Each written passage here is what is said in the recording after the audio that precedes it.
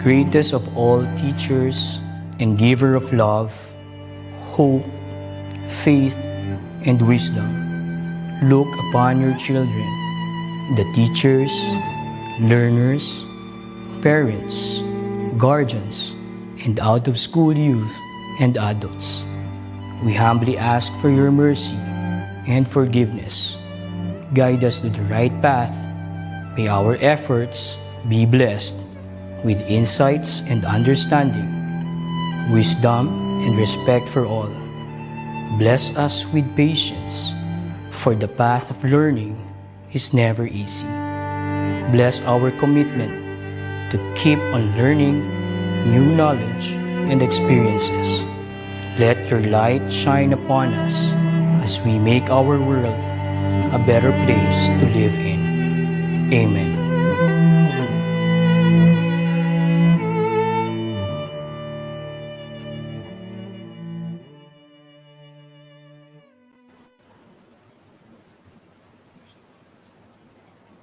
Oplang balik eskwela na. Good day everyone and happy Tuesday to our DepEd family from Luzon, Visayas, and Mindanao.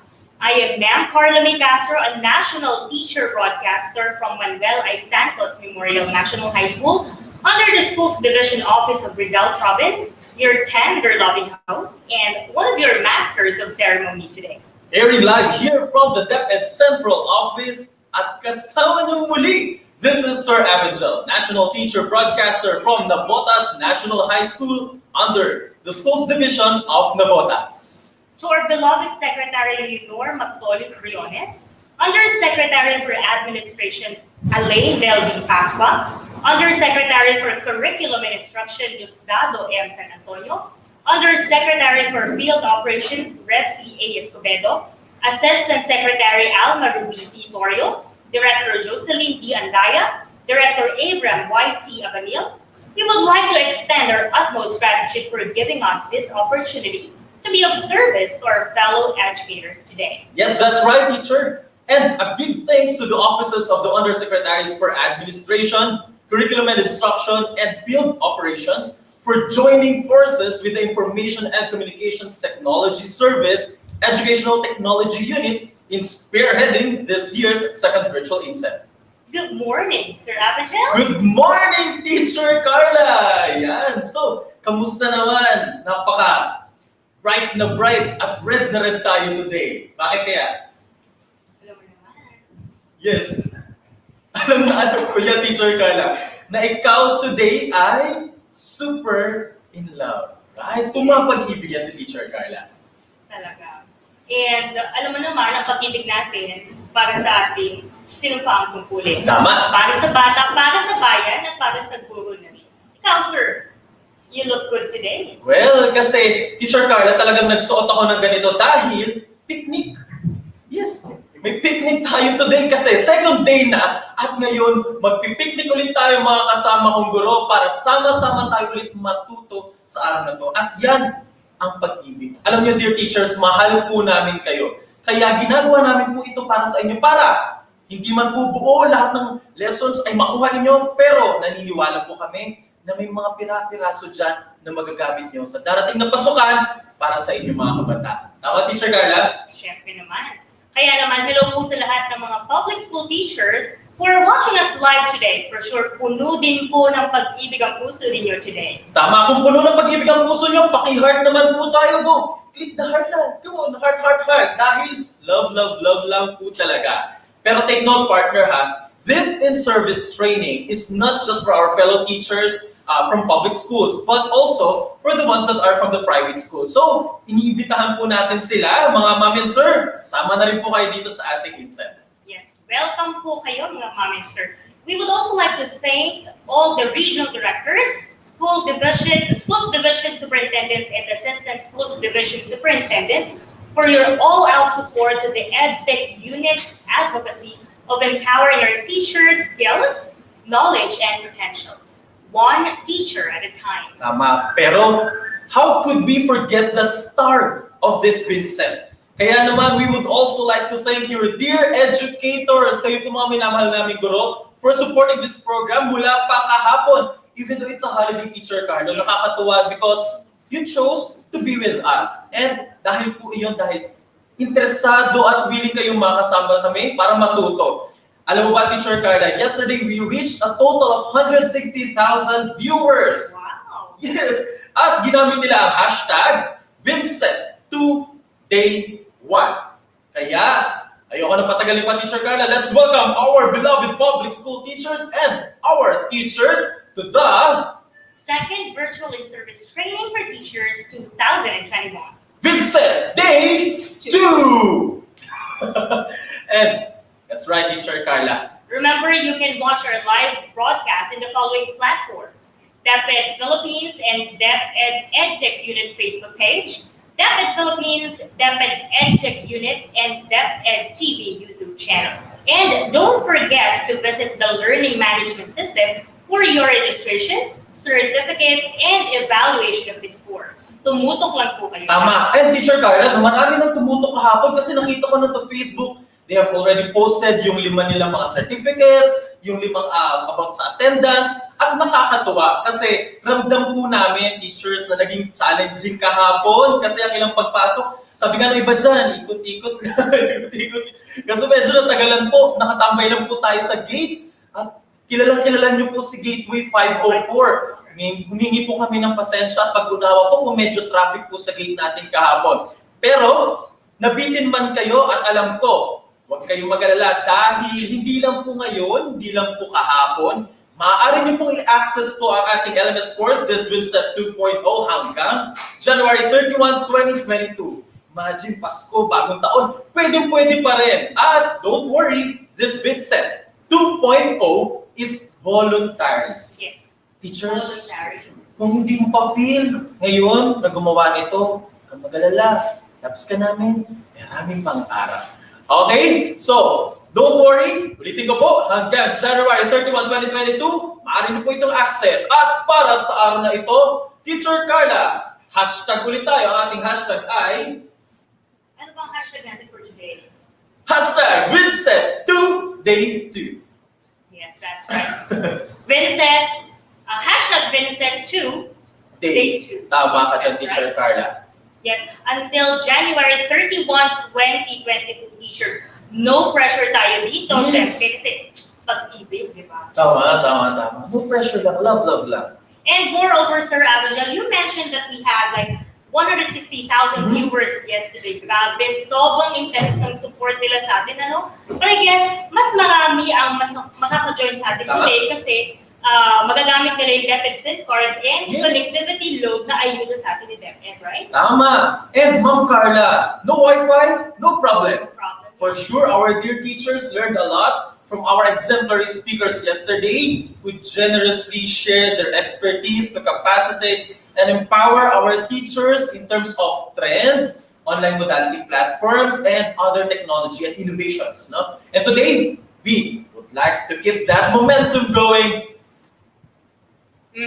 Kaya naman, teachers, brace yourselves because we've got it all for you. For you. Nasa sweet-sweet naman ng Teacher Carla natin. We have topics that will address your challenges in conducting online classes, in troubleshooting equipment, and in applying creativity using Adobe Spark. I-supplement pa natin yan ng topics about radio-based and TV-based instruction. At para sa ating para-teachers, para po ito sa inyo. We'll empower you with some child-friendly approaches. At babalikan natin ang tinatawag na DepEd Computerization Program. Sobrang helpful niyan sa ating mga Tama. teachers. And you know what? Simply looking at the list of our respectable speakers for today, I could sense na sobrang talagang magugustuhan ng ating mga teachers magiging mga sessions natin. And I could feel that everyone will truly find this training worthwhile. Jump back. Tama, jump pack talaga, punong-puno. Yes, those topics will surely be useful to our dear teachers. But, sir, have you picked the best one yet? Interested ako doon sa ating tinatawag na mga child-friendly approaches. Inaabangan ko yan.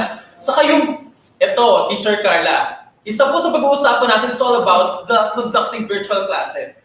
Isa yan. Alam ko, dear teachers, marami kayong kwentong virtual class. Don't worry, samahan niyo po kami dahil tutulungan namin kayo na bigyan pa kayo ng strategy para mapasaya ang ating mga online class. Pero ikaw, Sir Abijel, I'm sure naka-experience ka ng mga challenges nung ikaw ay nagtuturo online. Right? Yes, oo. Yes, Would Teacher you like Carla. to share it with us? Nung una, ito, marami sa atin naka-experience ito. Nung una, dami nating students. Pagdating mo, sumunod na ikaw na lang yung nagtuturo. Ikaw na lang yung naka-on, kamula na rin sila. So, yun yung mga bagay na yan na yung iba din. Akala natin may kausap pa tayo, yung pala tayong kausap. Na-experience ko din yan, naka-on cam. I mean, ako lang na naka-on cam. Tapos parang hindi mo alam kung may kausap pa ba or wala. Yun nga. Pero syempre, hindi natin alam din. Alam ko, ang mga estudyante rin natin ay may mga pinagdadaanan. So, we have to listen to them as well. Pero yan talaga yung mga kwentong teacher na hindi natin makakalimutan. Ikaw, Teacher Carla, ano ba ang napili mo na doon sa mga topics na meron tayo? Ako siguro, sir, yung topics din about radio and TV-based instruction. Kasi hashtag relate tayo doon as, especially ngayon na we are considered as frontliners of education. Totoo. Frontliners of education po kayo, dear teachers. Kahapon man po ang ating National Heroes Day, pero araw-araw po namin uulitin mula dito po sa EdTech family na kayo, guro, ay mga bayani ng bayan din po natin.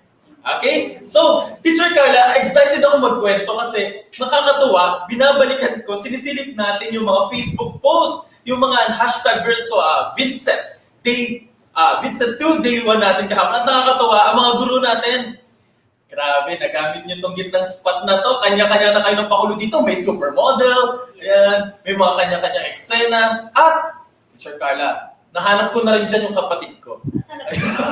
Kasi nakita ko na yung mga ka-localize natin dyan. At ang nakakatuwa pa, kahit na challenging yung kahapon, na-enjoy ng ating mga teachers. Di ba? Ako din, actually, parang sa balita ko, naging sikat ka daw, instant celebrity ka kahapon. Hindi instant celebrity ang tawag doon. Ang tawag doon ay love. Kasi we want our teachers to feel na itong VINSET 2.0 ay hindi po stress. Okay? Relax lang po. Kung ano po ang topic na gusto nyo pong pag-aralan, kung hindi man po natin mabuo at gusto nyo balikan sa mga susunod na araw, love namin kayo, pwede po yan. Ano ba yung sinabi natin kanina? No pressure. No pressure. Okay? So, I guess it's time for us to reward their anticipation. So let us introduce them to our first speaker today. Carla, do the honor. All right, to formally commence our program, let us have one of our exemplary speakers for today. She is a forerunner who has been serving with the government for decades now. A teacher by profession and a leader by heart, who served in the office of the Schools Division Superintendent of Cagayan and Tuguegarao for many years. And parang masyado yata tayong excited, sir. Siguro, Teacher Carla, hindi pa siya ating speaker, pero siya yung makakasama natin to give everyone the welcome remarks. Yeah. Sige, pakilala mo pa, Teacher Carla.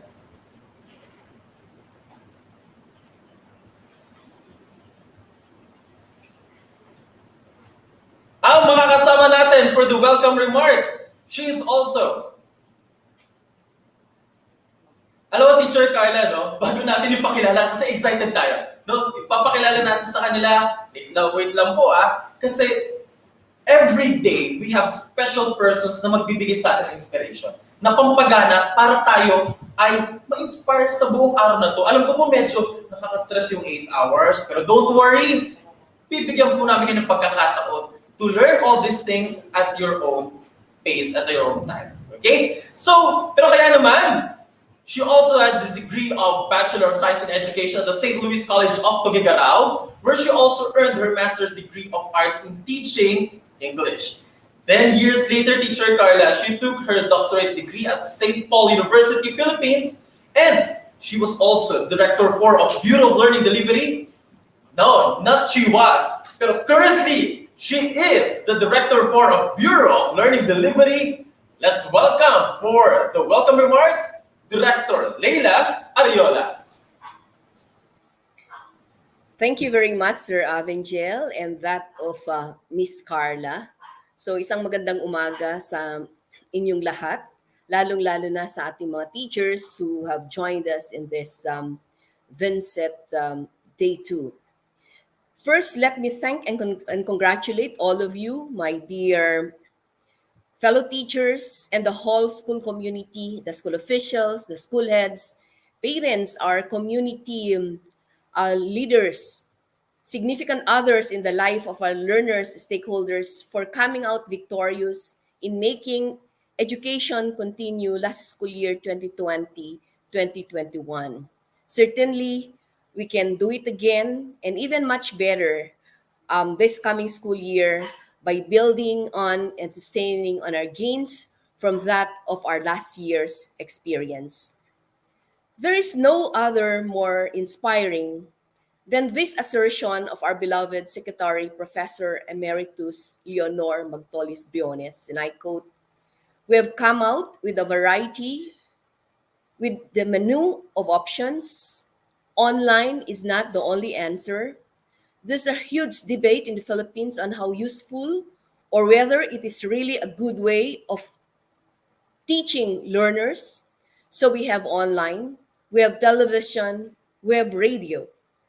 If all else fails, then learning modules are being printed so that this will be delivered in various pickup points or either parents or for the village officials to distribute to the learners. Such a strong statement that ensures that education must continue despite the threat of COVID-19, and such the very statement that brings us all together in this virtual INSET training to capacitate you, our dear teachers, in the different online modality platforms of the Department of Education that include the DepEd Learning Management System, the DepEd Online, like the DepEd FB page, the DepEd YouTube channel, the DepEd TV, and DepEd Radio, as well as how self-learning modules, which is the primary learning resource, and its different content and accessible formats are being maximized through the earlier mentioned online modality platforms. And for this, let me congratulate you, my dear fellow teachers, for your enthusiasm and willingness to be retooled and reskilled towards the effective integration of information and communication technology in the teaching and learning process. ICT is a principal component of pedagogy in the 21st century, not just at this time while learners are on distance learning, while we are on pandemic, but even pre and post COVID-19 pandemic. I remember using blended learning approach years back when I was still teaching in the graduate school. And I'm also very much aware that a number of you, my dear fellow teachers, have been integrating ICT in the classroom. Even my teachers in the early 1990s at Santo Niño National High School and Gadu National High School were already integrating ICT then. That was early years of 1990. Remember the DTI computer program where selected schools were recipients of computers of DTI? But there have been huge developments in technology that there are a number of emerging tools and applications that all of us need to embrace today. So your attendance, therefore, to this virtual INSET is in itself your expression that you are wanting to learn, unlearn, and relearn your way into relevance. This is what exactly Alvin Toffler wanted to convey. The illiterate of the 21st century will not be those who cannot read and write, but those who cannot learn, unlearn, and relearn. It might surprise you, my dear fellow teachers, that there's a research finding that revealed that the more experienced teachers tended to make most of technology during the pandemic.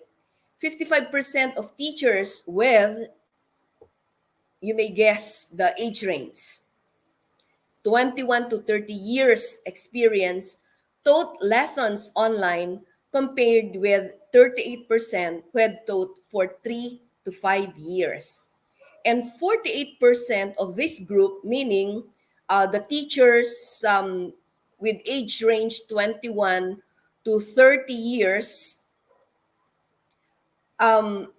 actually use their school's virtual learning platform to share lessons and tasks with learners compared to only 31% of those who only taught for 2 years. While we face innumerable challenges in delivering education in this time of pandemic, the health crisis um, actually created opportunities for learning innovations. And through this training, we're confident that you shall be able to devise various teaching methods that instill creativity and critical thinking among learners through information and communication technology. To some, they may claim that ICT integration in teaching learning cannot happen because they don't have laptops and personal computers. But we all have some of ICT in our lives, actually, in our respective homes. Tablets, TV, mobile phones, to name a few, and they're just there available at home, not just among our teachers, but also among our learners. The presence of ICT in education allows for new ways of teaching for learners and teachers. But at the end of the day, and this I hope that you will remember, my dear fellow teachers, in the choice of learning delivery modality that's going to be implemented in the specific class of our learner is always dependent on the context of the child first and foremost. While all of us agree that the most advantageous among the subcategories of distance learning is online distance learning, the decision still lie on the resources available at home on the part of the child and in school on the part of the teacher. The child, after all, is never shortchanged of his or her opportunity to learn regardless of the modality adopted by the child. What will make the difference is the extent on how you, my dear fellow teachers, plan the lesson, your diligent preparation of the weekly home learning plan, where learners as well as parents are clearly guided on how learning tasks are going to be undertaken, how committed are our teachers in preparing the individual monitoring plan, which tells the story whether the learner is progressing or not, or if not, what extent our teachers are generously devoting their time in providing instructional support and intervention, and to what extent do teachers engage parents in the education of their children and make them realize the critical role they play in the education of their children. ICT support systems must indeed be strengthened through partnership in order to promote monitoring, remote monitoring, follow-up sessions, and provision of instructional support. With the DepEd 349 plan, where you, my fellow teachers, are given SIM cards with connectivity load together with your 5,000 cash allowance, which is dedicated for the purchase of teaching supplies and materials, conduct of various modes of learning, internet and communication expenses, and medical examination as well, there is no reason for not being able to devise new ways of teaching and learning, of providing instructional support to learners, and of being able to conduct remediation online where digital resources are available, or through phone calls or text messages where home visits are not allowed. As DepEd 349 plan promises, with it, ease in communication is ensured and that delivery of services in the midst of COVID-19 pandemic will be unhampered. Whether you go high-tech, low-tech, or no-tech, the difference, my dear fellow teachers, would always be on how much love, dedication, and commitment you pour in your chosen profession of being a teacher, to which to me is more of a mission than just plain work and to every learner that come to your lives. The recently concluded episode of the Research O'Clock, where I was invited a reactor, focused on delivering distance learning through high-tech, low-tech, and no-tech.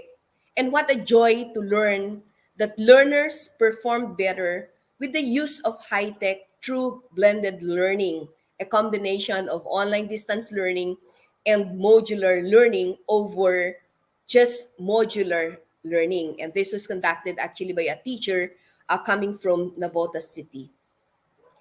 And there's another study also that revealed that learners also mastered math competencies via low tech through text messages and phone calls.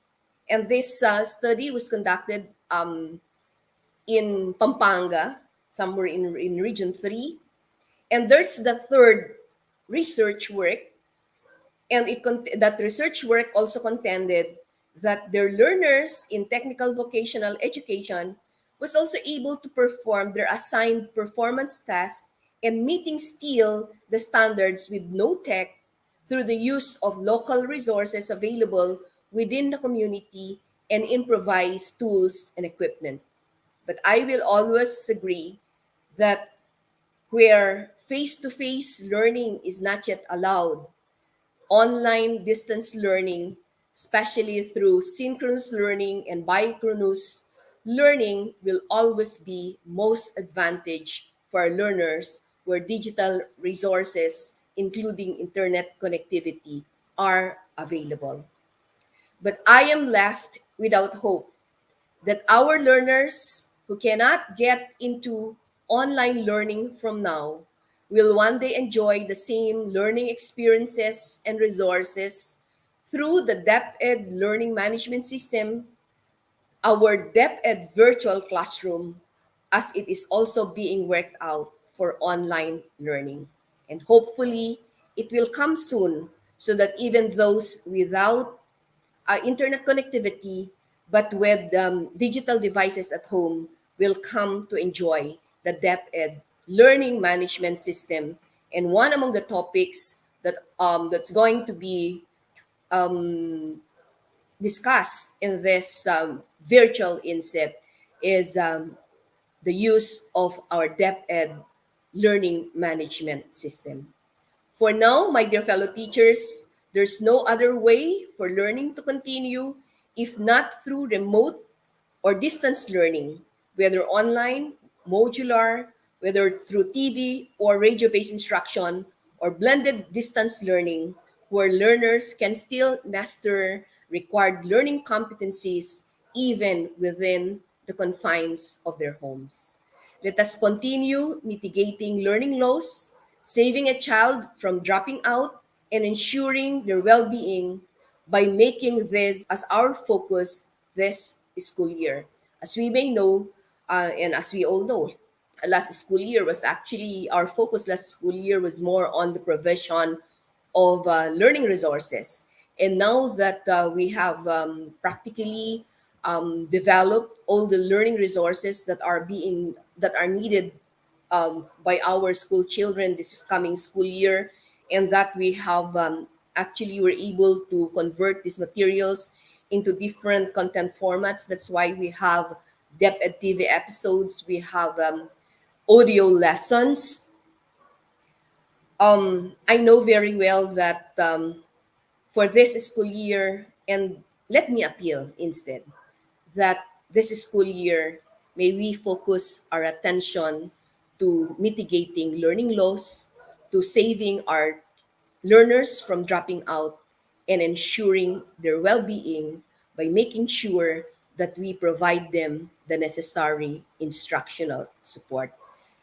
Please get out of your way, my dear fellow teachers, to provide remediation, to have to implement some intervention activities, if only to help our school children. This health crisis continue to pose significant challenges in the delivery of learning. But you'll all agree with me that it also offers valuable lessons on real priorities in education. And let our priority be for this school year, and the priority be to improve learning outcomes. The challenges, the opportunities, the valuable lessons communicate to us that we need to continue to rethink and reimagine how best we can deliver education so that no one is going to be left behind. But it will certainly take the whole school community, you and I, to build back better and offer the best education to our school children, even in this time of pandemic. Admittedly, COVID-19 is a life-changing event, but we will never allow it to kill the dreams of our learners. With that, I say, welcome to day 2 of this VINSET, and let's enjoy together this opportunity of learning together. But before I end, let me say thank you to Undersecretary Elaine Pasqua for involving the CI strand, particularly the Bureau of Learning Delivery, in this virtual INSET. Have a great day to all of you. Thank you so much.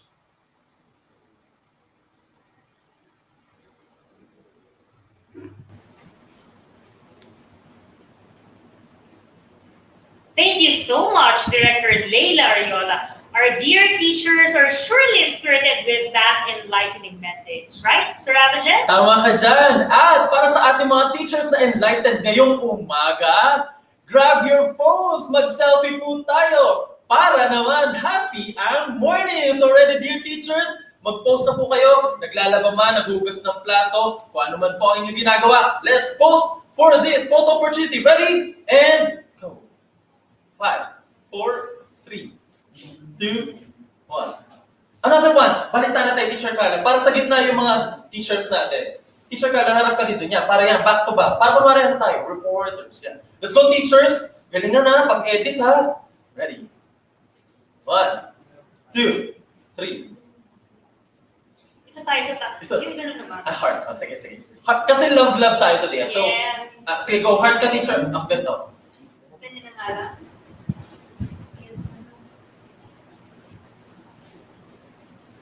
Ayan, dear teachers, thank you so much. Abangan po namin ang inyong mga posts. At please, use this space to be at your best. Come on, dear teachers. So ngayon naman, Yes, when you post, make sure that you use the hashtag VINSET2 Day 2. tama ka dyan, Teacher Carla. At shoutout na tayo bago tayo humataw sa ating mga speakers for today. We have 7 topics for this day, ha? So, ngayon, binabati po natin, Teacher Carla. Siyempre, unang-una sa lahat, papatiin ko lahat ng taga-SDO Rizal at ang aking pinakamagandang SDS na si Ma'am Sherilyn D. Revia and ang aking principal na si Sir Absalon Fernandez from Manuel I. Santos Memorial National High School. Binabati ko po Education Program Supervisors for MAPE ng SDO Navotas, Sir Ernifer Cosmiano, and EPS ng MAPE ng Taguig City and Patero, Sir Shoji Girona. Good morning, SDO Bulacan from especially ang Talumpit National High School, PLE Department. Hello to Sir Emil J. Pagtalunan, School Principal of Paco Elementary School, Ubando, Bulacan. Teaching and non-teaching staff ng Manuel Luis Quezon High School from Sir Edward G. Villarreal, School Principal. The English Department Head Roberto Servo. Binabati po natin Ismael Mathias of Senior High School with our Principal Dr. Modesto Villarin. Happy birthday, SDSQC! Engineer Mark Voltaire Padilla. Hello sa Techie SDS ng QC, Dr. Jeneline Corpus and QC ICT Coordinators. Yes, binabati ko rin Crestville Elementary School ng Taytay Rizal. Greetings from Ma'am Sarah David. Binabati ko rin po Dr. Harlan A. Villanueva, Public Schools District Supervisor, Libon East District, SDO Albay, Bicol Region. And binabati ko rin ang mga teachers from E. Rodriguez Elementary School, Principal Dr. Albert M. Flores. Binabati ko po from Las Piñas City National Senior High School CA Campus with our Principal Dr. Teresa de los Santos. And yung sa ETULAY Elementary School. Binabati ko yung tatlong cute na MPs, si Ma'am Bilyan, Ma'am Kibulen, and si Sandy from Teacher Broadcaster Abby. Hello po sa mga cute na MTs at ang teaching and non-teaching staff of SDO San Jose del Monte City with their SDS Berlina P. Cruz. Love, love. Yeah, binabati ko rin ang Silanganan Elementary School, Dr. Marilyn Laureno from Lani, Capiscan. At binabati ko rin po, Messengers of Peace Corps Team Polo National High School, Principal Mr. Eddie A. Alarte, faculty staff, head teachers, Sir Dudes, Teacher Loy, and Chairman Juvie. And binabati ko rin ang Bagumbong Elementary School, Dr. Jacqueline Luzon from Badet, Tucanes. Binabati ko, kapatid, kuya, si Sir Saulo Alinsunod ng Kabangahan National High School po, Consolacion District 1 Cebu Province Division. Siya yung may picture ko, Teacher Carla, na kami ay magkalukalike. Hi, kuya. Ay, kalukalike mo nga ba? Oo, well, mga kapatid kong kulot, hello po sa lahat ng kulot sa Pilipinas. Hello sa lahat ng kulot dyan. At binabati natin from Marangal National High School, headed by Rogelio G. Season Jr. and Science Department. Binabati po kayo ni Mary Concemen. And lastly, binabati ko si Kaluwag Elementary School, Naga City. Greetings from Love, Albert. Shoutout po sa faculty ng IPESA Elementary School headed by our principal, Ma'am Gladys C. Morales. At yan ang ating mga shoutout for this morning. Magbabalik tayo dyan later on. Teacher Carla, excited ako sa first topic kasi lahat tayo nakaka-relate because our teachers nung nagbigay ng school year last year ay nag-start tayo na matuto ng Microsoft Teams, Google Meet, Zoom, di ba? At nung una, tarantang-taranta tayo kasi, hala, hindi pala ako nakamute. Hala, hindi ko po ma-on cam. Hala, wala akong bata. So, maraming teachers na nakaka-relate, lalo pag-usaping virtual classes na. Kaya naman, itong first speaker natin ay sobrang magiging malaking tulong para sa ating mga teachers. Totoo, Teacher Carl. Ikaw ba, ano ang kwentong virtual class mo na hindi mo makakalimutan? Yung mawala ng internet. Ay, totoo, sa kalagitnaan. Tapos yung mga bata mo, sir? Yes. Ma'am? Tapos yung itsura mo pa. Yan, nakaka-stress talaga yung Teacher Carl. Di ba? At marami sa atin na, class, nasa na kayo? Sir, na wala po ako, sir. Ayun. So, maraming struggle. Pero, don't worry, because our first topic is all about techniques and learning delivery style in conducting effective virtual classes. Oh, interesting, di ba? Kaya stay tuned na dahil, Teacher Carla, pakilala na natin ang ating pong speaker. Alright, our first resource speaker is a graduate of Bachelor of Secondary Education major in English, cum laude, from De La Salle University, Manila, and completed her master's degree in language education in the same institution.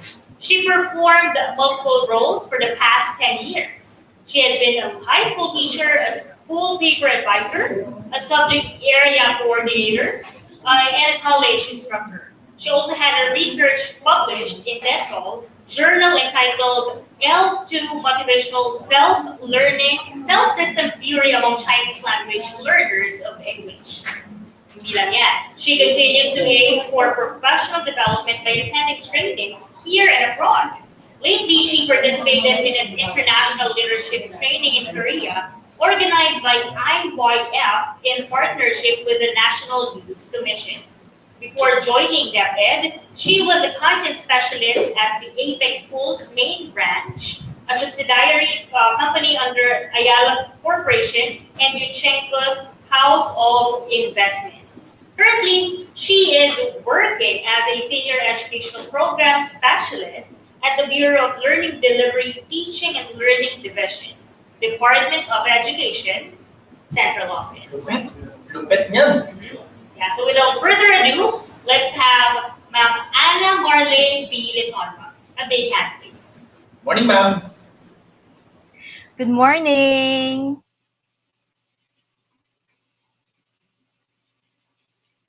So, ladies and gentlemen, it's an absolute pleasure that I'll be joining you today. I hope you'll have a time well spent with me as we learn and relearn together techniques and delivery style in conducting effective virtual classes. Maybe we can show now the presentation, please.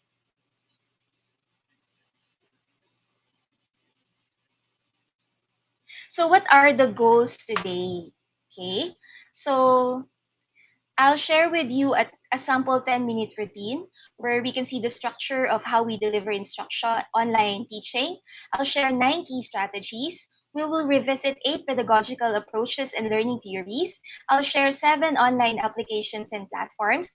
Don't worry, it's not going to be Kahoot, Padlet, or Mentimeter. I hope these applications are something new to you. We'll talk about 6 research studies, 5 discussion questions, 4 major areas that we can work on to enhance delivery instruction, and we have 3 guide questions that we need to ponder, 2 common classroom challenges that we encounter when we deliver online teaching, and of course, I'll give you a short one brain break. So I hope you'll have a few takeaways after this short webinar. Okay, so let's start. Now, using Sheldon scale, maybe you're familiar with the dynamic character of Sheldon from the Big Bang Theory TV show, or even without the knowledge of the TV show, just by looking at the picture, which emotion resonates here with you when you learn or found out that we will all shift to distance learning delivery modality? Was it like, 1, you're panicky, nervous, and freak out? It feels like you're gonna be sick. Was it like number 2, I'm so confused, I don't get it? Was it like number 3, I'm gonna try to learn it, I'll try to figure it out? Or was it like number 4, yes, you are so into it, I'm ready to take up the challenge? So how did you feel about distance learning delivery modality, especially online teaching? You can just type the number in the comment section, dear teachers. Okay, so I see a combination of 2, 3. That's good. Okay, 4. And there's 1, 1, 2, 3, 4. It's like a process, a developmental process of how we felt during the distance learning delivery modality. Okay, so some of us might have felt very excited, or while some might have been so troubled that because everything is unfamiliar. Just imagine all this time you were trained to play a violin, and then suddenly you were asked on the day of your concert to play a cello. Of course, it seems a nerve-wracking experience. But majority, I would say, have this positive thinking. We said, let's keep going. We will move forward. And so we were able to overcome it. We were able to deliver instruction last year, and so I commend all our teachers. Good job is not enough to express our gratitude and appreciation of how committed and devoted you are in continuing quality education. We've witnessed grit and tenacity, incredibly amazing performance of our teachers during this pandemic. But of course, it's pretty normal that we encounter problems in every new situation we deal with. So my first question is, which of these areas did you have the biggest problem in your online teaching? For sure, there are many areas, but now let's just focus our attention on these 4 areas. So was it attention, or like the motivation of our learners, engagement or the quality of participation? Is it classroom management, or using and navigating online tools? Which is the biggest problem or concern you've encountered with so far? Can you share your answer in the comment section, please?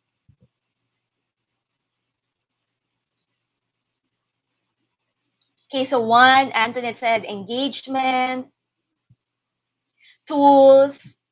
Okay. Number 2, engagement. Okay, 1.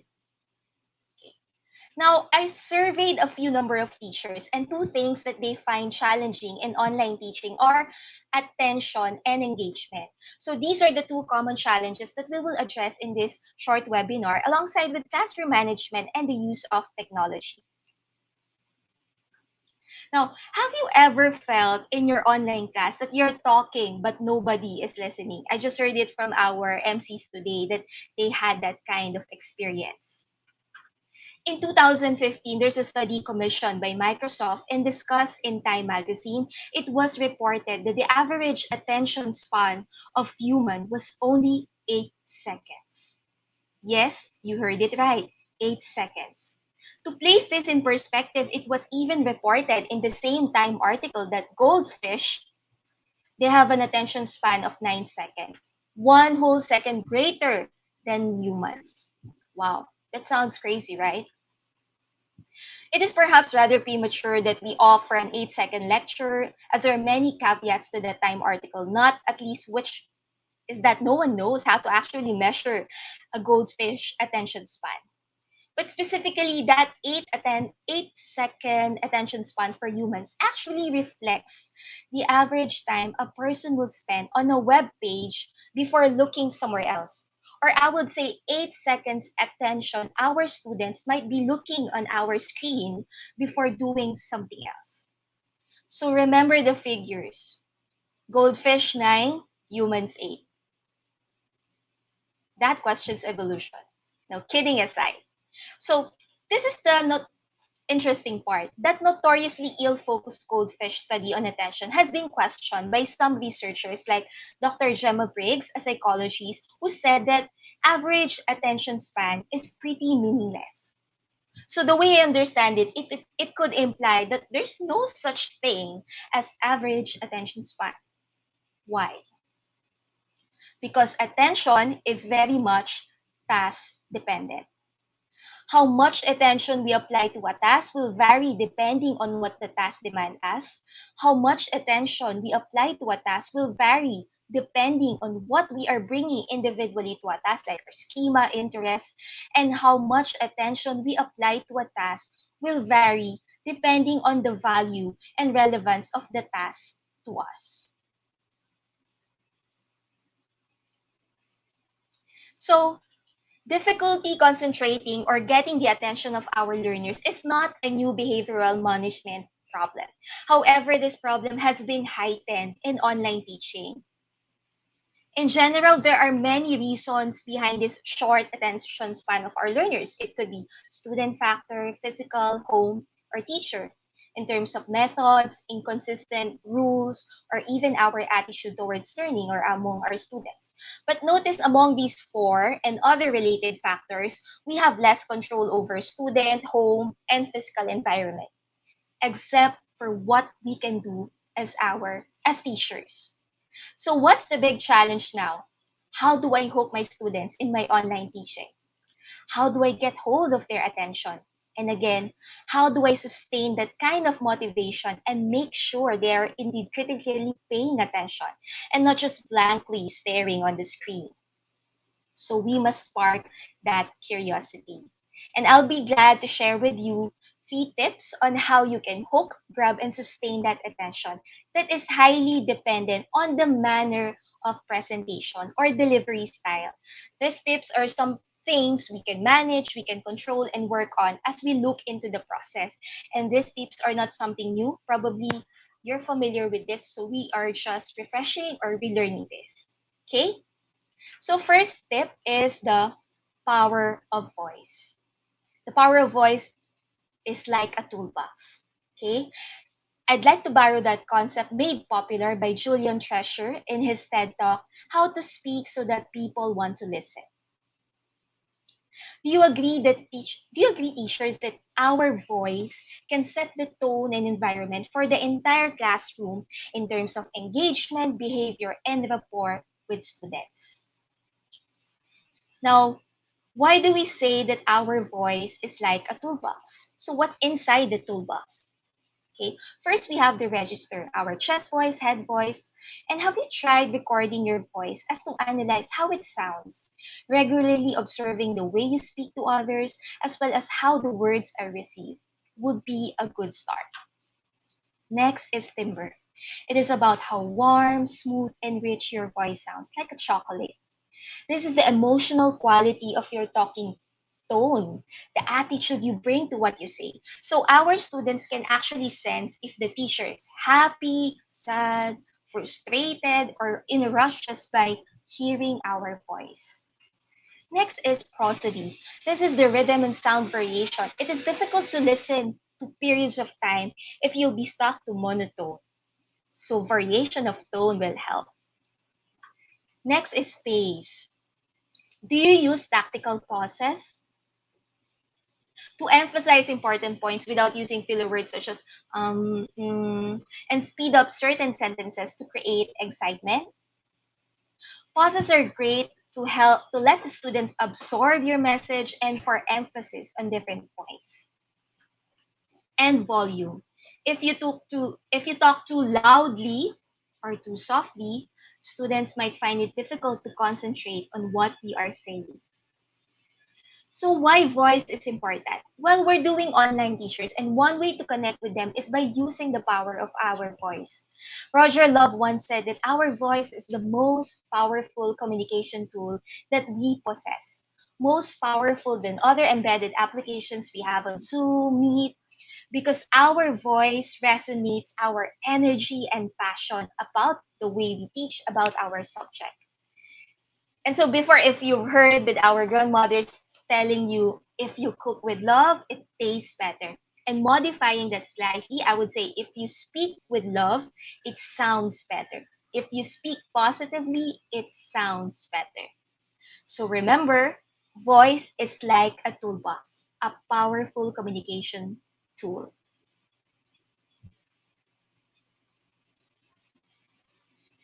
Okay. Next question. Does it ever strike you oddly that you and your friend can experience the same event at the same time, but come away with different memories of what happened? There is a research at the University of Iowa have found out that when it comes to memory, we don't remember things we hear nearly as well as things we see or touch. So next time you hear goes in one ear and out the other, you have a built-in excuse. Just blame it on your Achilles ear, a weakness that doesn't lie in the mythical hero's heel, but in real life, the way our brain processes sound and memory. The study suggests that the brain may process auditory information differently than visual and tactile information. That's why it gives merit to the famous Chinese proverb, I hear and I forget, I see and I remember, I do and I understand. So we go to the second tip to grab, sustain, and grab, and sustain at students' attention. This goes to how we design our presentation style. According to Duarte, as cited in Kasparek, people will either listen to you or read your slides. They cannot do both. Do you have that same observation, dear teachers? Students will either listen to you or read your slides, and they cannot do both. In other words, people have trouble grasping information when it comes to them simultaneously. So another answer to our challenge is to design with audience in mind. And who is our audience? Definitely our students. What design are we referring to? Our visual aids, our multimedia presentation.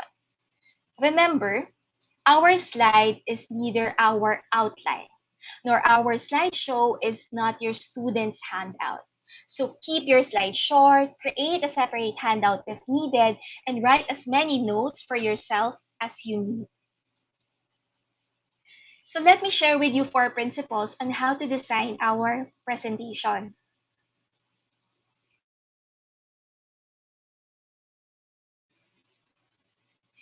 There are many other principles, but I'd like to share 4 only. Okay? So the first one is the Goldilocks principle.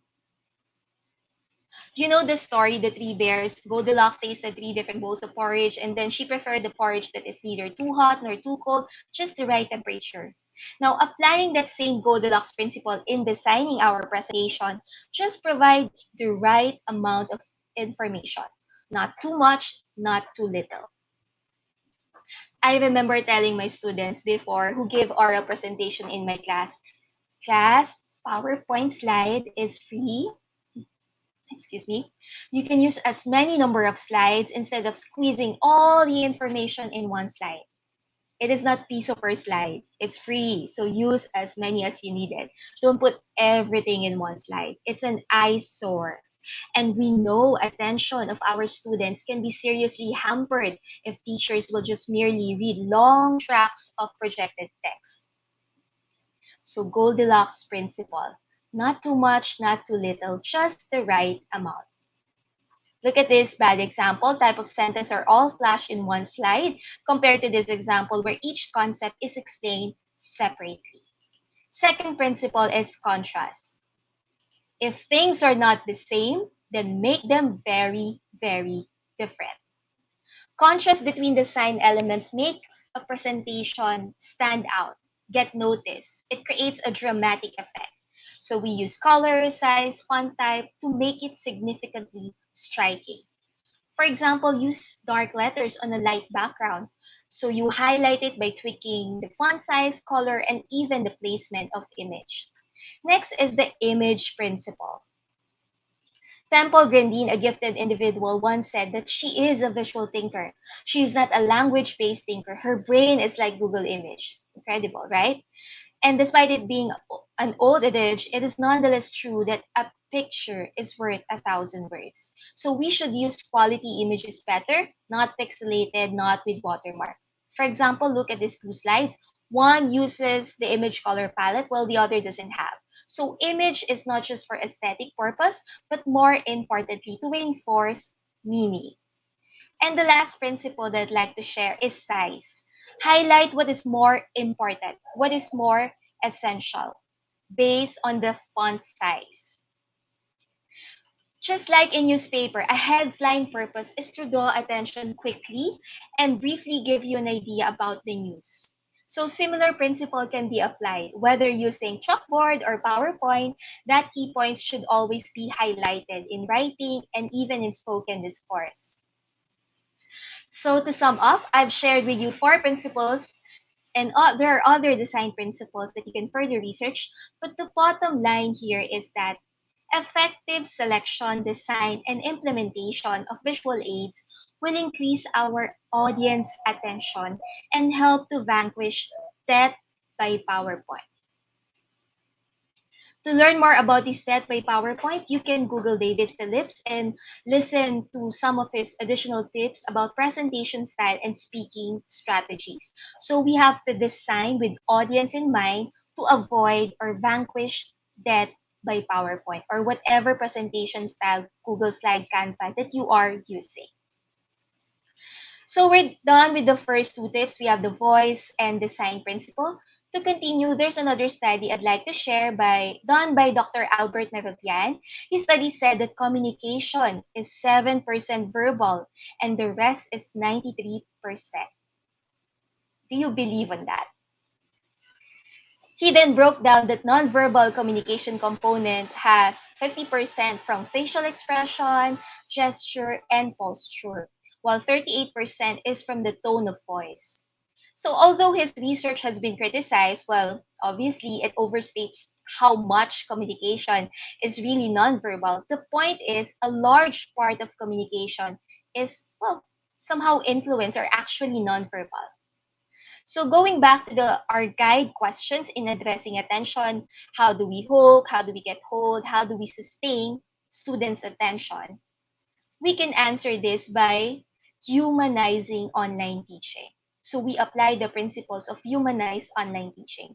Because there are times we don't see our students because their video is off and maybe they feel sometimes isolated and alone because we don't have physical interaction.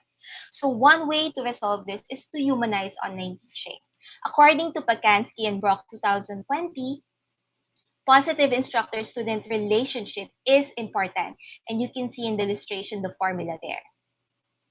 So what are these 4 interwoven principles of humanized online teaching? First is trust. We cultivate student trust, for example, by practicing selective vulnerability.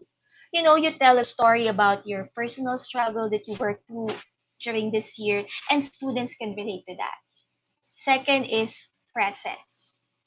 Involves intentional efforts to construct your authentic self through brief, imperfect videos to ensure your students know you are in this journey with them. Next is awareness. Learning about who your students are and how you can support them. And of course, empathy. Requires you to slow down, see things through your students' eyes without judgment, be flexible, and support them towards the goal. So given all these 4 principles, what are the practical tips. How can we concretize these principles of humanized online teaching? First concrete example is using a liquid syllabus, or you can call it course outline, subject matter budget, or all the topics covered for a quarter. For example, you can greet your students with a brief, imperfect video that includes a learning pack articulating what students can expect from the teacher and what will be expected of them. A list of week one due dates or tips for success. So we call that liquid syllabus. Not just the typical text-based, but you can record your voice or even your video. So let me show you an example done in Flipgrid by one of our teachers watching right now, my friend Rochelle Canosa Ganayo. She's a teacher from the city of Bacoor National High School, Georgetown, from SDO Bacoor. She's an English grade 9 teacher. So I asked her a simple favor to share a short video to demonstrate this tip of creating liquid syllabus. So let's watch this video.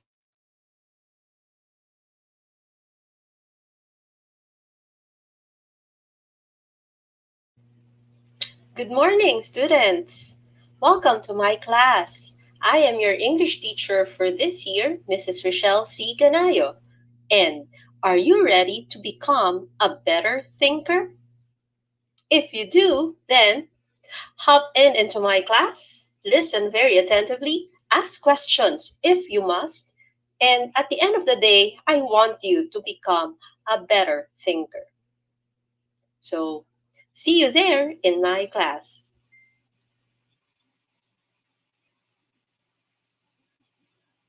All right, so thank you, Miss Rochelle Ganayo from Bacoor National High School, Georgetown. So in that example, we make them feel that I will be a partner in your learning.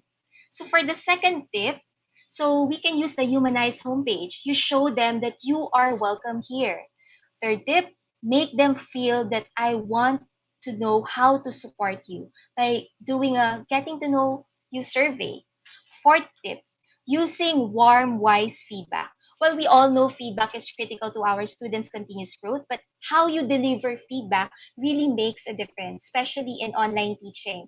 We can follow the wise feedback model by Cohen and Steele that also supports growth mindset of TWEC 2007. So we can deliver our message, our feedback in voice, video, to include verbal and non-verbal cues and minimize misinterpretation. So in our feedback, we can include a reminder of high standards. So students are cued that mistakes are reflective of the subject's rigor as opposed to their abilities. The feedback may also include a personal assurance that informs the students they are capable and will improve with effort. And of course, a feedback must have specific actionable steps to work on. Feedback that moves forward. Okay, so let's look at this example. So as you can see on the screen, there is the fixed mindset opposed to growth mindset. Not everyone is good in math. Just do your best. And then the growth mindset, when you learn how to do a new kind of problem, it grows your math brain. Imagine if your teacher would say that. And with that formula, communicating high standards, effort, ability, plus specific action, then you are giving them a warm, wise feedback. Another example of humanizing online teaching. And the last but not the least is self-affirming icebreaker. So not just a typical icebreaker, but something that will help them reflect about their personality, something that will boost their confidence because you want to show that their values and experience matter. So to sum up, the third tip, nonverbal language is equally important as verbal communication. So keep in mind those principles and tips in humanizing online teaching. Therefore, with right voice, right presentation design, and body language or nonverbal language, this could make a difference. Game changer indeed. So at this point, which of these strategies do you find most important and relevant for you, dear teachers? Maybe you can share it in the comment section and let me check our comment section. Is it the voice, the non-verbal humanizing online teaching, or design with audience in mind?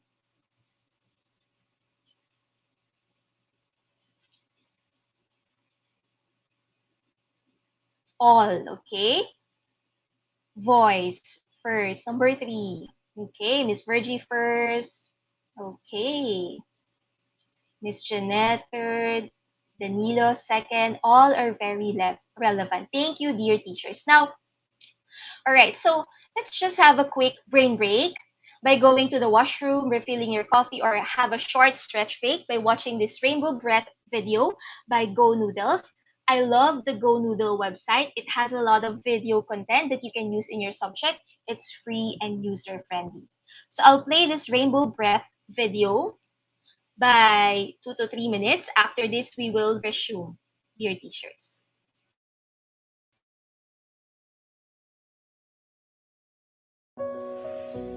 We can use our bodies to change how we feel.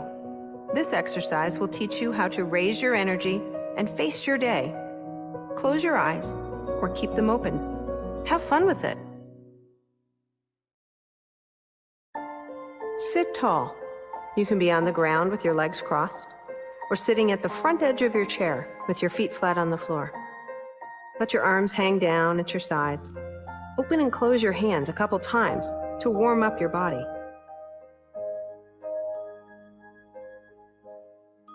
Now turn the palms of your hands so that they're facing forward and stretch your fingers long. Keeping your arms straight, slowly float them up from your sides. Feel how wide your hands can reach, to the side and then up. Reach a little higher if it feels okay for your body. Now let your arms come down and return to your sides.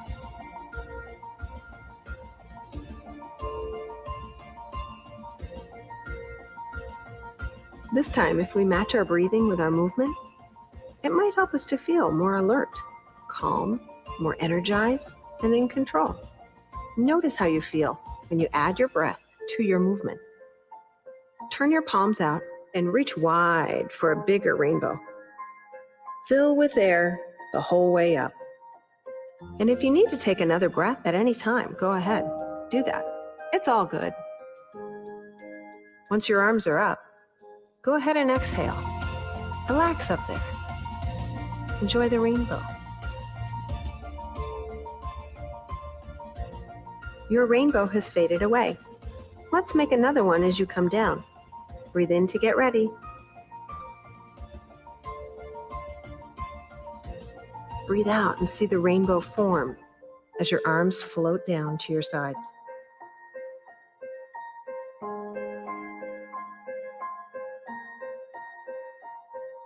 Let's do that 2 more times. Arms go wide and up with your in-breath.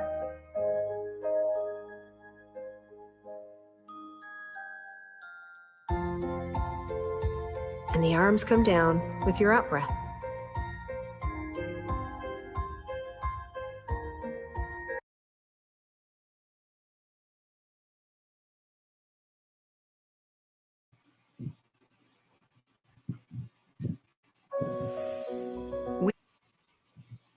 All right, so we're done talking about the first challenge, which is attention. Now let's focus on engagement. Who among here is plantita or plantito? Since this new normal, we saw a lot of people demonstrating their green thumb. And I salute you guys.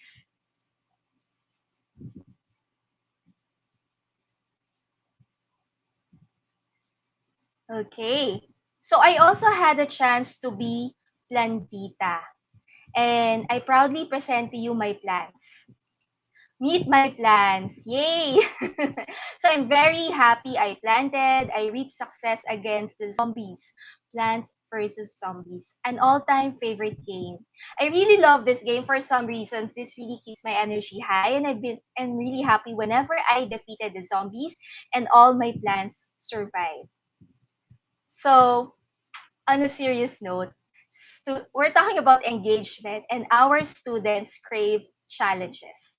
Wouldn't it be a great idea if teachers' action can trigger some neurons in our brains that improve attention, memory, and learning at large? Well, it's not science fiction. It's real. We can do that. So we have this dopamine feel good brain chemical made by our brains because it plays a role in feeling satisfaction and joy, which is vital to our ability to plan and think. We also have the serotonin as mood stabilizer, and we don't like cortisol as stress hormone.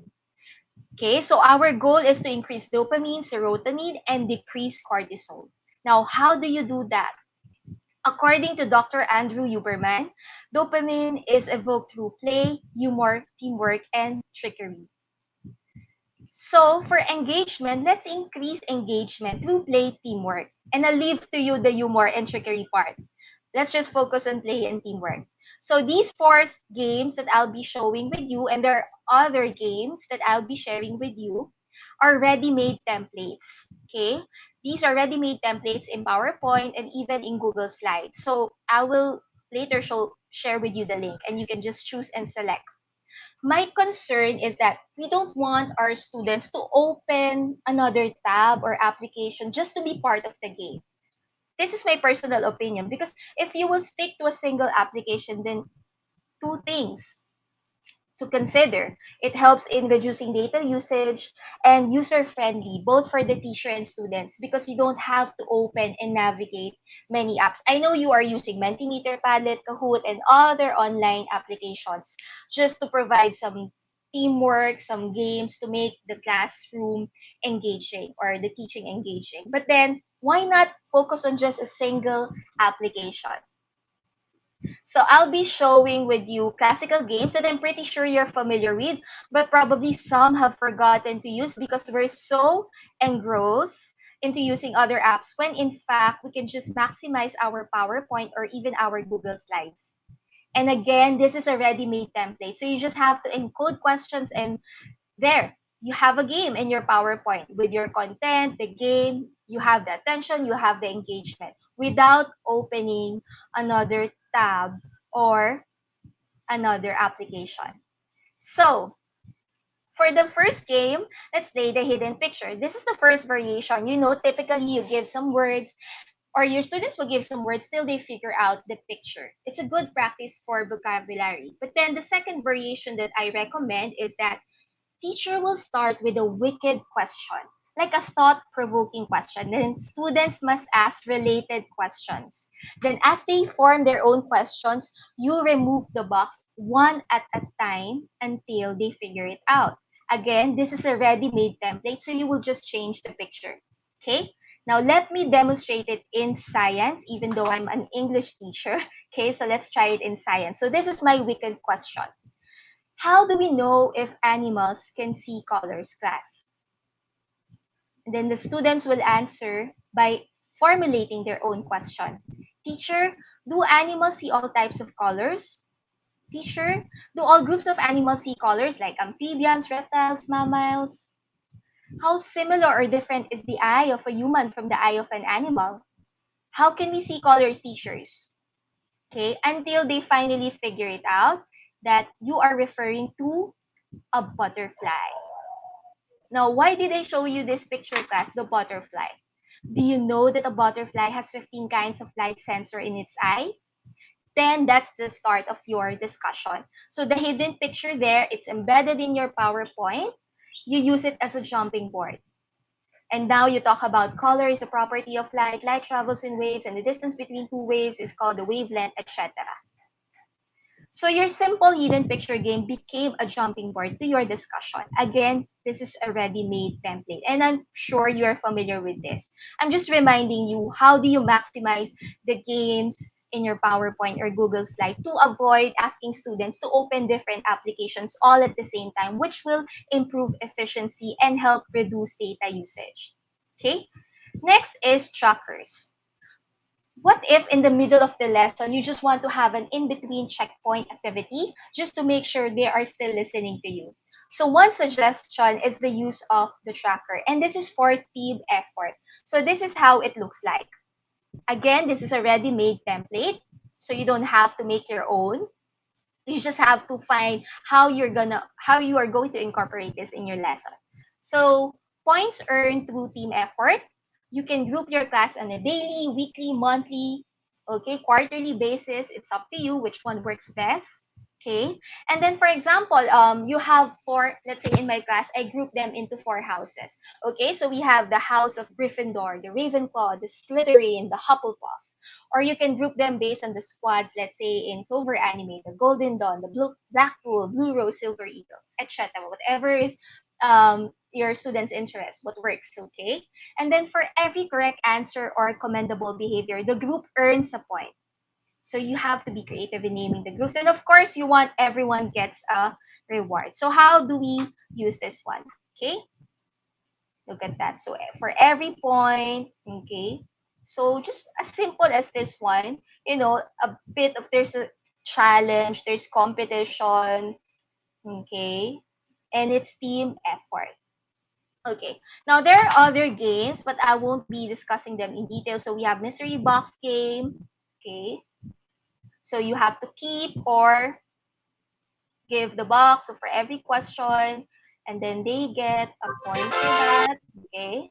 And then you also have the space race, okay. Again, all these templates are ready made. You just have to use them in your PowerPoint, in your Google slide, okay.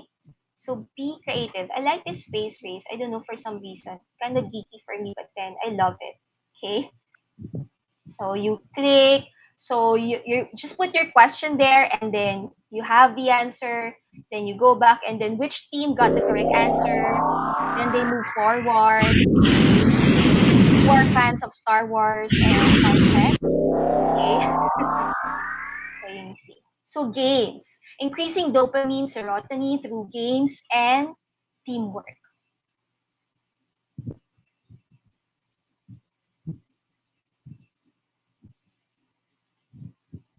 Okay. Now, the biggest challenge, okay, in engagement is that nobody is raising hands. Nobody wanted to talk. At some point in our career, we've encountered that, you know, that awkwardly long silence when we ask a question to the class. So how do we increase engagement? Okay, so of course, we're going to use some hand raising strategies. Now, I wonder, teacher, what are your hand raising strategies? Okay, have you ever tried at the beginning of school year asking your students, what does it mean when your teacher is asking a question, class, and you are raising hand? And then majority would say, teacher, when we raise hands, we know the answer. Makes sense. Then have you also asked your students at the beginning of the school year, class, what does it mean when I ask a question and you are not raising your hands? What are you trying to communicate with me? Now, I'm asking you if you have explicitly raised these two questions because we need to understand their thinking. Why are my students raising their hands? Why are my students not raising their hands? Even though I am prepared, I have good questions, I come up with good activities, it seems fun for me, but still they are not participating. Nobody's raising hands. Scene zone. Okay? And maybe you get 4 possible responses from your students. 1, teacher, I don't know the answer. Acceptable. Teacher, sometimes we know the answer, but I don't want to be called on. You have this kind of students, you know, they know the answer, they don't just want to participate or raise their hands. Teacher, I think I know the answer, but I am not so sure. So I don't want to raise my hand. The worst one is, well, I would say, teacher, if we will just wait enough, you will give the answer anyway, and we will just move on. So there are 4 cases, and there are other reasons for not raising hands. So what can we do? Okay. First is that we have to communicate and establish explicitly to our learners that it's okay to raise hands even if you are not sure with your answer. Then you as a teacher is not there to judge that student, but rather you are there to listen and guide the whole class in discovering the right answer. Again, we have to communicate that explicitly to them. You know, it's part of setting expectations at the beginning of the school year. So students must realize that kind of positive growth mindset that you have, and you must communicate that explicitly. And with that kind of thinking, with that kind of routine you've established from the very start of your class at the beginning of the school year, you help them develop growth mindset. That act of raising hand as a student in my class is no longer means I just want to be called on teacher, but it is also a signal I think I might have an answer, teacher. Now, another way to invite them to speak up is to turn it into a game. Okay, so one is using this Pass the Paper. I got this from Evgeny Permyakov channel. I'll share the reference also. Here in this game embedded in our slide, you just have to click this and the music is gonna play. So once the music stops, the one who remains standing or the last student standing will be called. That music, okay? So you have a question. Okay, class. Okay, my question is, okay, nobody's raising hand. Let's play Pass the Paper. Okay, the last one standing, okay, will answer the question. Okay, so this time you use music, movement, and technology in simple PowerPoint or Google Slide. Now, what are the other alternatives in hand raising or hand raising strategies? Okay, the first one I'd like to share is, well, I love this. All stand, sit if. Okay, everybody stand up, class. Now sit down if you think the solution on the screen is correct. Or sit down if you would have agreed with Romeo's action. All stand, sit if. Next. Call one, warn one. This is a good strategy. Hey, Trisha, in 2 minutes, I'm going to ask you to identify the figures of speech in the first stanza. And then the teacher will review, okay, what are the figures of speech? After 2 minutes, okay, Trisha, you're up. Isa, you're next. And Rochelle, you're after Isa. So you gave them warning. You gave them time to think, to prepare for them to participate in your class. Okay? So that's the second alternative hand-raising strategy. Call one, warn one. Next is 8 hands or 8 raised hands. Okay, ladies and gentlemen, let's review characteristics of all living organisms. I'm looking for 8 raised hands here in my gallery view, and I'm going to call 4. Volunteers, please. Again, not necessarily 8. It's up to you. You can have 5, 6, more or less. Okay? And the other alternative is tell me something else told you. It's a good listening strategy. So after a breakout session, you try to process what transpired in the group small discussion or in the small group discussion. So you can say, someone tell me something that someone else told them. Okay, kind of tongue twister there. Remember to cite your sources by telling me who told you and why you like that answer, or telling me why you agree or disagree with that answer. Okay, so tell me something else told you during your breakout session. Now this time, this might consume time. You might tell me, oh, that game might consume time or those hand-raising strategies. So let's do it more efficiently by using my favorite no hand up. Okay. This one, you can download it for free. It's easy to use. You can just search for Evgeny Permyakov and he will explain to you in less than 7 minutes on how you can use this app, or you can just Google it. Okay, I love the no hands up because first, it's easy to set up. Second, it can stay on your screen. Yes, it can stay on your screen. Let's say you are sharing your PowerPoint, then suddenly you want to switch to YouTube, then you want to share your screen of your Google Classroom, then your Google Drive. The no hand up can stay there on your screen. You just have to click Control T, Control Tango, and you can even tweak the size and strategically position the no hand up. You can see in that video how the no hand up randomly calls student. Again, free and easy to install in less than 5 minutes. Okay. So using random student selector like no hand up or even wheel of names, you are practicing equity, and at the same time, students are more attentive as anyone in the class may be called. I'm sure you are familiar with wheel of names, but again, you can use it more than just the names of the students. Like for example, in math, you want to ask your students to multiply whole number and fraction. So there are two wheels of names. The first is the whole number and then the fraction. And then they will just spin the wheel, you give the link, and then you give them the two factors that they need to multiply. So the wheel of name is not just limited for the names, okay, per se, but you can use it also, for example, in language. The first wheel is about the different objects, and the second wheel is about different types of figures of speech. So they spin the wheel. So I got this object, I got the figure of speech, then now I have to create my own example of figure of speech, okay? But again, for me, no hand up is way better because I can place it anywhere, even if I switch from one tab to another. I don't need to click the tab just to share my wheel of name, okay? And the wheel of name can be used in other activities. So now they're raising their hands, right? You have the routine, the growth mindset, you use a game like some sort of movement, music, alternatives to hand raising strategies, those four, and the no hand up plus the wheel of name. What do you think about these strategies? What are your hand raising strategies, teacher? How do you find these strategies?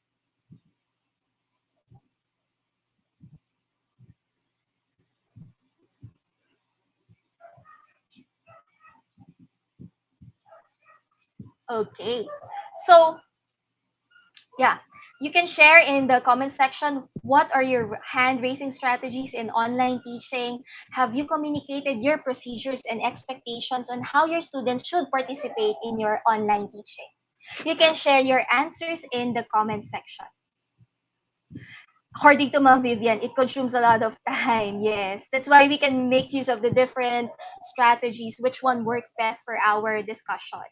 Okay, brilliant strategy. So again, you can stick with the technology or even without the technology. Okay, and use different strategies, but then make sure to explain it to your students. They won't be surprised. They are ready. Oh, teacher wants us to participate. Okay. Okay, next is student engagement.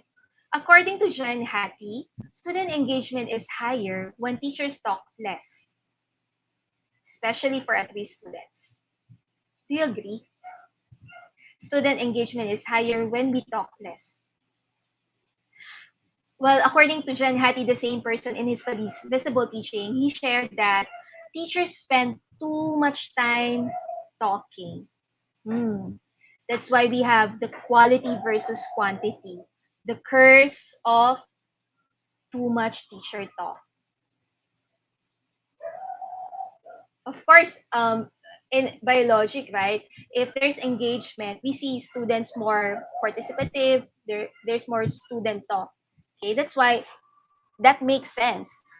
Okay, student engagement is higher when teachers talk less. Now, let's look at this classic three turns common classroom exchange. Okay, you know the classic conversation in teaching, teacher asks, student will respond, and then the teacher will evaluate the answer. And this kind of conversation, this sequence is repeated thousands of times. Let's look at this conversation. So, teacher, what did you do last weekend, Carla? Carla said, we went to province and drive to beach. Teacher said, drove, Carla, drove. It's an irregular verb, remember? So here the teacher showed no interest in Carla's message, just in the language she used to express it. Okay, even though it's a language class, you know, this language, it was up for scrutiny. But outside the classroom, that kind of response, well, somewhat socially unacceptable. And yet many of us will call our classrooms communicative. So what do we need? I heard from our MC also that a listening teacher sets the tone for development of a listening culture in the classroom. Notice we have we have empowered our speaking right or ability. You know, in social media, we voice out our opinion in Facebook, YouTube, Twitter, Instagram. But what about the listening culture? The listening skill? Have we tried to develop that? If the teacher values what the students say and show them that she does, they are far more likely to listen attentively to her and importantly to each other. There's a plenty of evidence that good quality talk often includes thoughtful silences as opposed to empty silences or embarrassed silences. You're familiar? Active silence versus empty silence. How's that? If a teacher chooses to put a good question into the air, students are likely need time to think, to consider and formulate a good answer rather than to rush out with something because the teacher, being impatient or the teacher wanting to get on to the next question because she's behind with her lesson plan. So this kind of silence that can grow after a good question promotes thinking. But before you reach that active silence, that thoughtful pauses, that wait time, which can be a golden moment, think about the art of questioning, teacher. So another strategy that you have to remember is the art of questioning. Maybe we've forgotten this because we are so engrossed using these fun tools and apps, and we forgot the kind of questions, the number of questions, when to ask these questions, and why do we have to ask these questions. We know about the architecture of questioning, you know, and I suggest you read about the Global Digital Citizen Foundation Critical Thinking Checklist. Again, you can Google Global Digital Citizen Foundation Critical Thinking Checklist as your reference on how you can transform the low power into high power. Even though it's the when, where, which, who, actually you can use it as high power type of questions. Okay? So at this point, I'd like to ask, how many questions do you ask in a lesson? What type of questions do you ask? Do you give wait time to your students before answering? That active silence, that thoughtful pauses. Do you consider that? Or do you just surprise them? Okay, Carlo, what's the answer? Okay? Or do you give that wait time because you gave them a good question that they need to think, they need to carefully construct their response?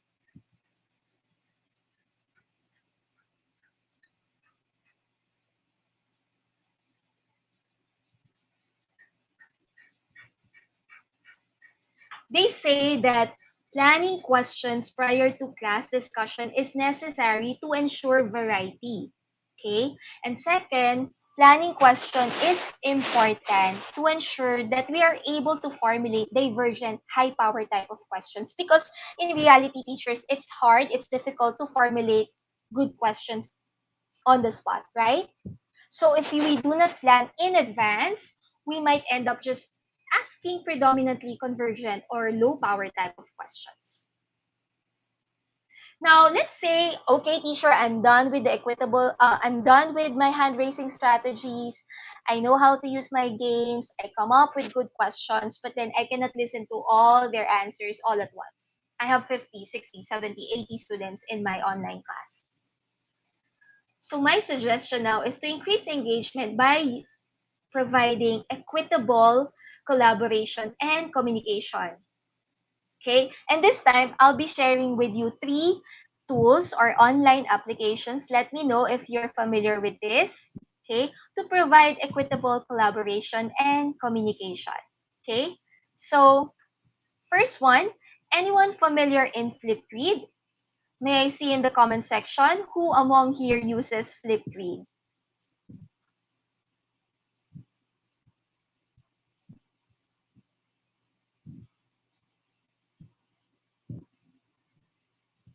So Flipgrid is a simple, free, and accessible video discussion experience where every voice matters. This is different from TikTok.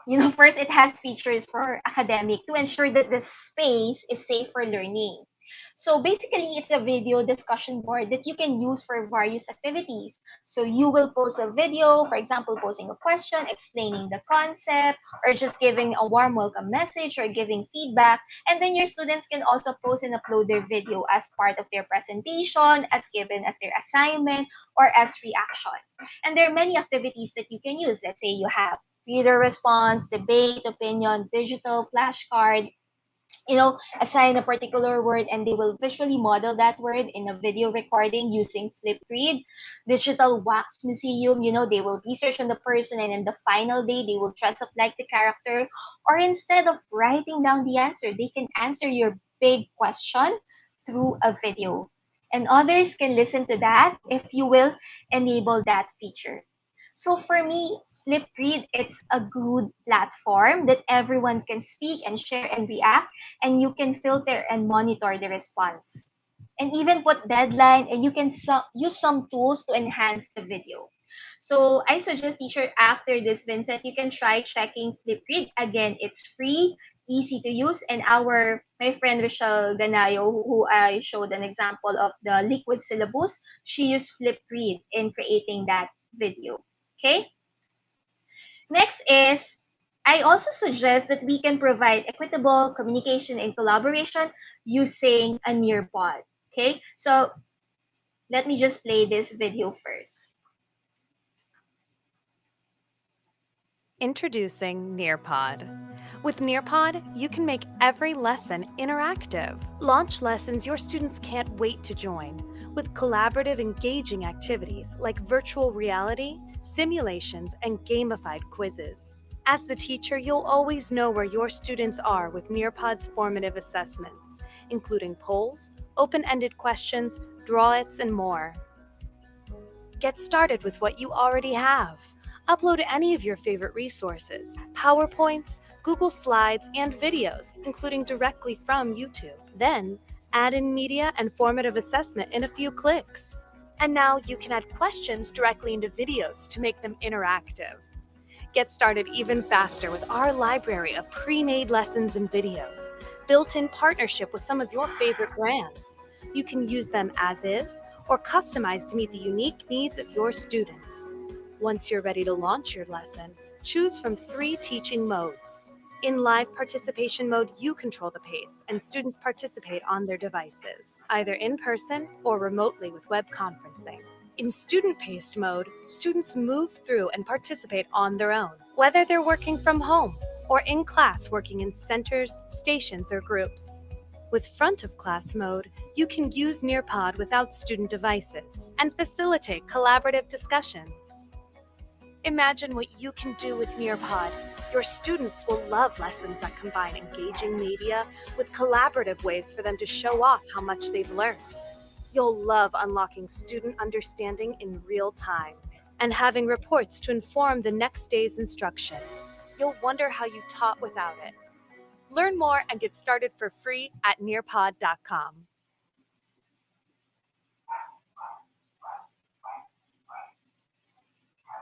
Okay, so as I think someone asked if Nearpod and Flipgrid are free. Yes, all the 7 online application tools that I'll be sharing with you are free. Definitely, we don't want to add another burden. Of course, again, I want user friendly. It's free. It's a safe space. It has good reviews in Common Sense Media org, and you can try it. So the Nearpod, you can just add it as a Chrome extension. You can download it in your Google Slide, and then your Google Slide or PowerPoint, Google Slide will transform into an interactive presentation. Okay, so instead of using Kahoot, Mentimeter, Padlet, everything is there in Nearpod. Again, it's free. You just have to explore and maybe search on YouTube on how you can make use and maximize Nearpod. The same also for Flipgrid. It's free, teacher. Okay? So another tool to provide equitable communication and collaboration is the Tweedukate. Familiar, teacher? Well, from the word Twitter. This is a replication of Twitter, but of course, again, this is a kind of online platform which is used for academic purpose. You can use it to collaborate, connect, and even embed additional functions. It's a free social networking application for K-12, and you as a teacher have control. You can filter and see their posts, and they can react. And they can limit their posts to 140 texts. So again, it's a good platform. It's free. Tweedukate. Okay? So we have 3: Nearpod, Flipgrid, and Tweedukate. Equitable communication and collaboration. What do you think about these online tools? Let me see some comments from our YouTube and Facebook. Are you familiar with these three online apps? Have you tried using this before? Okay. I'm seeing a lot of shout out and greetings here. Very active participants, teachers. Okay. So this time, I'll show you, okay, so we talk about engagement, right? So we have those strategies, increasing dopamine, serotonin by play, teamwork, and I leave to you the humor part and trickery. Hand raising strategies, either with technology or without technology. Thinking about student talk versus teacher talk, the listening culture, the art of questioning, transforming low power to high power, planning your questions in advance, and don't bombard your students with so many questions. And of course, you want to listen to all the responses, then why not use equitable collaboration and communication platforms like Flipgrid, Nearpod, and Twiduke? Okay, so these are some strategies where we can increase engagement and we have control over this. Okay, we can practice this, we can work on this, teachers. Okay, this time, so yeah, it's already 10:15, so it's already 1 hour for me. But then I'll show you a sample routine of, let's say, how we can deliver a simple online teaching class. Okay. Again, this is just a sample. Of course, the nitty-gritty details, they are not perfect. Okay. So let's say I start with a welcome banner. Welcome back, my grade 7 students. I'm really excited for this 4th week, and I hope we will all have another amazing learning experience together. A quick reminder of our schedule, always refer to our weekly home learning plan. Now let's have the attendance. Kindly type in the chat box, I'm here.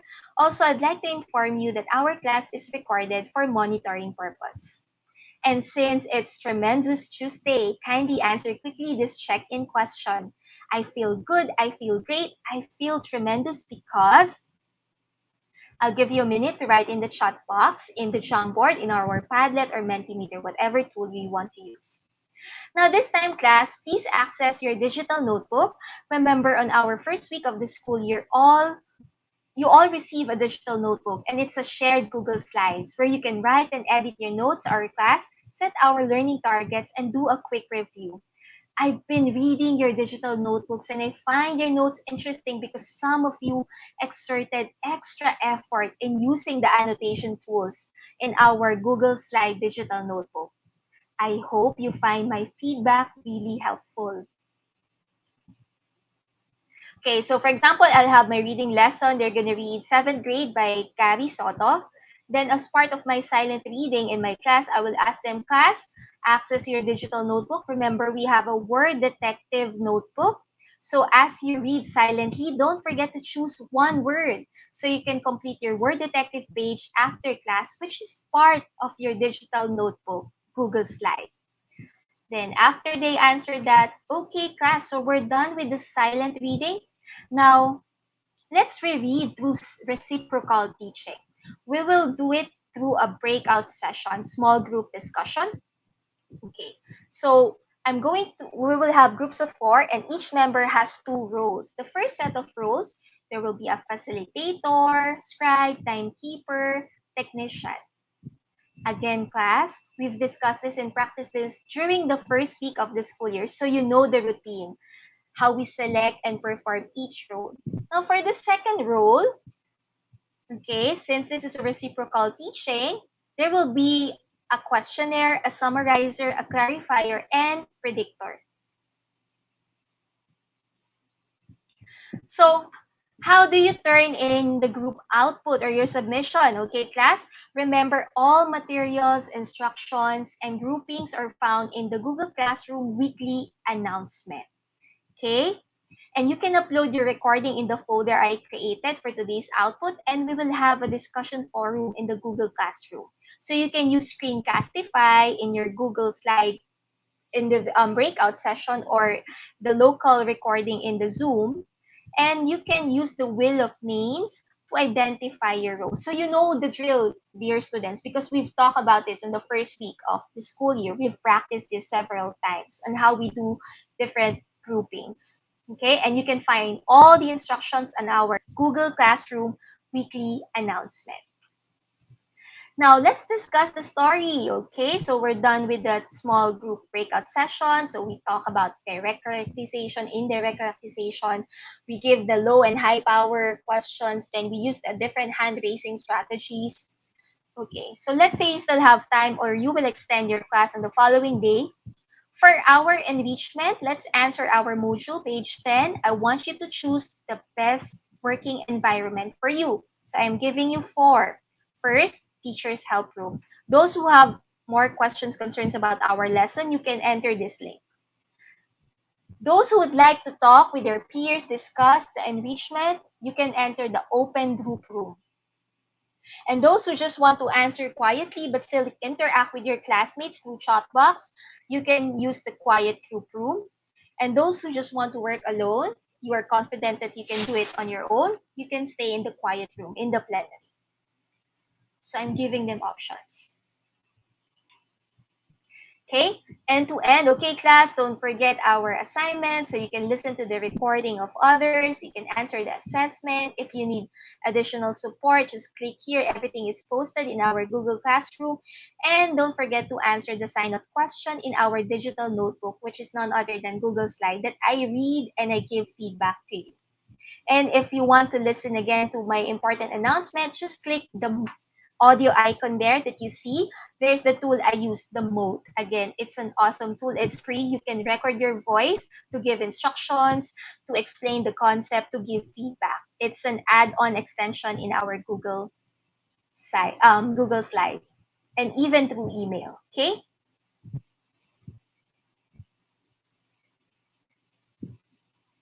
So in that example, in that simple routine, I just want to show you that classroom management is another important factor in delivering online teaching.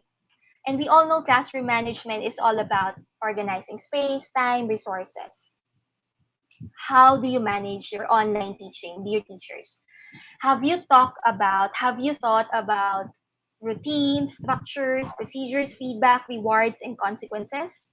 Like, when do you allow them to go to the washroom? How do you ask them to participate? Can they turn on their mic? Can they turn on their video? When is that? Okay, how do you check your attendance? Everything. Okay, how do you give feedback? It must be planned and it must be explained to our students. So first tip is that, all materials must be accessible. If you notice in that simple routine that I showed you, the link for the breakout, the reading text, the worksheet, detailed instruction, groupings, links for the will name, how to submit output, how to record breakout session, timeline schedule, everything is posted in advance. Okay? All materials and instructions are shared ahead of time. They are reinforced through voice recording or micro video. Okay? Have you done this before? Providing the materials in advance. So your students can just download everything before entering your class. And they're all ready. It's not that during class hour, that's the time they will open the link, they will download, look for a teacher, I cannot find the link. They know the routine, they know the drill, okay? The second is students are familiar with procedures. So they know how you check attendance, how to perform during individual group work. They know how to participate when you when you use those hand raising strategies. They know how they can give feedback and you give feedback. So giving and receiving feedback, it's a two-way process. It's not just you, teacher, giving feedback, but even the students can give you feedback. And how you start and end class and how you participate in online and offline class. Again, everything must be explained, modeled, and practiced, especially on the first week of the school year. Okay?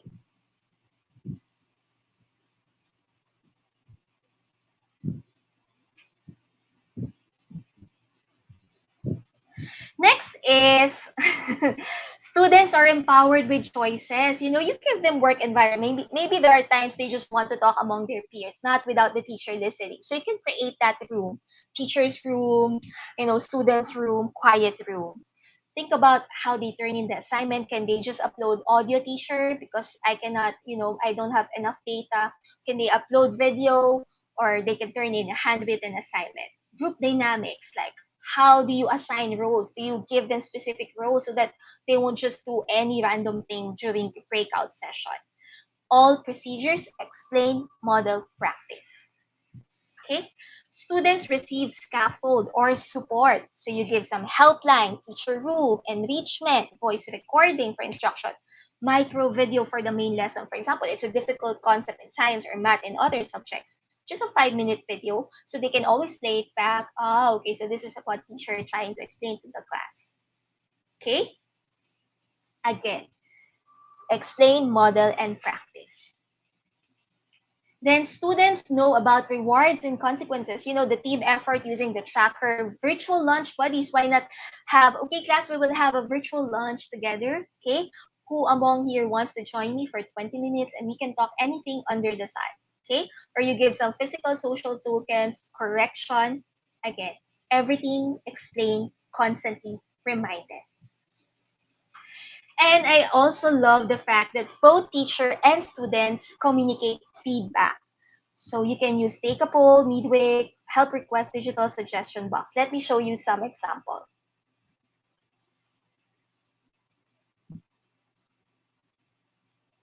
Fixes and tips, okay? So here, you're asking your students what needs to be fixed in lesson. Maybe she saw some errors or technical problem. She can answer that form. She knows that in the Google Classroom, she knows the link. Or you can have the help request form, okay? So if the student needs assistance, she can just click that Google form and then she will explain what kind of help, which subject, especially if you're the advisor. And you can also provide a midweek check-in form. What I love about midweek, it's not just at the end of the week, that's the time you will ask what's going on with them. But even during the middle of the week, like Wednesday, they will answer that. And then we just click how are they so far in different subjects. Okay? So you're giving them scaffold support, giving feedback. Okay? And all materials, teachers are accessible, right? You send an email, maybe in Google Drive, Google Classroom, QR code, Google Keep. They know which tools you are using. Don't just assume them that they know it already. Okay? First week of class, it must be explained, modeled, and practiced. And students are familiar with procedures. Like, for example, I'm using digital notebook. You can just use digital Google Slide, okay? The template. And giving feedback, let's say I'm tired of typing. This time I want my students to listen to my voice because, of course, it has the tone, it has the emotion there. So I will use Mode. Mode is a free tool that you can download in your Google Slide. You can record audio and send it through Google Mail, Google Slide, and Google Doc. So instead of writing feedback, listening to an audio recorded feedback using Mode is an awesome tool. Now, another concern of teacher is that sometimes, for example, I'm talking, the teacher is talking, and then suddenly someone's going to open her mic, and then there's the noise that will distract the rest of the class, right? It happens. So maybe at the first week of the class, you would say, every time that I hear a noise that interrupts our class, I'm going to play this music. So the students know that music. Like, for example, September, Earth, Wind, and Fire. Okay, just example. Now, the class knows already, someone is talking and she's supposed to mute her mic. While I'm playing the music, I'm just going to check the list of participants and I'm going to mute that. Okay? Instead of constantly telling my students, okay, please mute your mic, just play the music and then do it. Okay? And the no hands up, of course, we know that already, or the wheel of names, you love that. Monitoring breakout, you can use Screencastify, Screenmatic. These are free tools, teacher. You can just have to Google it, install it in your extension as an add-on extension. Okay, and there are different templates that you can use. You can check teacher Esther Parch. You can follow her in Instagram and her YouTube channel. She's called Mrs. Park Shine. I love her template. She just makes use of Canva and, enhance her PowerPoint and Google Slide. So even without opening different tabs, the students, they're all there, focused on one application, your presentation. So you have for differentiated instruction, you have the hand signals, you can teach that for classroom management. You have the quiet work time. Look at that. They know what to do when you say quiet work time. I just want peace of mind. Okay, class, let's have a 5-10 minute quiet work time. Okay? And maybe every week or every month, you celebrate students who have accomplished their module, their tasks. Okay? That's one way of giving feedback, giving reinforcement. Okay? And different check-in question. Marvelous Monday, whimsical Wednesday, terrific Thursday, and feel good Friday. So what is my point here? Have you taught teacher about your classroom management? And when you say classroom management, where to get materials? What tools do I use? What type of support do I get? How do I participate? What are my choices? What are the rewards and consequences? How to receive and send feedback? Now, the best part here is that everything, especially for older students, it's better if you form these rules and procedures, structures, routines as an agreement, meaning you're not just imposing them, but you're also soliciting their suggestion on how you can create a smooth, effective online teaching learning environment. Okay, so, practice some democracy. Discuss this in your first few weeks. Okay, class, so here's what we're going to happen. These are my suggestions. What do you think about it? Okay, any idea, class? Do you want this rule? Do you want with this? Does it work for you? Is it convenient for you? Will you be able to access this tool? You have to ask that. You have to explain that. You have to communicate that to your teacher. Okay? So what's the basis of all these examples and strategies? Well, of course, unraveling the pedagogical beliefs and practices in the instruction, because every decision we make is supported by pedagogical theories or learning theories. And let's just revisit this. I'm pretty sure you're familiar with this. Okay, but then as we revisit, I'm going to share additional apps or websites that you can use to enhance your instruction. Okay, so first is collaborative learning. And we all know the PIES acronym. Remember that? Positive interdependence, individual accountability, equal participation, simultaneous interaction. This is what is happening in our online teaching. We want PIES, equitable collaboration and communication. And one good example that I will recommend to you is the hypothesis.is. It encourages deep collaborative reading of web-based article with handy options for public or private use. So, meaning, for example, you want to annotate a website, you want to explain a website, and it can transform the website into something that they can annotate. And it's not just individual, but a group tasking. Okay? And then we also have the inquiry-based learning. I recommend the Nova-based. Okay? And then we also have the constructivist learning, the Google Arts and Culture. We also have the reflective learning, like communicating feedback using both to educate, and integrative learning, the art of questioning. Don't forget that, digital learning stations. And of course, we did some game-based learning, increasing engagement through play and teamwork, multi-sensory approach. Remember, they process audio, visual, tactile information differently, and social-emotional learning, how we humanize online teaching. Okay?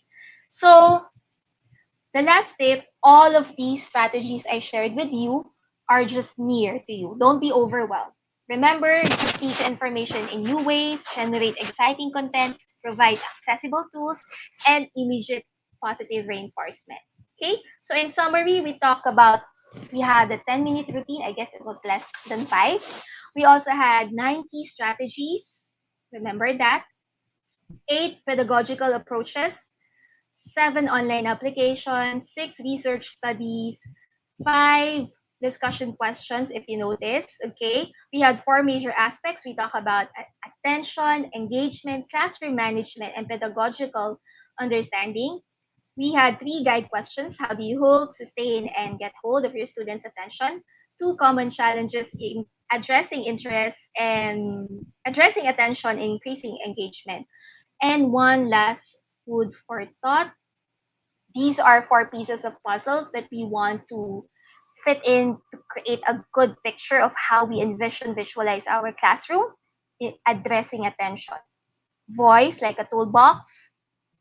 Nonverbal language, designed with audience in mind. Increasing engagement.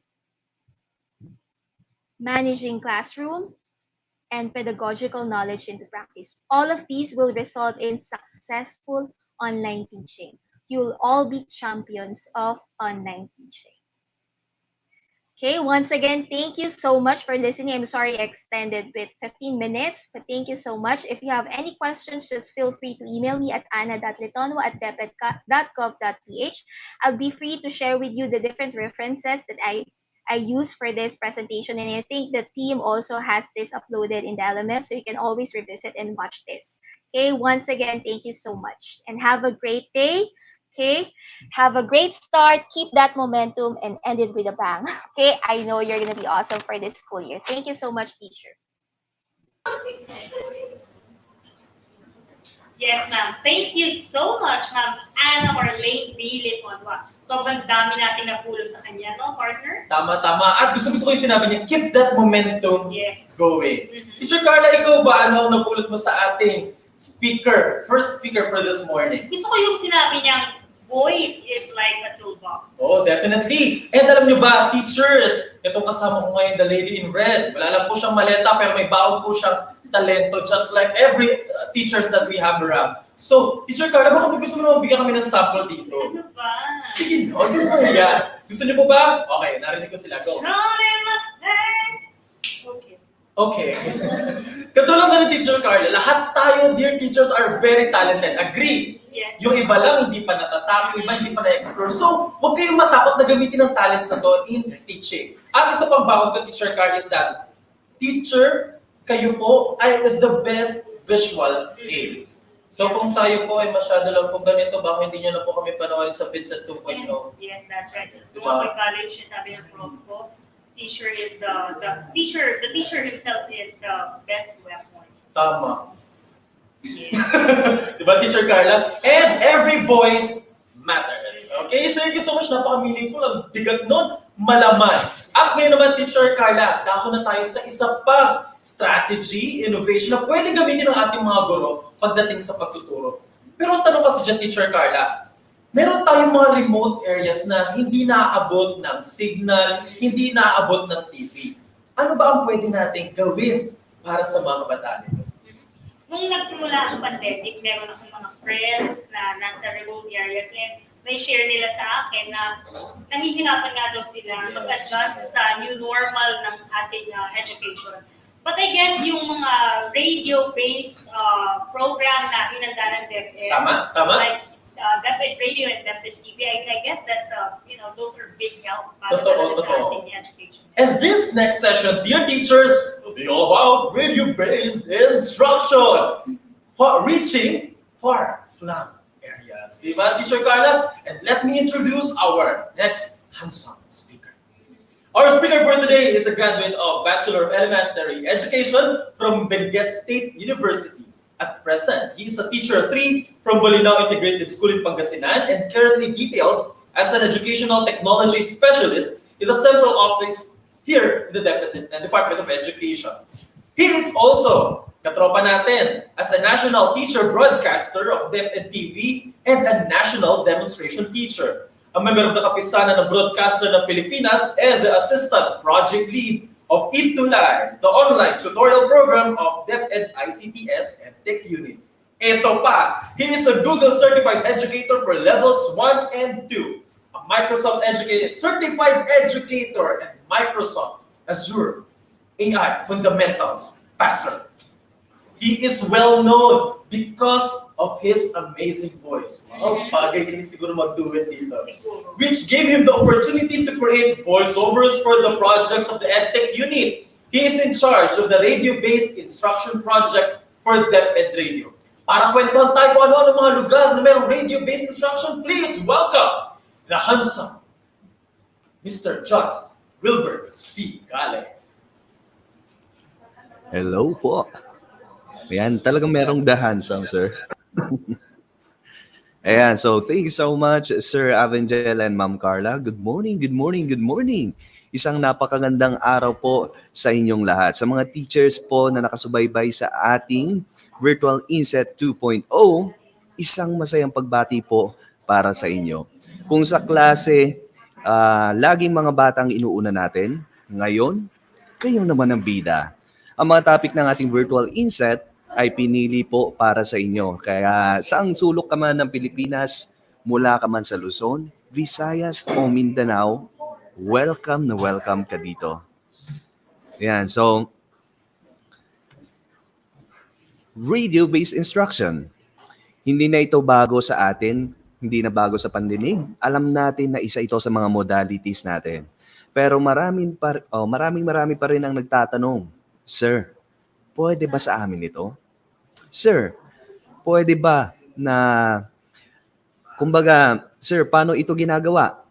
Sir, required ba na magtayo kami ng RBI o radio-based instruction?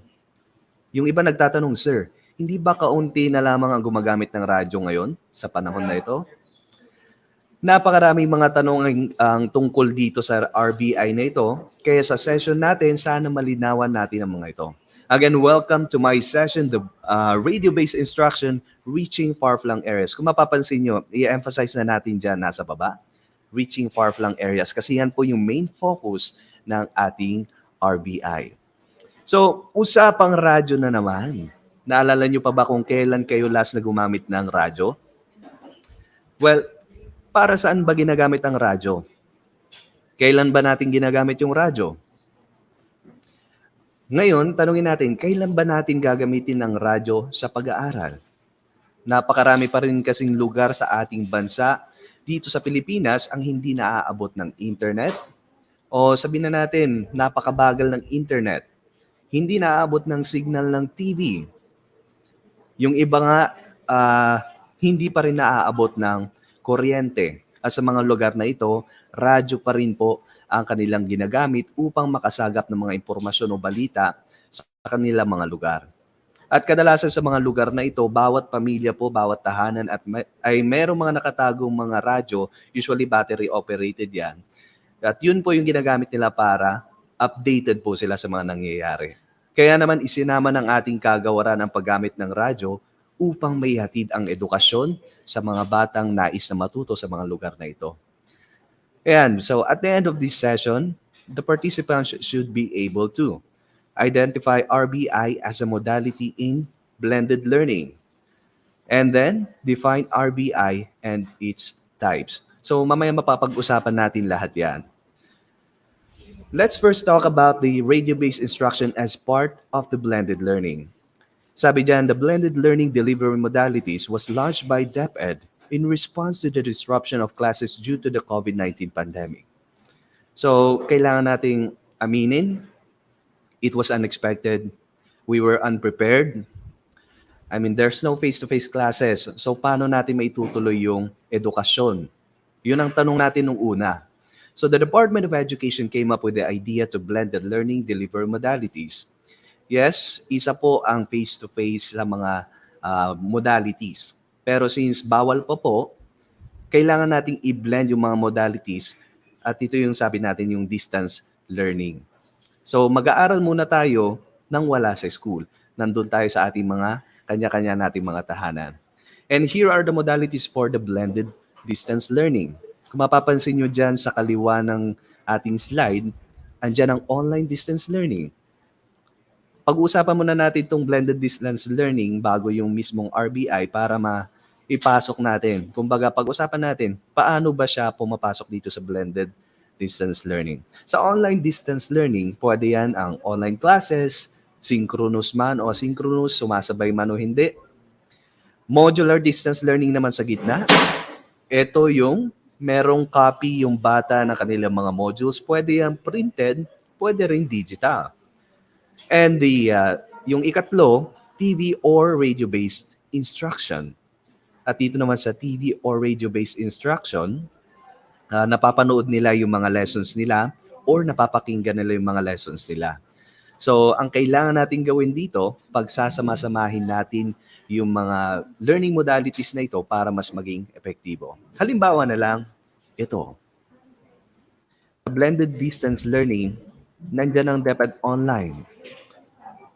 Sa DepEd Online, una pa, ito ay para sa lugar na pwede natin sabihin, malakas yung internet, para sa mga lugar na may gadgets sa mga bahay like computers, laptops, tablets, and cellphones. So, sa mga lugar na ganyan, usually sa mga syudad, sa mga malalakas yung net, ito ang ini-encourage natin. DepEd Online, and ibe-blend natin siya sa modules. Ano ba ang DepEd Online? Maaari natin sabihin parte ito ng yung online classes na ginagawa ng mga bata ngayon. Ang paggamit ng DepEd Commons, parte din yan ng DepEd Online. Ano ba yung DepEd Commons? Sabi natin, dito na-download ng libre yung mga learning materials, pwede yung mga open educational resources, yung mga video lessons, naka-upload din po dyan. So, pwede ma-download yan na kahit wala kayong load. Ang ETULAY Online Tutorial ay parte rin po ng DepEd Online na pwedeng sumabay yung mga bata habang o kung gusto nilang matuto pa sa kanilang mga aralin. So, sinasabayan natin yung DepEd Online ng mga modules para mas matuto pa yung mga bata. Usually dito, kung kaya nila yung online, in-encourage natin na yung modules nila ay digital na rin. Since meron naman silang mga gadgets. So, para less printing din po tayo. Next one is DepEd TV. Ibe-blend natin siya sa mga modules. So, nakapag-produce na po ang DepEd TV ng napakaraming episodes na maaari nating mapanood sa telebisyon o pwede rin gamit ang internet. Ang mga episodes na ito ay high quality at dumaan na sa mga quality assurance para sa mga lugar na pwede natin sabihin mabagal ang net pero malakas pa rin yung signal ng television, mayroon silang cable network or kayang-kaya ng satellite dishes nila yung sa mga TV. Hinihikayat natin na gamitin nila ang DepEd TV na ibe-blend sa paggamit ng kanilang modules. Kung kaya pa rin ang paggamit ng digital na modules, ini-encourage natin yan. At kung wala naman, sa printed na tayo. And the last resort, eto na, si DepEd Radio at ibe-blend natin siya sa modules para sa mga lugar na walang internet o napakabagal talaga ng internet, walang signal ng TV, dito pumapasok ang DepEd Radio. Dahil signal ng radyo ang pinakamadaling masagap kahit sa mga bulubunduking lugar, naisip ng DepEd na gamitin ito bilang isang modality. Sa pamamagitan ng radyo, nakikinig yung mga mag-aaral habang nagsasagot sila sa kanilang mga dito printed learning modules na talaga. Kasi ine-expect natin na hindi ganun yung mga gadgets nila.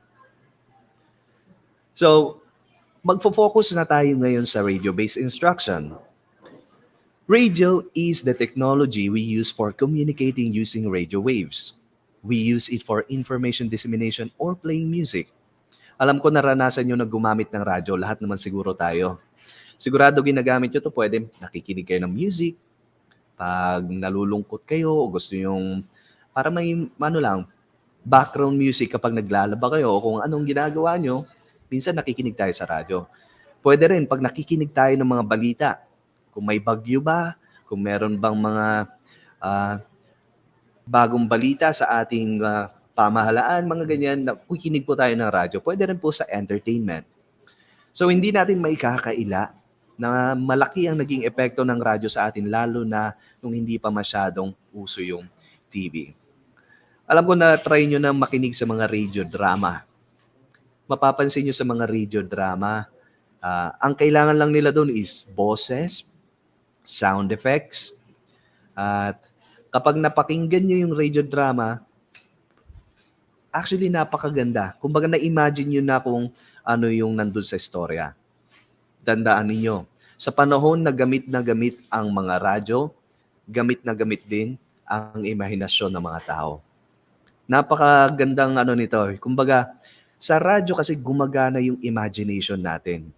Kaya siguro umabot din tayo dito sa panahon natin na ganito, bunga yan ng mga imahinasyon ng mga nauna pang mga kumbaga mamamayang Pilipino. Bunga yan ng mga imahinasyon natin, ng mga nauna, di ba? At sa paggamit natin ng radyo, para sa pagtuturo na ibibigay natin ang dekalidad na edukasyon sa mga bata, lalo na sa last mile schools. Paano natin ito gagawin? So, papakita ko sa inyo, mag-share ako ng isang video na ipapakita natin kung paano ang halimbawa ng radio-based instruction. So unahin natin ang paggamit ng two-way radio. So panoorin po natin ito.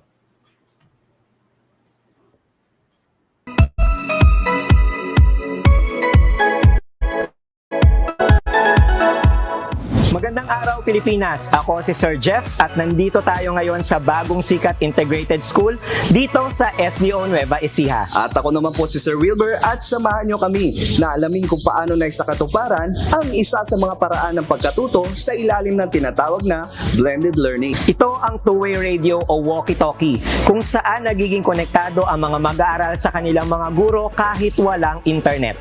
At Sir Jeff, isa sa mga ginagamit ng ating mga mag-aaral ay ang printed modules at dahil sa two-way radio ay direkta na nilang nakakausap ang kanilang mga guro. Kaya naman alamin natin Sir Wilber kung paano ito magiging posible sa iba't ibang dibisyon at paaralan dito sa buong bansa.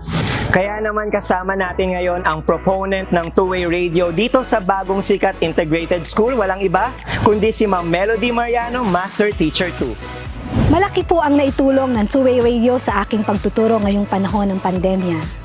Hindi ko lamang po sila nahatiran ng kaalaman at nagkaroon po kami ng malayang talakayan patungkol po sa mga aralin na dapat nilang matutunan.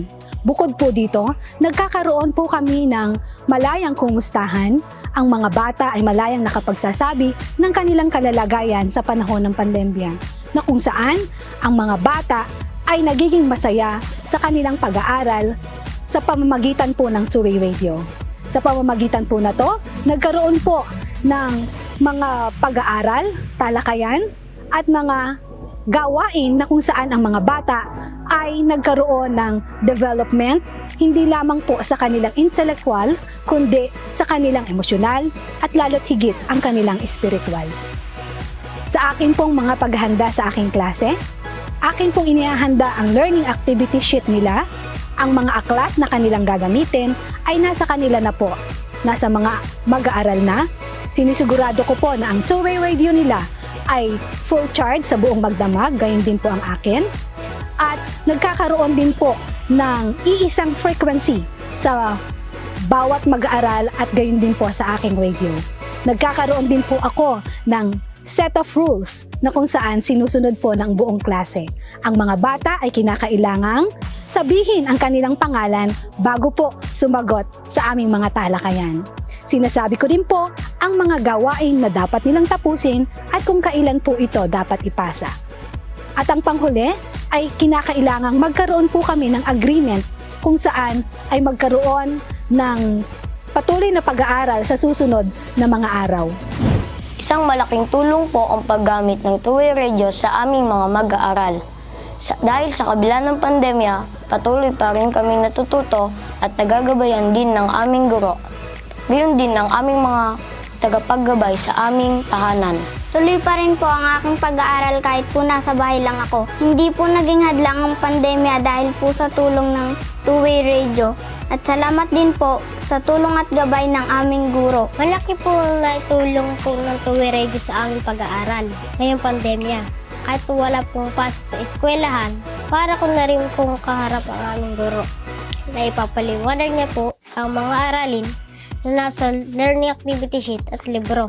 Hindi po naging ganun kahirap ang aming pag-aaral dahil po sa two-way radio. At bukod po sa natututo, para ko na rin po kasama ang aking mga klase. Ang ideya ng two-way radio ay nagsimula sa ating Teacher Melody, Master Teacher 2 ng bagong sikat integrated school noong magsimula ang pandemya. Ang kanyang mga kaaral ay hindi nakasasagot lahat sa kanilang mga aralin na ipinadadalang mga module.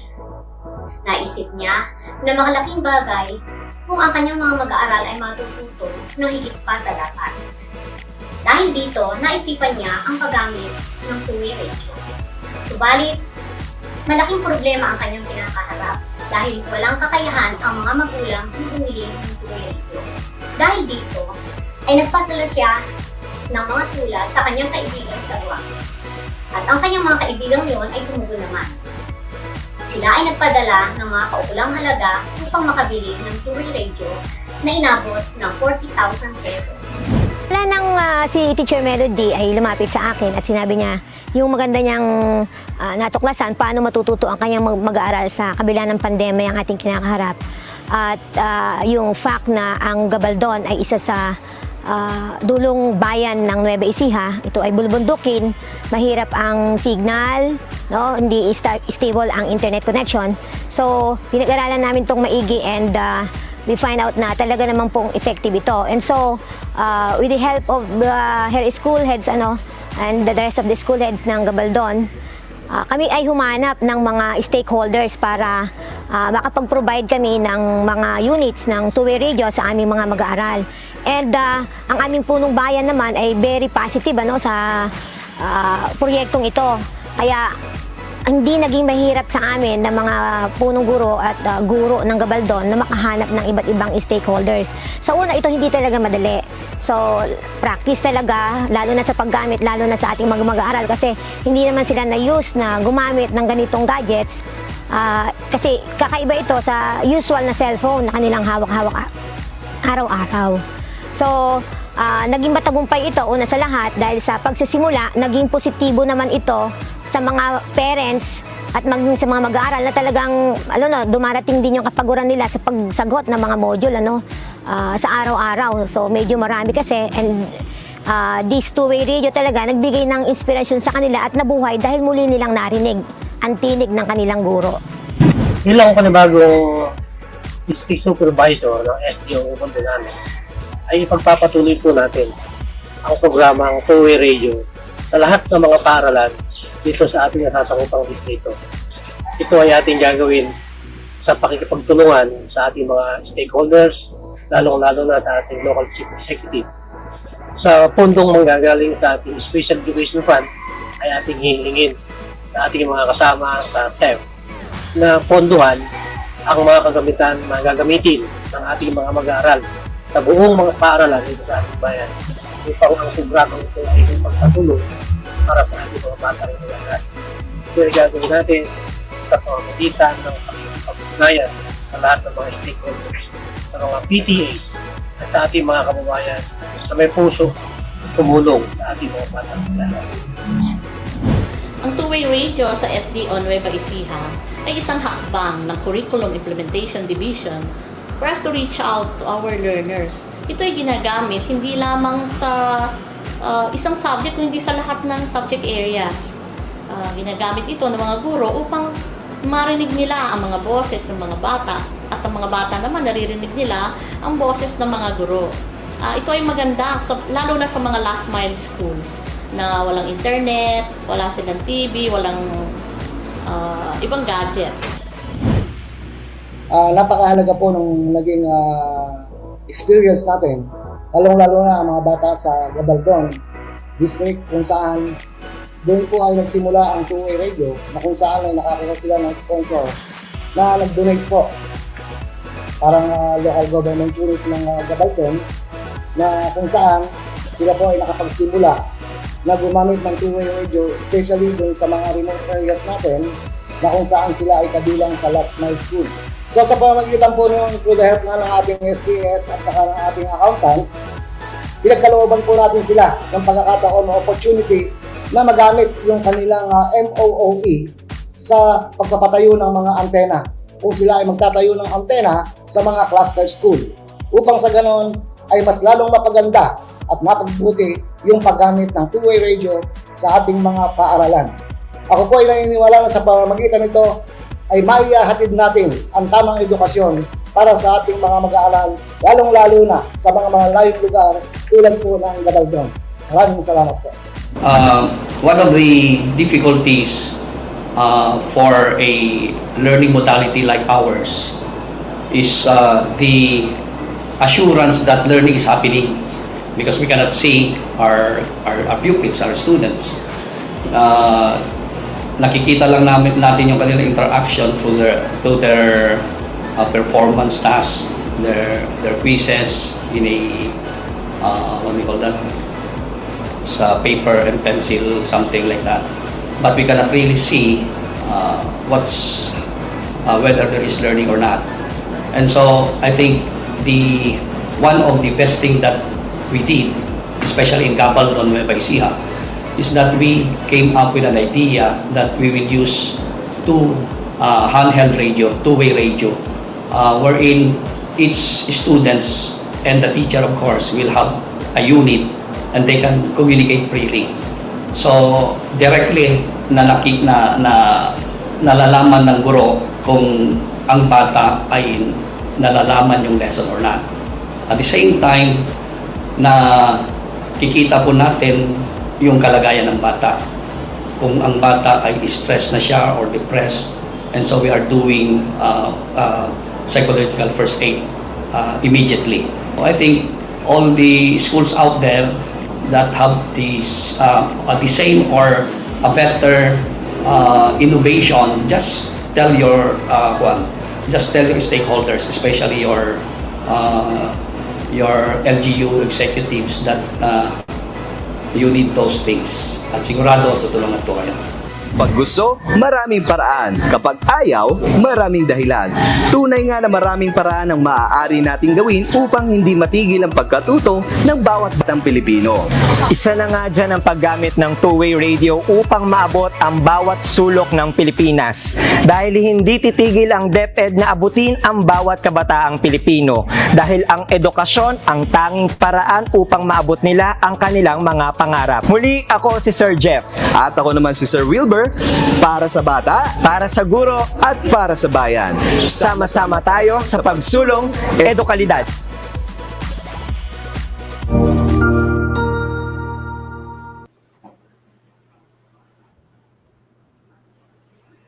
Ayan.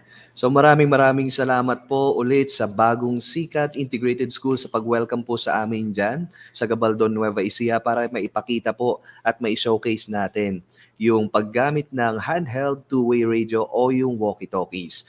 So maraming salamat po sa SDO Nueva Ecija, sa kanilang SDS na si Sir Jesse D. Ferrer, ang mga ASDS, Ma'am Mina Gracia Acosta and Sir Ronilo Hilaro, CID Chief Ma'am Jane Garcia, SGOD Chief Sir Luis Calison, to all the teachers and especially to SDO Gabaldon Annex and Bagong Sikat Integrated School teachers, students, and administrators, maraming salamat po sa pag-welcome po sa amin dyan.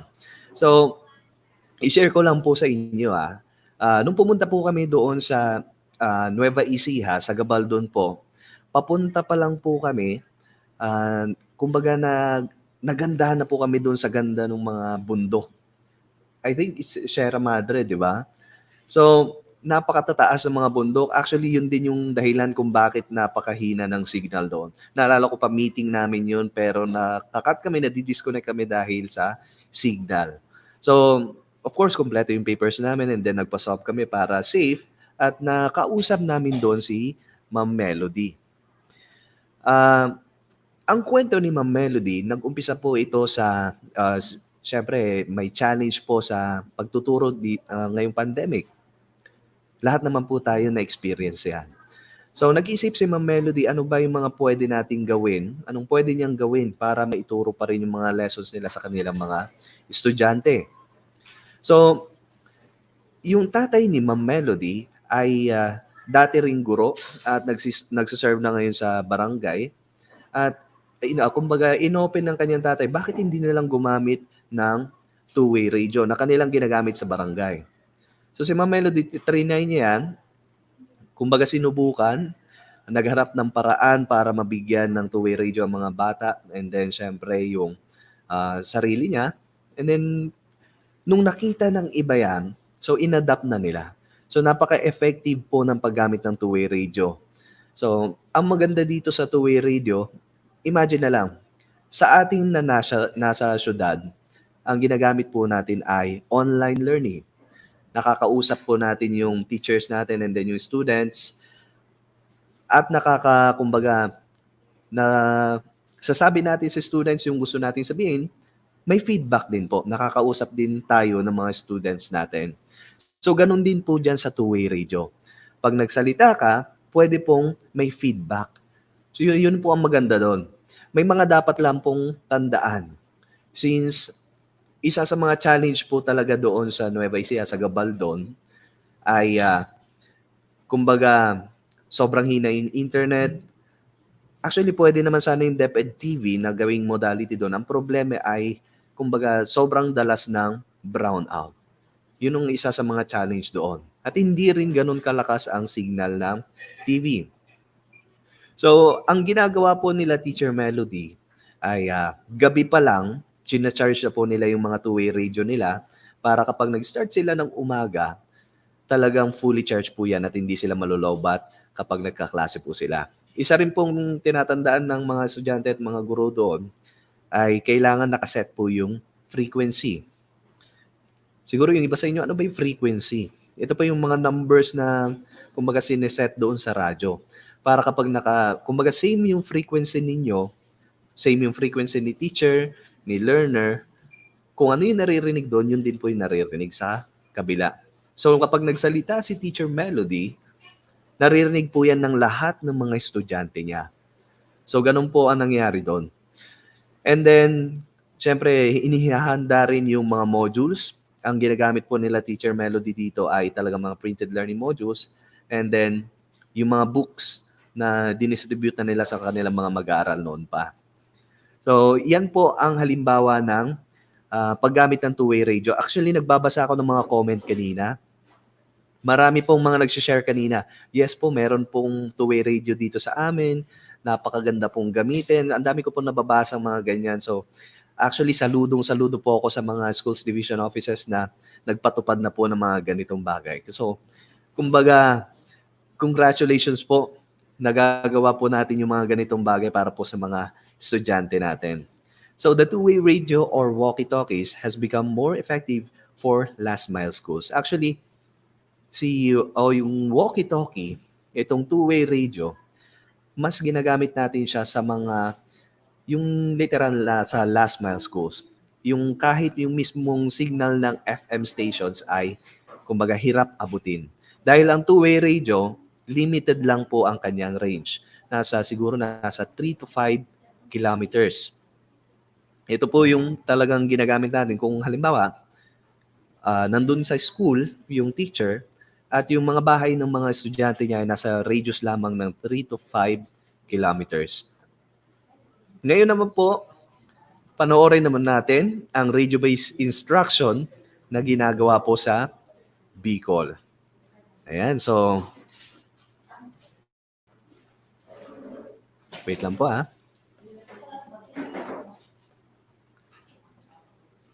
Ayan, panoorin po natin. Ang SDO Tabaco ay naniniwala na ang karapatan sa kaalaman ay para sa lahat. Sa makabagong panahon, ang karunungan ay hindi na lamang nagaganap sa 4 na sulok ng classroom.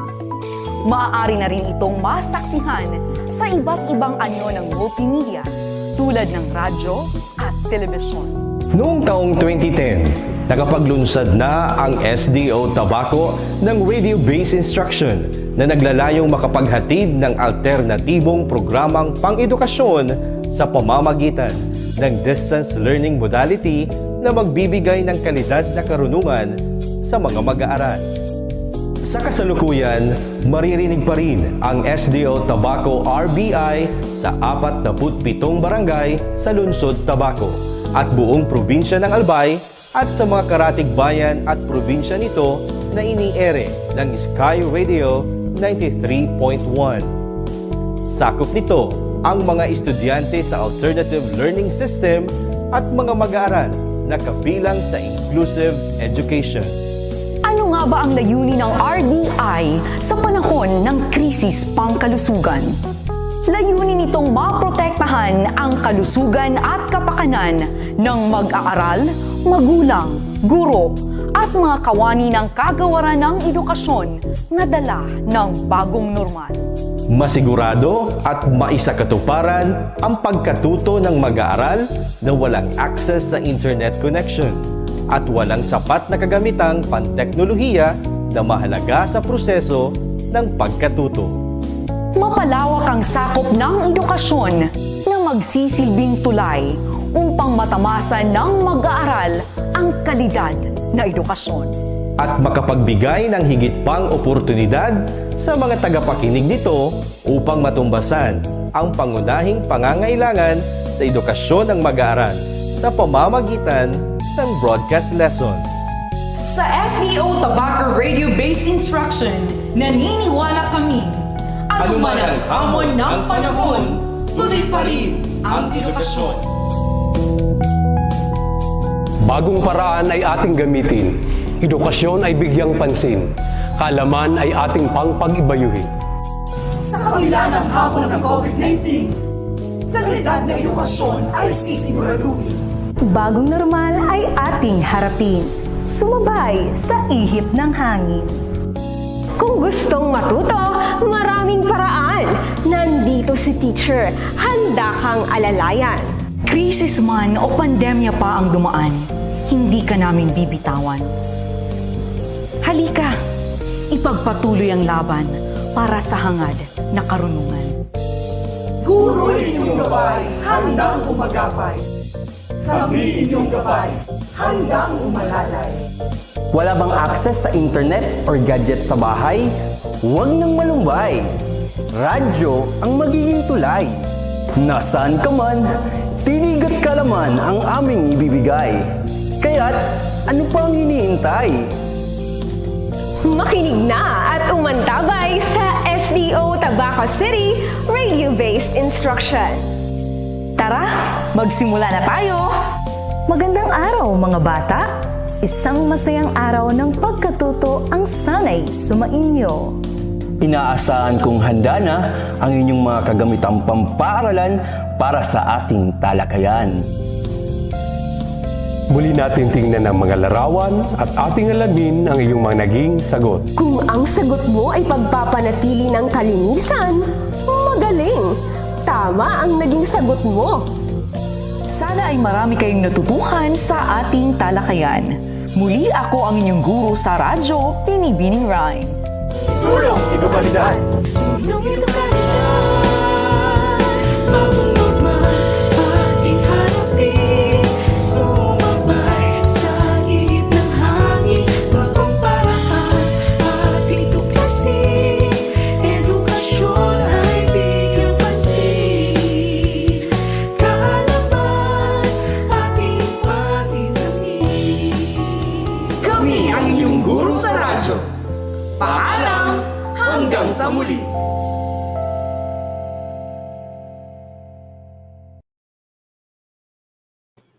Ayan, so mapapansin nyo dun sa radio-based instruction ng SDO Tobacco, kumbaga piling-piling yung mga kasama po doon, talagang napakagaganda po ng mga boses. And actually, isa sa mga kinabibiliban natin dito, 2010 pa lang, nag-start na pala ang radio-based instruction ng SDO Tobacco. So usually, inumpisahan nila yan, ang sabi nila, inumpisahan nila yan sa mga alternative learning system na klase. And then, since merong pandemya, talagang itinuloy-tuloy na nila ito. At napakagandang proyekto po niyan. Maraming salamat po sa SDO Tobacco RBI Infomercial Team, ang ating mga radio teacher broadcasters, si Ma'am Renichelle B. Warde, Ma'am Marian Muan, Nenet Magas, Rumar S. Muan, Tranquilino A. Brito, ang lead coordinator, Ma'am Maria Teresa P. Borbor, assistant lead coordinator, Ma'am Melody P. Borbor, ang scriptwriter po dyan ay si Ma'am Renichelle B. Warde, director of photography, si Sir Jason Borabo, ang members po dyan si Ma'am Rochelle Tolosa, Ma'am Cheza Janice Ante, Erwin Febri B. Ranoco, Junel Lorgine Paul M. Borromeo, and maraming salamat po sa SDO as family. Of course, binabati po natin at kumbaga pinasasalamatan ang Schools Division Superintendent ng SDO Tobacco, si Ma'am Socorro V. De La Rosa. At maraming salamat po kay Sir Nico Almares Jr. and the whole Bicol production team at ang RBI team po sa Bicol. So mapapansin nyo po, ang ginamit po, ang pinakita po natin doon sa RBI na yon ay halimbawa po ng school-based radio station. Of course, mas malawak po ang ginawa ng Bicol. Kumbaga division-wide po siya. Pero parang kumbaga kasama pa rin po siya dito sa school-based radio station. Ang range po natin dito ay nasa 25 to 50 kilometer radius. Maluwang po yan. Napakalawak po ng naaabot. Kasi po, ang ginagawa po natin dito, hindi na po two-way radio ang gamit natin dito. Meron na pong FM stations. At sa FM stations po, kumbaga, it's either nagtayo po ng sariling FM station or nakikipag-partner po sa mga local FM stations. So, ang ginawa po ng SDO Tabaco City ay nakipag-partner po sila sa kanilang local FM station po doon. So, bakit po FM station? Bakit po hindi AM stations? Siguro familiar yung iba sa inyo. Merong FM station, merong AM station. So, ang Departamento ng Edukasyon, ng kagawaran natin, mas pinili po na gamitin po ang mga FM stations kasi, sabi dito, because it has high noise immunity, clearer stereo audio quality, and less susceptible to interference. Yung mga FM stations natin, ang ibig sabihin po ng FM ay frequency modulation at usually ginagamit natin yan, mapapansin nyo sa pag-play ng mga music.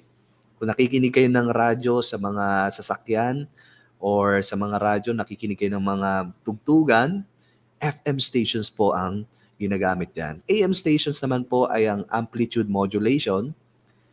Usually po, ginagamit natin ito sa mga news, sa mga balita, kung merong mga bagyo, ganyan. Dito po tayo nakikinig sa mga AM stations.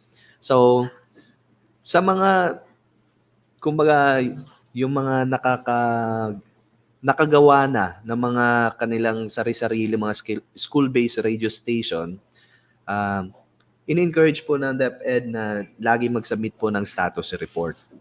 Bakit po nagsasubmit yan? Kasi para alam po ng ating kagawaran kung ano nang kumbaga nangyari sa mga stations na yan, sa mga radio stations.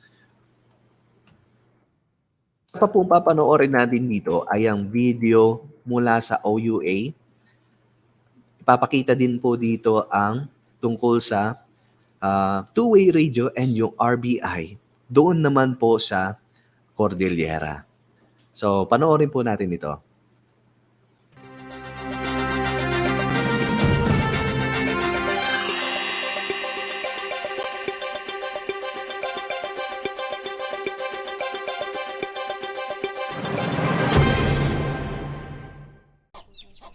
Ma'am Charlene, nagamputon Serens 2. Sa panahong akala natin nasa internet lahat ng sagot, may mga sulok pa rin na kailangan nating maabot. Sa mga tawid isla, sa mga lugar na hindi pamilyar sa ating mga mata, sa mga kabundukan kung saan nananahan ang pangarap ng maraming bata. Dito sa Tabuk, Kalinga, kung saan mahina ang sagap ng internet at cable network, may ibang pamamaraan sa pag-aaral ang mga bata. Gamit ang two-way radios o walkie-talkie kung tawagin nila, konektado ang mga mag-aaral sa kanilang guro. Tangan ang printed module at ang kanyang walkie-talkie, madaling na ipararating ng batang si Enerson ang mga katanungan niya sa kanyang guro. Sa ganitong paraan, nagagabayan din ng guro ang bata sa kanyang mga aralin. Ganito ang ideya na gusto nating maunawaan ng bawat isa. Na sa pamamagitan ng blended learning, may iba pang paraan upang makapagturo't makapag-aral, malayo man ang distansya ng mga guro't mag-aaral. Na kahit wala mang telebisyon o gamit para sa online classes, kapag pinagsama ang radyo at printed modules, magiging epektibo pa rin ang paghahatid ng edukasyon. Sa blended learning, katuwang din natin ang mga local radio stations sa pagsasagawa ng radio-based instruction. Isang halimbawa rito ang Radyo Eskwela sa lungsod ng Sorsogon, kung saan nagagamit ang lawak ng FM radio frequency ng estasyon sa pagtuturo ng mga aralin. Dahil dito, buong komunidad ay may pagkakataong matuto. Ang radyo ay isa sa mga tradisyonal na medium ng paghahatid ng impormasyon. Mahalagang sangkap ito na maaaring ihalo sa iba pang pamamaraan ng pagkatuto. Sa tulong ng DepEd Radio, mas magiging epektibo ang blended learning na hindi lamang sa internet matatagpuan lahat ng sagot. Sa DepEd Radio na binubuo ng two-way radio at radio broadcast, maaabot natin ang mga bata kahit saang sulok man sila ng bansa.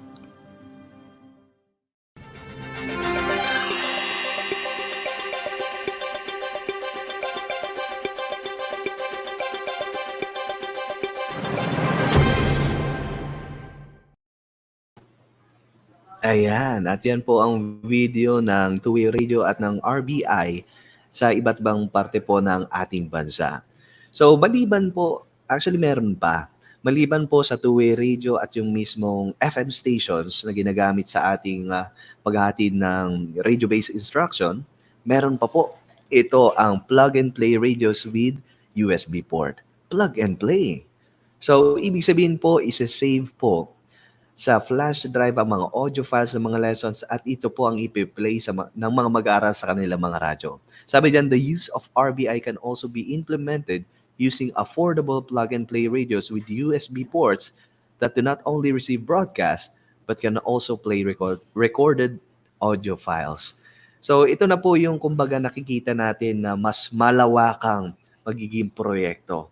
Bakit po? Kasi kung sa FM stations pag-uusapan natin, wala pong FM station na kumbaga isang frequency lang at maaabot niya na po ang buong Pilipinas. Dahil sabi nga natin, limited range lang po. Ang two-way radio, ang range po niya ay 3 to 5 kilometers. At ang FM stations ay nasa mga 50 kilometer radius. So, hindi po abot niya ng buong Pilipinas. Pero dito po sa plug-and-play radios, ang mangyari po, ipo-provide na lang po natin yung mga audio files at ipe-play na po ito sa kanilang mga radyo. Pwede po makipag-partner pa rin yan, FM stations at sila na po ang magpe-play sa mga lugar nila. So, ayan. So, pwede ko na po sigurong sabihin, yung mga mayroon pong mga gandang mga boses dyan na sa tingin nyo ay pang radyo at maganda pakinggan. Ayan, kung sakasakaling nagpa-audition na po tayo para dito po sa ating DepEd Radio, maghanda-handa na po kayo. Ito po, posible na po siya mangyari. Soon, magpapa-audition na rin po tayo. At siyempre, tuturuan pa rin po kayo kung paano ang script writing. Kumbaga, may pagkakaiba po kasi yung pagsusulat natin ng script kapag radyo at kapag sa TV. So, matuturuan din po kayo niyan. At syempre, matuturuan kayo kung paano gamitin yung boses nyo ng tama. Magiging, kumbaga, flexible po tayo. So, itong plug-and-play radios with USB port, kumbaga, ito, malapit-lapit na po ito na, kumbaga, mapalawak natin. Next is, ito, proper use of DepEd Radio. Sabi dyan, schools with clear cellular signal and available data connections should prioritize DepEd TV and DepEd Online modalities. Linawin po natin, natanong ko po yan nung umpisa. Di ba? May tanong ako pinakita doon. Sir, kailangan pa ba namin yan? Kung ang lugar ninyo ay nasa syudad, na malakas naman ang internet, malakas naman ang signal ng TV, wag na. Kumbaga, dinidiscourage na natin. Bakit po? Mas ini-encourage natin na gumamit sila ng DepEd Online at DepEd TV kasi mas meron pong interaction doon sa mga modalities na yon. Mas kumpleto, mas, kumbaga, mas learner-centered po yung mga yon. Only those areas without internet and data connectivity and not reached by television signals should resort to undertaking DepEd Radio. So, upang maiwasan din ang duplication, usually kapag nandun na sa field, ang nangyayari, actually sa DepEd TV nangyayari din po ito. So, nagkaroon na po ng lesson sa DepEd TV at ang ibang mga schools division po ay nag-shoot din ng sarili nilang mga lessons. So, gumawa rin po sila ng sarili nilang video lessons at ang nangyayari po ay nadodoble. Nagkakaroon po ng duplication. So, para maiwasan po yan, at since central office ang magpro-provide ng mga TV lessons and audio lessons, hinihikayat na lang natin na kumbaga mag-focus yung mga schools division offices or regional offices sa mga MTB, MLE o yung mga contextualized RBI, yung mga mother tongue. Mag-focus muna tayo sa lower grades, kinder to grade 3, para sa ganon, hindi po maulit-ulit. So, sige. So, sa ganitong parang po, hindi madodoble, hindi mauulit yung mga lessons natin. Eto na po, may mga nagtatanong po sa comment kanina, compliance with existing laws. DepEd radios in schools, divisions, or regions must seek temporary permits to operate from the National Telecommunications Commission. Hindi dahil gagamitin natin ang radyo para sa edukasyon na hindi na tayo susunod sa batas. Tandaan nyo, pare-parehas po tayong ahensya ng gobyerno, kaya dapat ipakita natin na sumusunod po tayo sa batas. Bakit po? Ang mga radio frequencies po ay limitado. Limitado po yan at pagmamayari po yan ng pamahalaan. Kaya kailangan natin sumunod sa mga batas at sumunod po sa ipinapatupad ng NTC. Sa mga nakikipag-partner po sa mga local FM stations, make sure po na pati sila meron pong permit. Ayan, so panghuli na po ito. Kumbaga good news. Kabilang po ang DepEd Radio, kasama na ang DepEd Commons at ang DepEd TV sa mga nirecognize na ng United Nations Educational, Scientific and Cultural Organization o ang UNESCO. Ayan, so kumbaga malapit na, mapalawak pa natin itong DepEd Radio at sigurado mas magiging dekalidad pa rin ang edukasyon natin. Mas marami pang maaabot ng mga estudyante ang matututo. Ngayon, maraming salamat po. Bago po ako magtapos, gusto ko lang pong batiin ang aking paaralan, ang Bulinaw Integrated School, ang aming principal, si Ma'am Maria Cecilia T. Balgua, ang aming PSDS, Ma'am Ruth Kaalaman, ang aming SDS, si Ma'am Ellie Ubando. And yan, maraming salamat sa ating mga host. Back to you.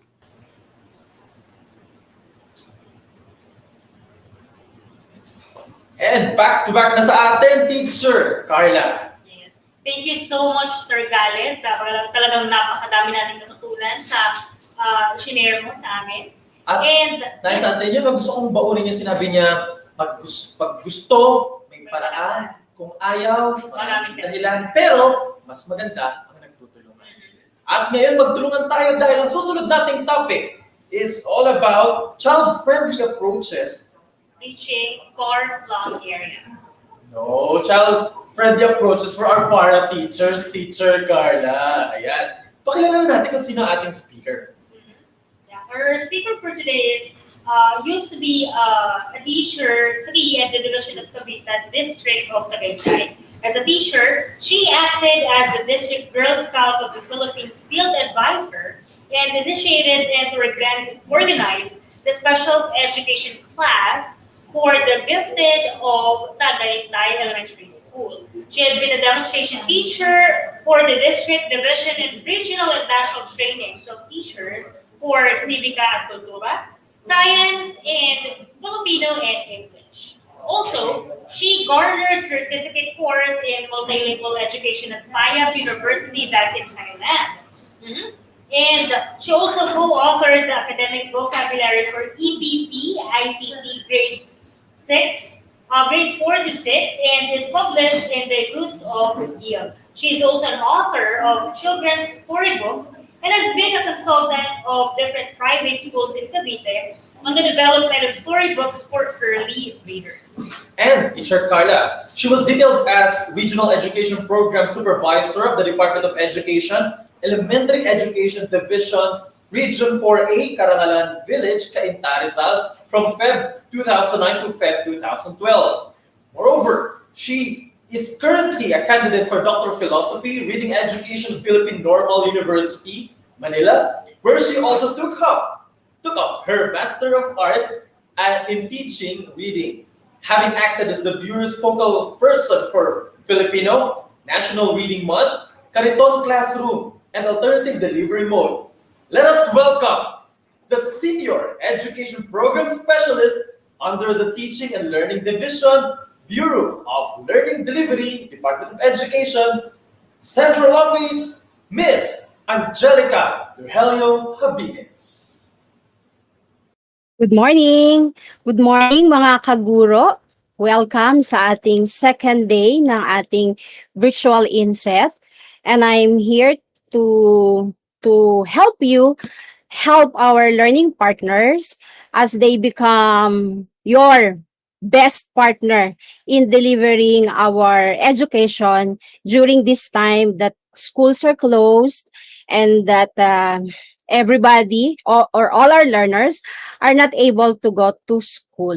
So let me walk through you on how we can help our para teachers. During my session, we will learn who are the para teachers and how can we help them be the best, be the best learning partners as we deliver education anywhere, anytime. Kasi yan yung mantra natin ngayon. We at the Department of Education delivers education anywhere, anytime. So who are the para teachers? In the Republic Act number 9293, an act amending certain sections of Republic Act numbered for the Philippine Teachers Professionalization Act of 1994, dinefine dito kung sino yung para-teachers. And according to this law, ang mga para-teachers are those teachers who failed in the licensure exam for professional teachers.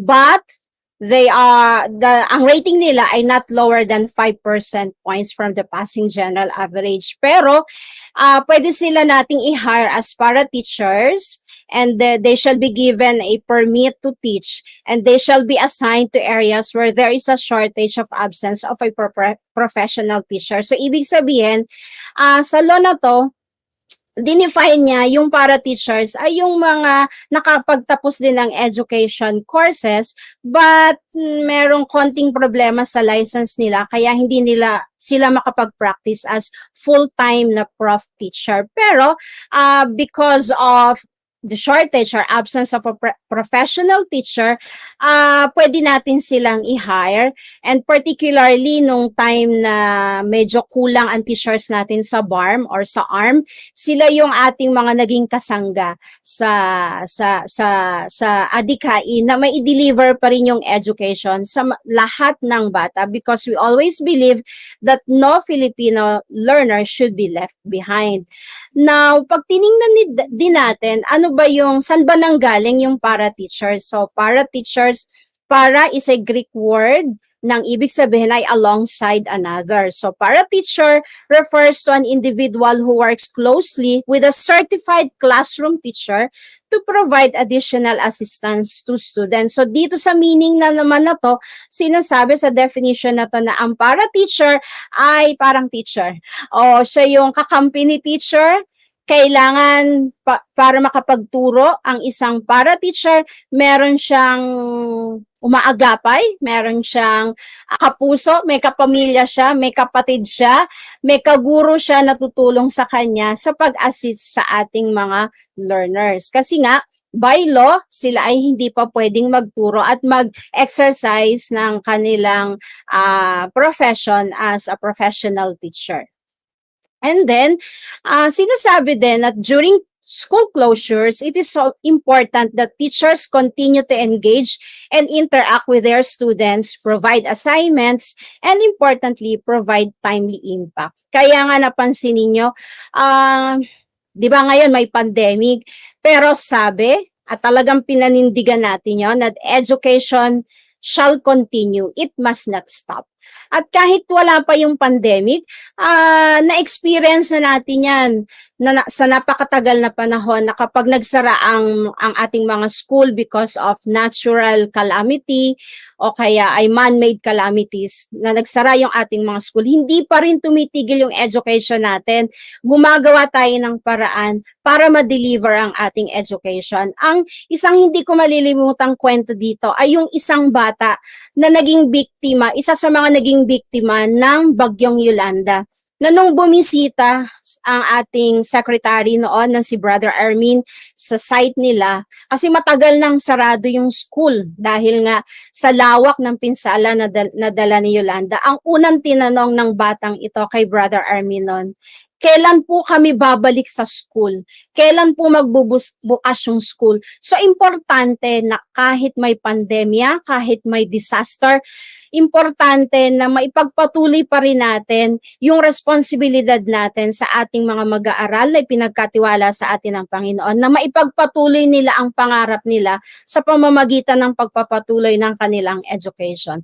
So during school closures, importante pa rin tayo, frontliner pa rin tayong mga teacher, kasi kailangan nating ipagpatuloy yung interaction natin sa ating mga estudyante. Mabigyan pa rin natin sila ng mga opportunity para malinang pa rin yung kakayahan at mga kaalaman na kinakailangan nila para makasurvive sa kani-kanilang sa kani-kanilang buhay. Kahit sila man ay nasa paaralan, kahit sila ay nasa lupalop ng Pilipinas, maging kahit sila ay nasa kalye o kung saan man naroon ang kanilang tahanan.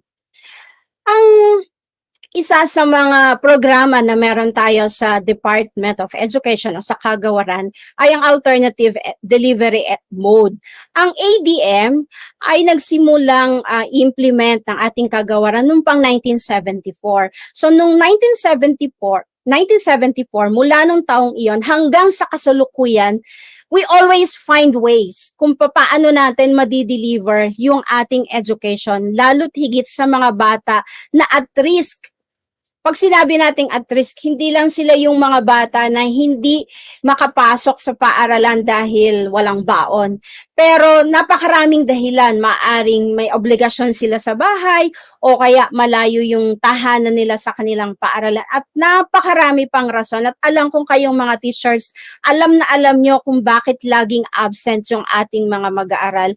At natatandaan ko pa nung ako ay guro, kapag meron ng almost 2 weeks na absent na bata, yung principal ko sasabihin niya kaagad, para siyang bell, na kailangan hanapin mo yung bata na yon at ibalik mo sa paaralan.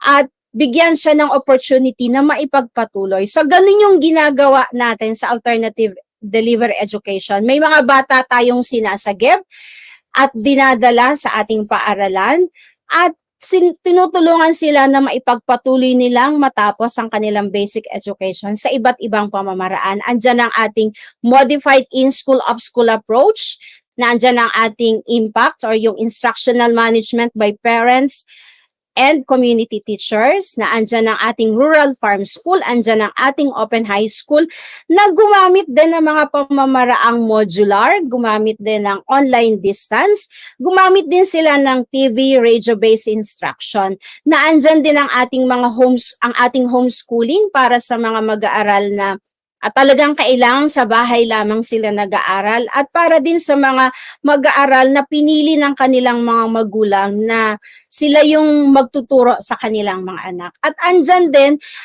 nagkaroon din ng pagkakataon ang Kariton Classroom bilang maging isa sa mga ADM natin sa Kagawaran.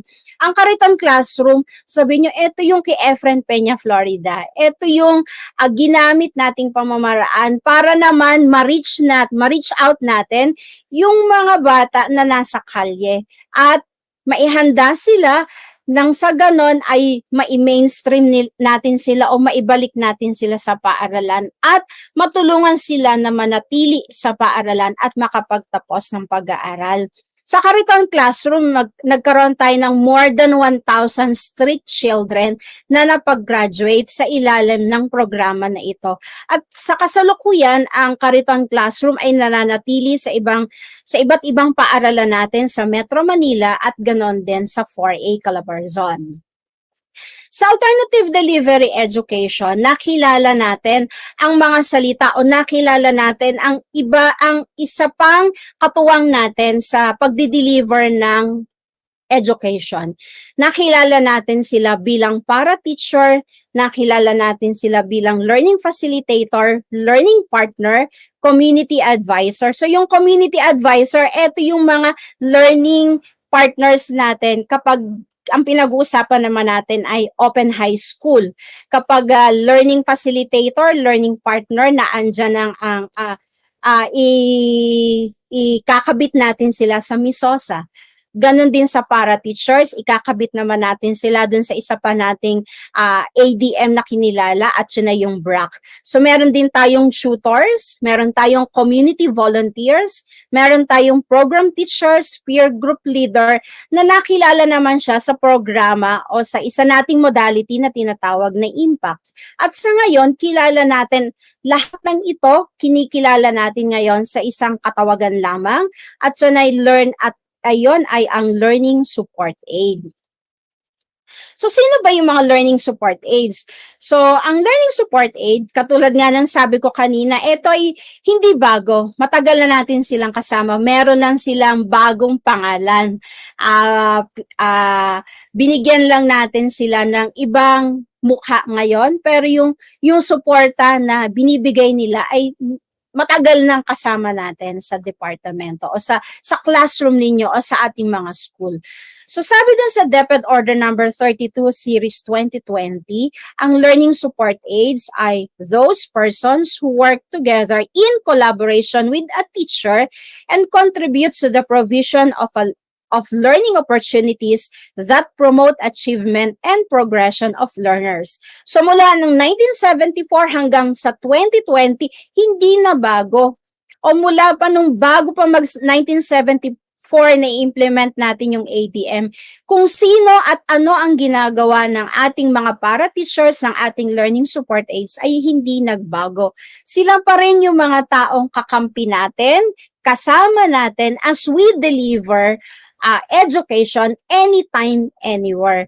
So, kumbaga, sila yung ating LBC. Sila yung, kung tayo ang hari ng padala, sila yung pinapadala natin sa iba't ibang sulok ng ating komunidad para makatulong natin na mag-deliver ng education anytime, anywhere. So, ang learning support aids o yung ating mga para-teacher o kung ano man tawag natin sa kanila, sila ay kinukuha natin, hina-hire natin sila para sa mga learners na aminin natin, lalo ngayon, ito yung isa sa mga naging challenge natin sa remote learning natin, na hindi lahat ng ating mga mag-aaral ay independent learners. May mga mag-aaral tayo na may iba't ibang level of capacity and capability. Meron tayong mga learner na non-reader at pinaka-worst scenario doon, hindi na nga sila independent learner, pero doon sa household nila, walang adult na makakatulong sa kanila para sa kanilang learning sa bahay. So, ito yung mga kondisyon na kinakailangan talaga nila ng isang magfa-facilitate ng learning at home.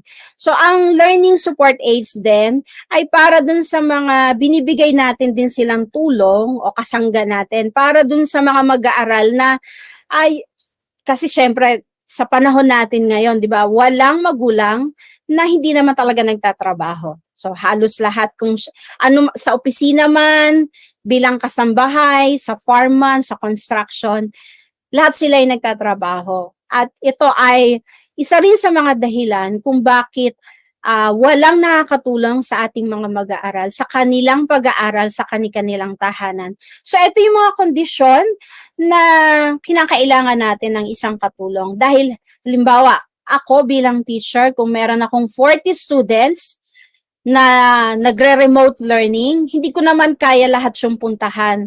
O kaya hindi ko sila kaya lahat i-monitor sa messenger, o kaya sa text, o kaya ay sa video call. Kasi baka yung iba doon sobra talagang layo, o kaya wala naman silang gadget, kung may cellphone man sila, ang load nila ay sapat lamang. para sa pang-text at hindi sa tawag, o kaya ang iba naman ay wala talagang cellphone. So kailangan natin ng makakatulong para hindi sila may iwanan kasi sa kanilang mga kondisyon. So as we embrace the new normal, kailangan nating ng kasanggang totoo, ng isang kaagapay na totoo. So as we embrace the new normal in education, let us not forget what we have learned from our experiences before the pandemic. So, di ba, ang dami na nating natutunan sa classroom natin before pandemic. At nitong nagkaroon ng pandemic, si COVID, sobrang daming naiturong pagbabago. Sobrang daming nabigay na pagbabago sa ating buhay, sa ating mga tahanan, ganun din sa ating mga paaralan. At marami tayong experience during pandemic. So, yung experience natin before pandemic, yung experience natin ngayong may pandemic, pagsamahin natin para ma-embrace natin at para maging brave enough tayo to embrace the new normal. Kasi yung new normal, actually, ang sabi, yung new normal, hindi talaga siya new normal. Siya yung the old normal plus your new learnings during the pandemic, that's the new normal. So, as we embrace the new normal, bubuksan lang natin yung ating mga school smartly and safely. And then, yung mga innovations na natutuhan natin mula noon hanggang ngayon ay dadalhin pa rin natin. So, sa new normal, katulad ng mga challenge natin nung wala pa si COVID, ganun pa rin. Our challenge is to bring all Filipino learners to school. Kasi nga, kailangan walang batang may iwanan. So, ang challenge sa ating mga guro, madala lahat ng mga mag-aaral sa paaralan. Pero ang pinaka-real challenge, hindi lang yung nadala mo sila, na-enroll mo sila sa school. Ang pinaka-challenge ay paano natin sila mapapanatili sa loob ng classroom. Keeping them in school is a real challenge. So, ibig sabihin, kailangan may mga strategy ka pa rin. May plan A, may plan B, hanggang plan Z. Di ba? Kasi nga, A to Z. Kung kulang pa yung letter Z, meron pa tayong Filipino alphabets kung gusto mo pang idagdag. Kung kulang pa rin yon, dagdag mo pa yung mother tongue, idagdag mo pa yung mga numbers natin. So, ibig sabihin, kailangan marami tayong plano on how we shall keep these Filipino learners inside our classroom, inside our school. Pero, as we try to keep them in school, talagang andun pa rin yung challenge brought about by the economy, brought about by the different situations and context na meron yung ating mga learner. So, when children cannot attend school, kasi hindi naman talaga maiwasan na may mga absent at talagang may mahuhulog dun sa bridge natin, talagang may malalaglag. So, kung talagang if we cannot let all our children attend our school, our challenge as a teacher is to bring the school to every Filipino home. So, paano natin madadala yung school sa lahat ng tahanan? Nasa inyong mga kamay, my dear teachers, ang sagot. Nagawa natin ngayon. Nagawa natin ngayong may pandemic na nadala natin ang ating paaralan kasi nga sarado siya because of health and safety reasons. Dinala natin yung ating mga paaralan sa lahat ng bahay sa buong Pilipinas. So yung Tagaytay Elementary School, wala lang siya doon sa Sungay West, Tagaytay City, kundi andun siya sa iba't ibang bahay na naandun sa Tagaytay City. Ganon din yung ibang mga paaralan. Yung Pasay Elementary School, wala lang siya dun sa eksaktong location niya na kapag ginugal mo, andun siya. Pero ang Pasay Elementary School ngayon, nasa iba't ibang bahay dun sa Pasay. And that is a real challenge. At nag-iisa tayo. Sabi ko nga kanina, ako isang teacher laban sa 40 na bahay na meron. Tapos sa bawat bahay na yon, iba't iba pang challenge ang meron. So I need someone to work with me, and that is the learning support aid. So during the pandemic, we have experienced this. Meron tayong formal curriculum, yun yung K-12, yun yung MELC, doon natin nakita siya. And then during this pandemic, using the MELC, using that K-12 curriculum, nagkaroon tayo ng informal instruction sa ating mga learner. Kasi meron tayong modular, meron tayong online distance, meron tayong TV-based instruction, meron tayong radio-based instruction, at marami pa kayong modality na naisip. So, na-experience natin itong 6 cubes sa flexible learning options.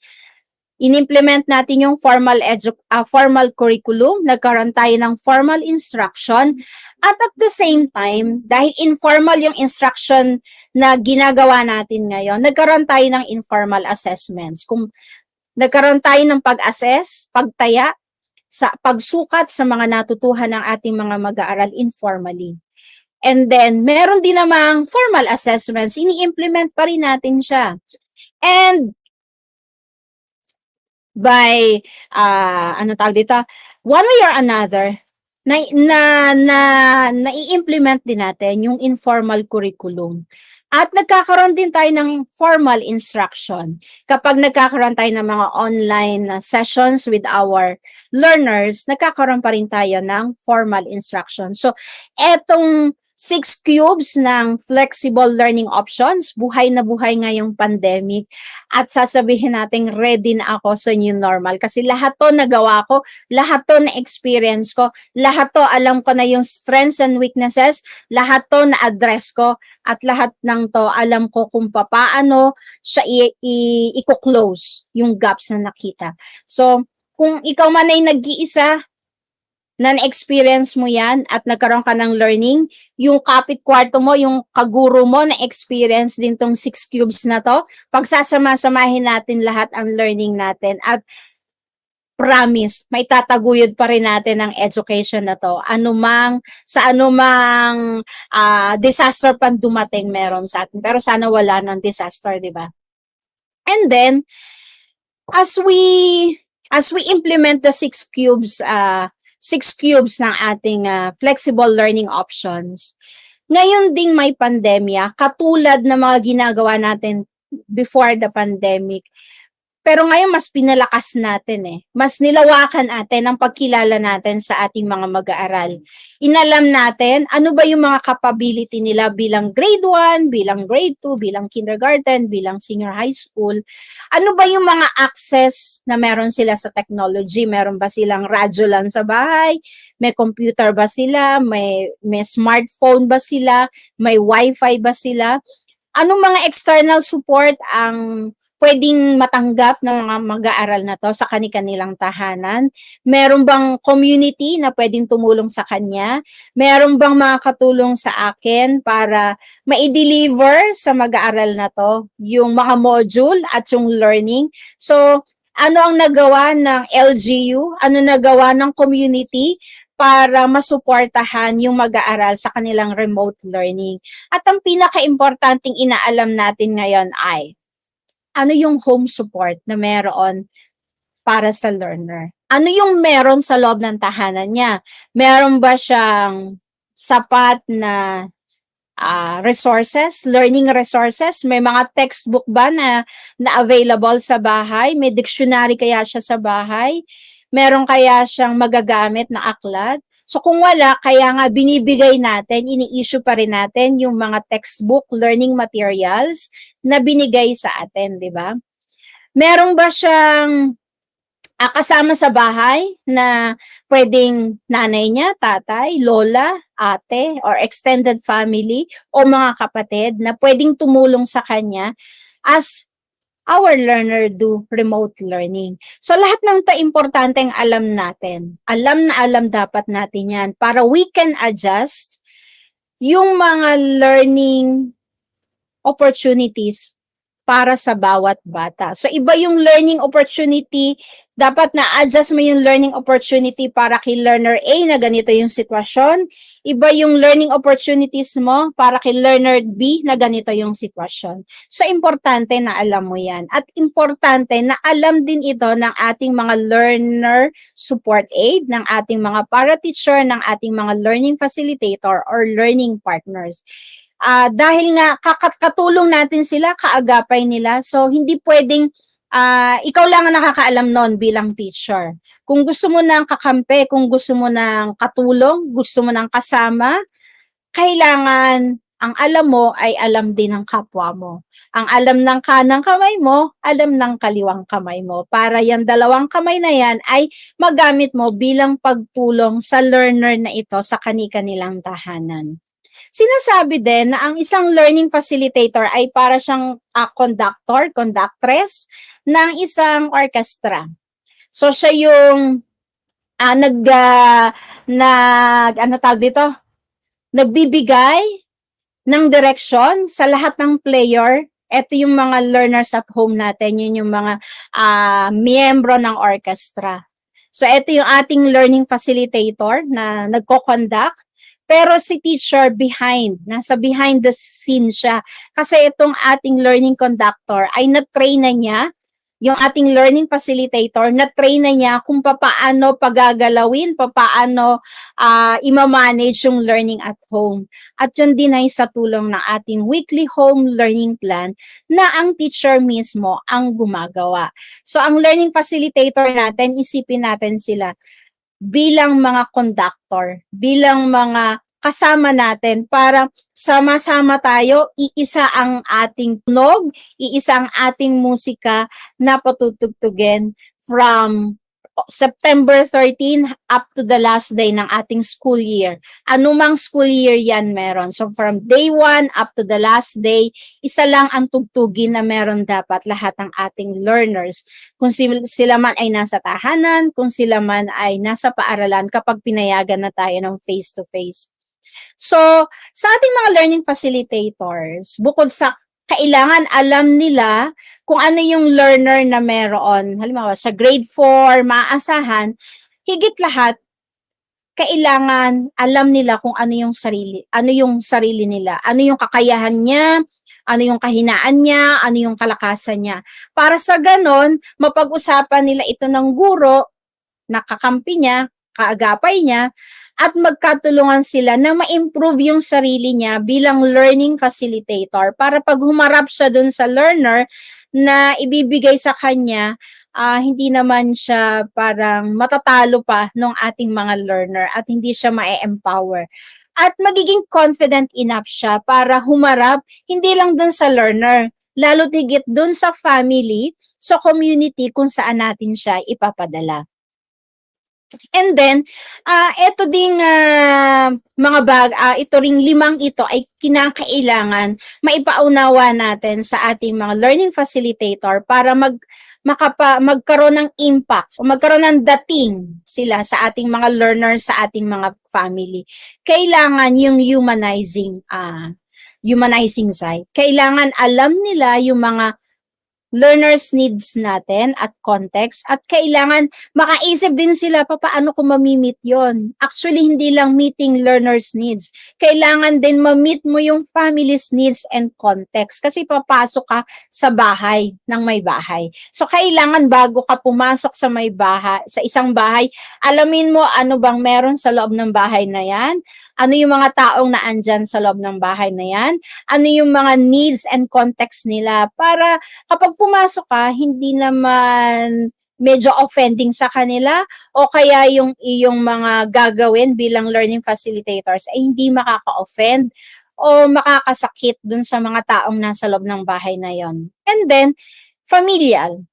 So, kailangan ma-develop din sa ating mga teacher at ma-impart natin sa ating mga learning support aides or learning facilitator yung spirit of familial na sa pamamagitan mo ay bilang learning facilitator ay makapag-build ka pa rin ng supportive community na hindi lamang ikaw yung sumusuporta dun sa pag-aaral ng isang learner sa kanilang bahay kundi ng buong bahay. kailangan supportive. Kasi halimbawa, pumunta ka nga doon, tapos nag-start ka ng mag-lesson, pero merong hindi supportive yung nandun sa bahay, merong malakas magpatugtog ng radyo, kung kailan nag-aaral kayo, biglang nanood ng TV, o kaya kung kailan nag-aaral kayo, biglang may nag-away, o kaya ano pang mga ibang sitwasyon sa loob ng family.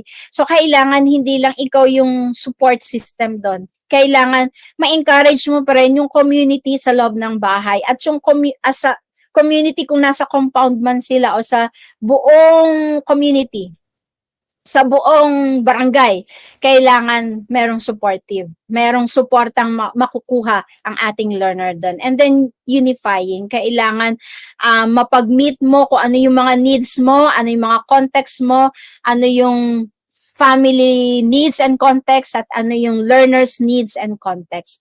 Ganon din yung empowering. Kailangan ma-inculcate natin sa ating mga LSA yung facilitation skills nila as they facilitate knowledge and skills among our learners. And then, ma-create natin yung responsibility ng bawat isa in a community. Kasi nga, di ba, it takes a village to raise a child, but it takes a team to make a village.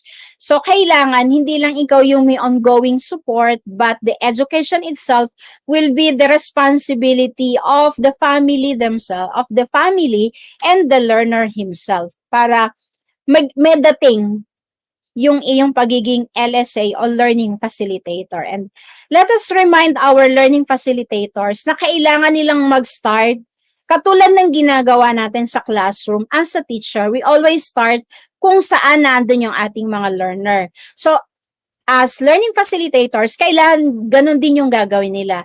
Kailangan maintindihan nila, maunawaan nila na saan ang aking learner, ano ang dala ng aking learner, at doon ako magsisimula, para mas maging kapakikinabang yung learning opportunities na inihanda natin sa ating mga mag-aaral.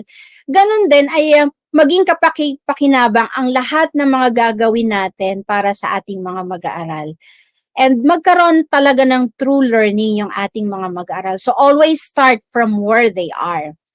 And then, bago natin, yung palanguyin yung ating mga learning facilitators, kailangan ikaw bilang isang guro at yung learning facilitator mo, mauupo muna kayo bago mo siya ipadala sa barangay Maitim Second East o sa barangay Dos sa poblasyon o sa Bundok Tralala bago mo siya ipadala doon. Pag-usapan nyo muna kasi kayo yung magkatuwang sa learning ng bata. Pag-usapan ninyo ano yung mga expectations ninyo sa bawat isa. Ano yung expectations na meron tayo sa ating mga learner na idinidikta ng ating curriculum? Ano yung mga learners' needs and context na alam mo na yon as teachers dahil before the school opening, at the start of the school year, yun yung una nating inalam. And then pag-usapan niyo yung mga self-learning modules, yung mga SLM na gagamitin ng ating mga mag-aaral. Hindi lang self-learning modules, yung pang mga learners material, mga learning activity sheets, mga textbooks na pwede pang gamitin ng ating mga mag-aaral as they do remote learning. So, kailangan lahat yun pag-usapan ninyo. Kailangan naunawaan din ng ating mga LSA yung disenyo ng self-learning modules, di ba? Hindi lang kay teacher yon. So, bilang katuwang natin, kailangan naunawaan din nila ano yung kagamitan na ginagamit natin. And then, may paunawa din natin, pag-usapan ninyong dalawa, yung weekly home learning plan. Para sa ganun na intindihan ng ating mga kapartner, papaano niya ididirekta, papaano niya gagawing meaningful yung learning opportunities at home. And then, papaano siya makakapag-adjust dun sa weekly home learning plan kapag sa day 1 pa lang, first ganito na yung experience niya. So, dapat equip din yung ating LSA kung paano niya maisa-segue yung ating weekly home learning plan. Pero, hindi ibig sabihin na pag nag-segue ka o nag-detour ka, hindi ka napupunta dun sa goal mo. So, kailangan kung mag-U-turn, mag-detour, o kung saan man daan siya pumunta, dun pa rin sa goal ang punta mo. And then, kung merong individual learning agreement between the parents, between the teachers, the school principal, and the learner himself, kailangan nakalatag yon. Kailangan alam nyo. And then, yung individual monitoring plan, kailangan alam ng ating mga learning facilitators at yung mga strategy na pwede nilang gamitin as they deliver education anytime, anywhere. So, hindi lang to ang mga kailangang pag-usapan ninyo bilang magka-partner. Kailangan nyo ring pag-usapan paano i-manage yung klase nila sa bahay, di ba? Pwede nyong gamitin, pwede nyong pag-usapan din yung mga session kanina, yung mga tips ni Miss Anna Marlene. Kailangan yon hindi lang sa'yo bilang teacher. Kailangan alam din yon ng ating mga kapartner sa pagdi-deliver natin ng education. So lahat ng sinabi kanina ni Miss Marlene, kailangan hindi lang ambon, gawin natin ding ulan dun sa ating mga learning facilitators. Para sa ganon, ma-ensure natin na wala ka man lagi dun sa bahay na yon, wala ka man lagi dun sa tabi ng learner na yon, na-ensure mo pa rin na parehas pa rin lang kayo ng tinutugtog. Kaparehas pa rin lang siya, yung musikang tinutugtog niya ay katulad ng musika na tinutugtog dun sa kabilang baryo. So, kailangan mapag-usapan yung mabuti yan ng iyong kapartner o ng learner's facilitator. And then, pag sinabing, pagdating sa ating mga learner, wala na tayong pag-uusapan na iba. Ang pinaka-importanteng alam natin by heart at ng ating learner support aid, LSA, ay yung learner's need and context. Importante to. Kasi ito yung magtuturo sa atin, ano ang gagawin natin sa ating mag-aaral, ano yung mga opportunities na ibibigay natin sa mga mag-aaral, paano tayo magiging flexible sa ating mga learning na inihanda. Kasi kapag ito yung nasa isip mo lagi, kung sanay ka ng lagi lang nakasara yung kamay mo, kapag naunawaan mo yung learner's need and context, magiging open na yung kamay mo para gagamitin mo isa plan A, plan B, plan C, plan B, plan E.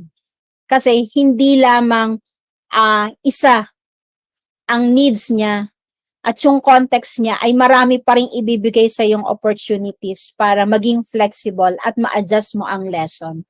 Kasi nga, hindi naman lahat ng inihanda natin ay para sa lahat ng, pupwede sa lahat ng mga mag-aaral, sa lahat ng pagkakataon. And then, as an LSA, kailangan ma-create din nila yung safe and positive learning environment anytime, anywhere. Kahit saan. Kung sila man ay nasa bahay, kung sila man ay ang bahay man ay nado sa may sementeryo, sa tabi ng kalsada, sa taas ng puno, sa taas ng bundok, sa may dagat, saan man. Kung ginagawa natin to sa school, sa loob ng ating classroom, that we create safe and positive learning environment, importante din na maturuan natin, mapag-usapan natin ng ating kapartner kung paano nila natin makikreate yung tabi ng kalsada bilang safe and positive learning environment. Kasi wala namang ibang choice kundi doon mag-aaral yung ating mga mag-aaral dahil doon sila nakatira o kaya sa tabi ng dagat. So paano natin magagawa na safe and positive learning environment pa rin yun sa kanila.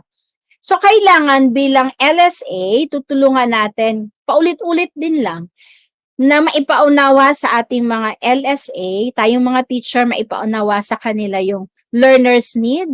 And then as they meet their learner, kailangan ma-establish mo na yung sense of order.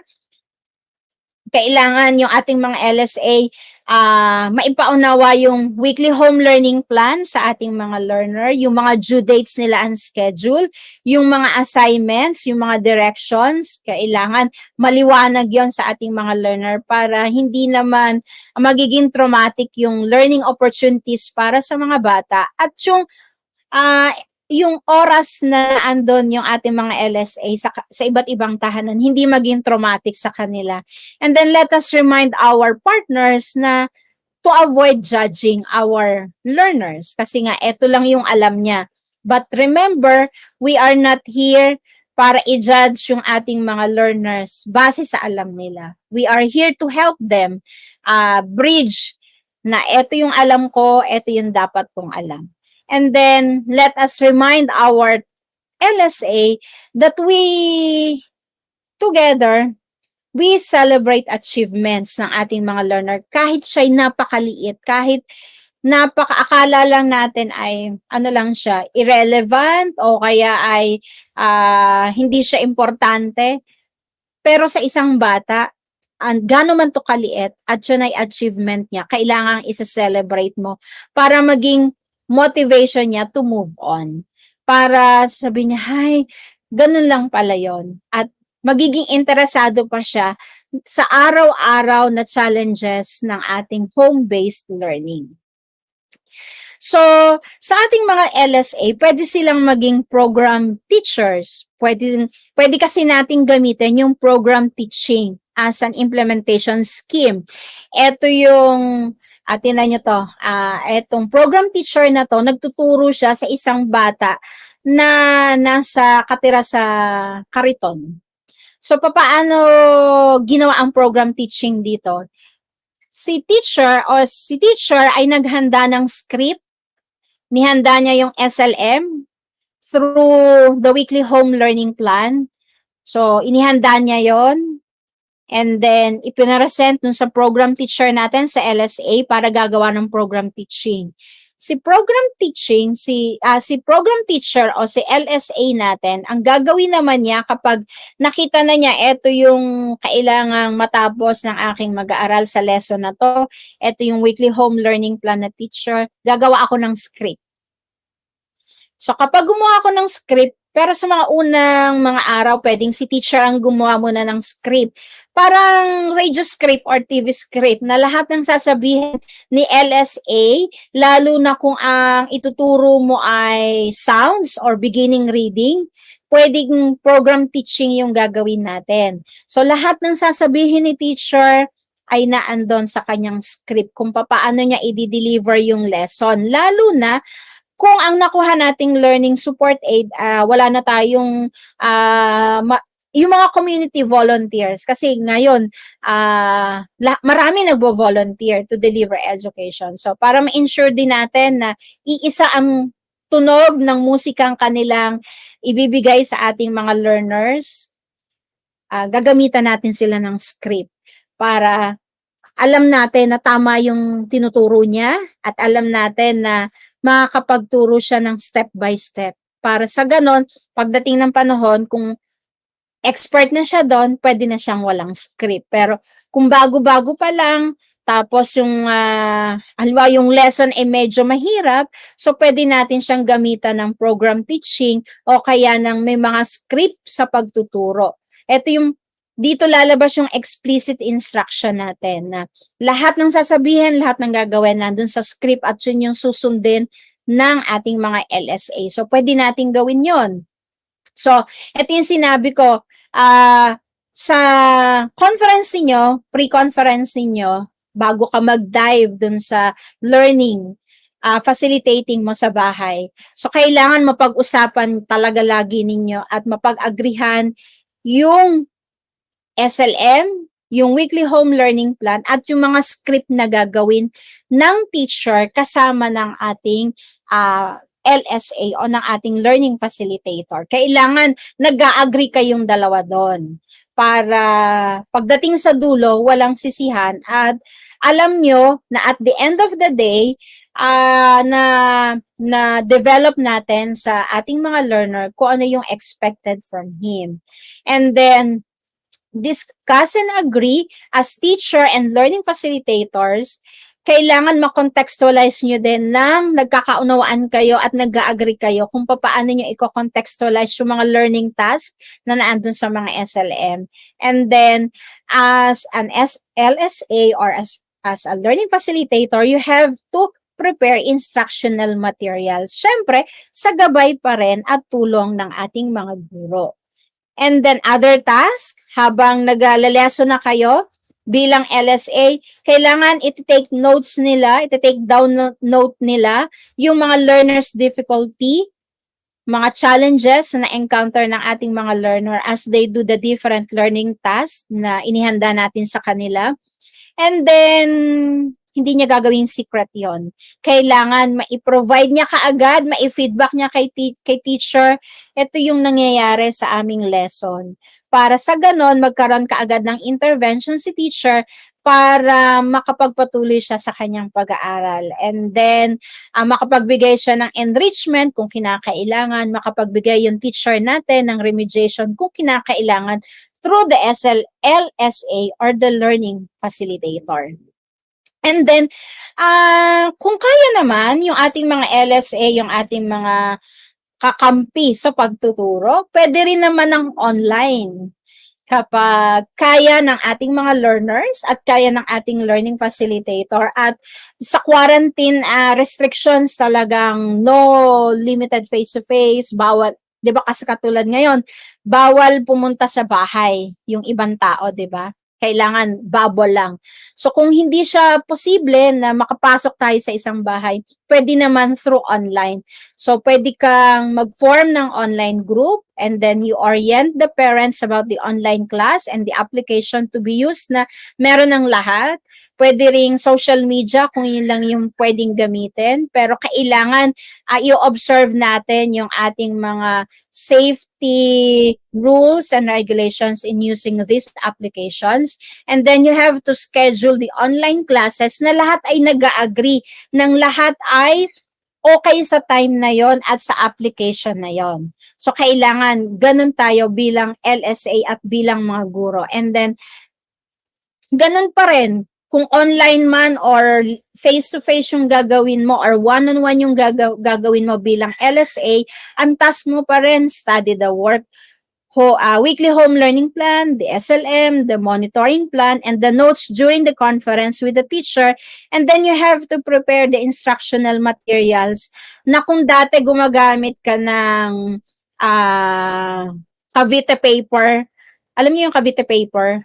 Kasi sa Cavite siya binili, hindi siya Manila paper, kaya Cavite paper, o kaya ay Masbate paper, o kaya Manila paper. So, kung doon sa one-on-one yun ang ginagamit mo, kapag online, hindi na pwede yung Manila paper, di ba? So, pwede ng mga presentations, o kaya interactive games and activities na matututuhan naman din natin ngayon sa virtual INSET natin. So, kapag one-on-one, Manila paper, Cavite paper, Masbate teacher, Davao paper yung gagamitin mo. Pero pag online, gagamit na tayo ng mga PowerPoint presentations, interactive games, and activities at iba pang mga application na natutuhan natin at matututuhan pa sa virtual INSET na to. And then, si teacher naman, hindi lang siya mag-online, hindi lang siya nandun lang sa bahay at nakaupo, di ba? Kaya ay hindi lang siya nag-check lang ng papel, pero pwede niyang i-monitor yung kanyang lahat ng klase niya through online sa pamamagitan ng ating mga learning facilitators na gumagawa ng face-to-face learning o kaya ng online classes. So, pwede siyang mag-monitor nun para makapagbigay kaagad siya ng feedback o kaya ng intervention, o kaya ng remediation or enrichment activity sa mga learner na nakita niya at matulungan pa rin niya yung LSA paano mai-improve yung kanyang performance the following day. And then after nung session sa buong maghapon, hindi dapat nagtatapos yun sa uuwi ang LSA sa kanyang bahay at maghahanda uli ng lesson for today. Bago mag-end of the day, kailangan si teacher at yung learning facilitator, kahit nagmo-monitor si teacher, kailangan pa rin nilang magharap at mag-usap. Kung ito man ay face-to-face or online, kailangan pa rin nilang mapag-usapan yung mga challenges and issues encountered nila sa araw na yon para ma-improve kinabukasan. So ito ay talagang ginagawa ng isang teacher at ng isang learning facilitator para ma-improve professionally yung ating mga LSA at makatulong din siyang ma-improve yung ating mga learner. Ang pwede pa rin nating gamitin ng isang implementation scheme natin ay yung peer group learning. So nakita natin kapag pwede na yung mga limited face-to-face, At dun sa isang interview natin sa ating mga learners, may mga learner na nagsabi na sila-silang magkakaibigan, na magkakapitbahay, sila ay nagsasama-sama at sila ay nag-aaral ng sama-sama para magtulungan. So pwede nating gamitin yon. Basta, let us always remember to always observe the health and safety protocols. So kapag hindi natin na-observe yon, it's a big no. Hindi natin pwedeng gawin yung peer group learning. So, sa peer group learning, yung mga magpipinsan, yung mga magkakapit-bahay sa isang lugar, pwede silang magsama-sama and magtutulungan sila sa pag-aaral. Pero pwede pa rin na naandyan pa rin sa picture ang ating LSA o yung ating mga learning facilitator bilang guide ng ating mga learner, bilang facilitator sa ating peer group learning. So dito, whether online or face-to-face, kasi pwede pa rin niyang gawin niya ng online. Katulad kanina sa program teaching, mag-create din lang siya ng online group and then mag-schedule. So, sa peer group learning, halimbawa, etong 3 batang to sa face-to-face, etong naka-blue, siya yung pinaka-peer group leader. So, siya yung parang teacher-teacheran siya sa 3 yan. So, pag pumasok ang ating isa pang LSA, so siya na yung aktong teacher-teacheran dyan, tapos sasagutan nila yung modules, guided by the weekly home learning plan at kung ano yung mga napag-agrihan ng teacher. Kung paano nila i-drive yung learning at home. So, ganun din ang mangyayari sa online. So, sa peer group learning, we have to engage our learners. Kahit siya ay nasa peer teaching, we have to engage our learners. We have to help our learners reflect on their own learning and then report their own observations, construct their own learning, apply new concepts, recall information, restate facts, and we have to let them give their own examples. Lahat ng yon, makikita natin na naandun yun, mag-guide tayo sa ating mga SLM. Ito mga sinasabi ko on ways on how to engage our learners. Hindi ka dapat maliligaw kasi guided ka ng ating SLM, guided ka pa ng ating weekly home learning plan. So, yung pag-facilitate nila sa learning, madali lang. Kasi may mga gagamitin silang kasangkapan or kagamitan. So, importante na kapag meron kang learning facilitator, yung ating mga learning facilitator, hindi pagdating sa bahay ay okay, kunin yung module number 2, sagutan niya yung subukin natin, tas maya-maya, checkan natin. Hindi ganon. Kailangan yung ating mga learning facilitator ay magiging parang teacher sa iba't ibang tahanan. Kailangan madidiscuss niya yung lesson para makapag-reflect yung ating mga mag-aaral kung may natutuhan ba siya o wala, makapag-construct siya ng kanyang sariling generalization, makapagbigay siya ng kanyang example at masabi niya na may natutuhan ako sa lesson ko ngayong araw na to. Hindi yung simpleng sasagutan ko lang yung aking mga lesson na nasa SLM. And then, yung importante na kung ano man yung gagawin natin, program teaching, o kung magpi-peer group learning man yung ginawa natin na session, kailangan walang batang maiiwanan. So, kung halimbawang nagagawa ang ginamit ng ating LSA ay peer group learning, pero dun sa isang bahay may naiwan kasi meron siya, hindi talaga siya pwedeng lumabas. Baka kasi may comorbidity siya, o kaya may mga kasama siyang may comorbidity din, o kaya ay nagbabantay siya ng kapatid niya, walang maiwanan sa bahay.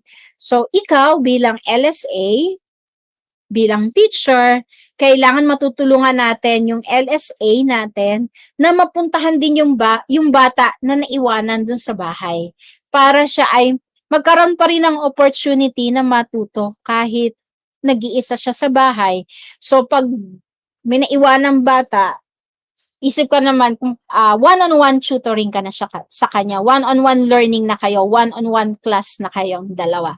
Ganun na yung gagawin mo para ma-ensure natin na walang maiiwanang bata, lalo ngayon na may pandemic.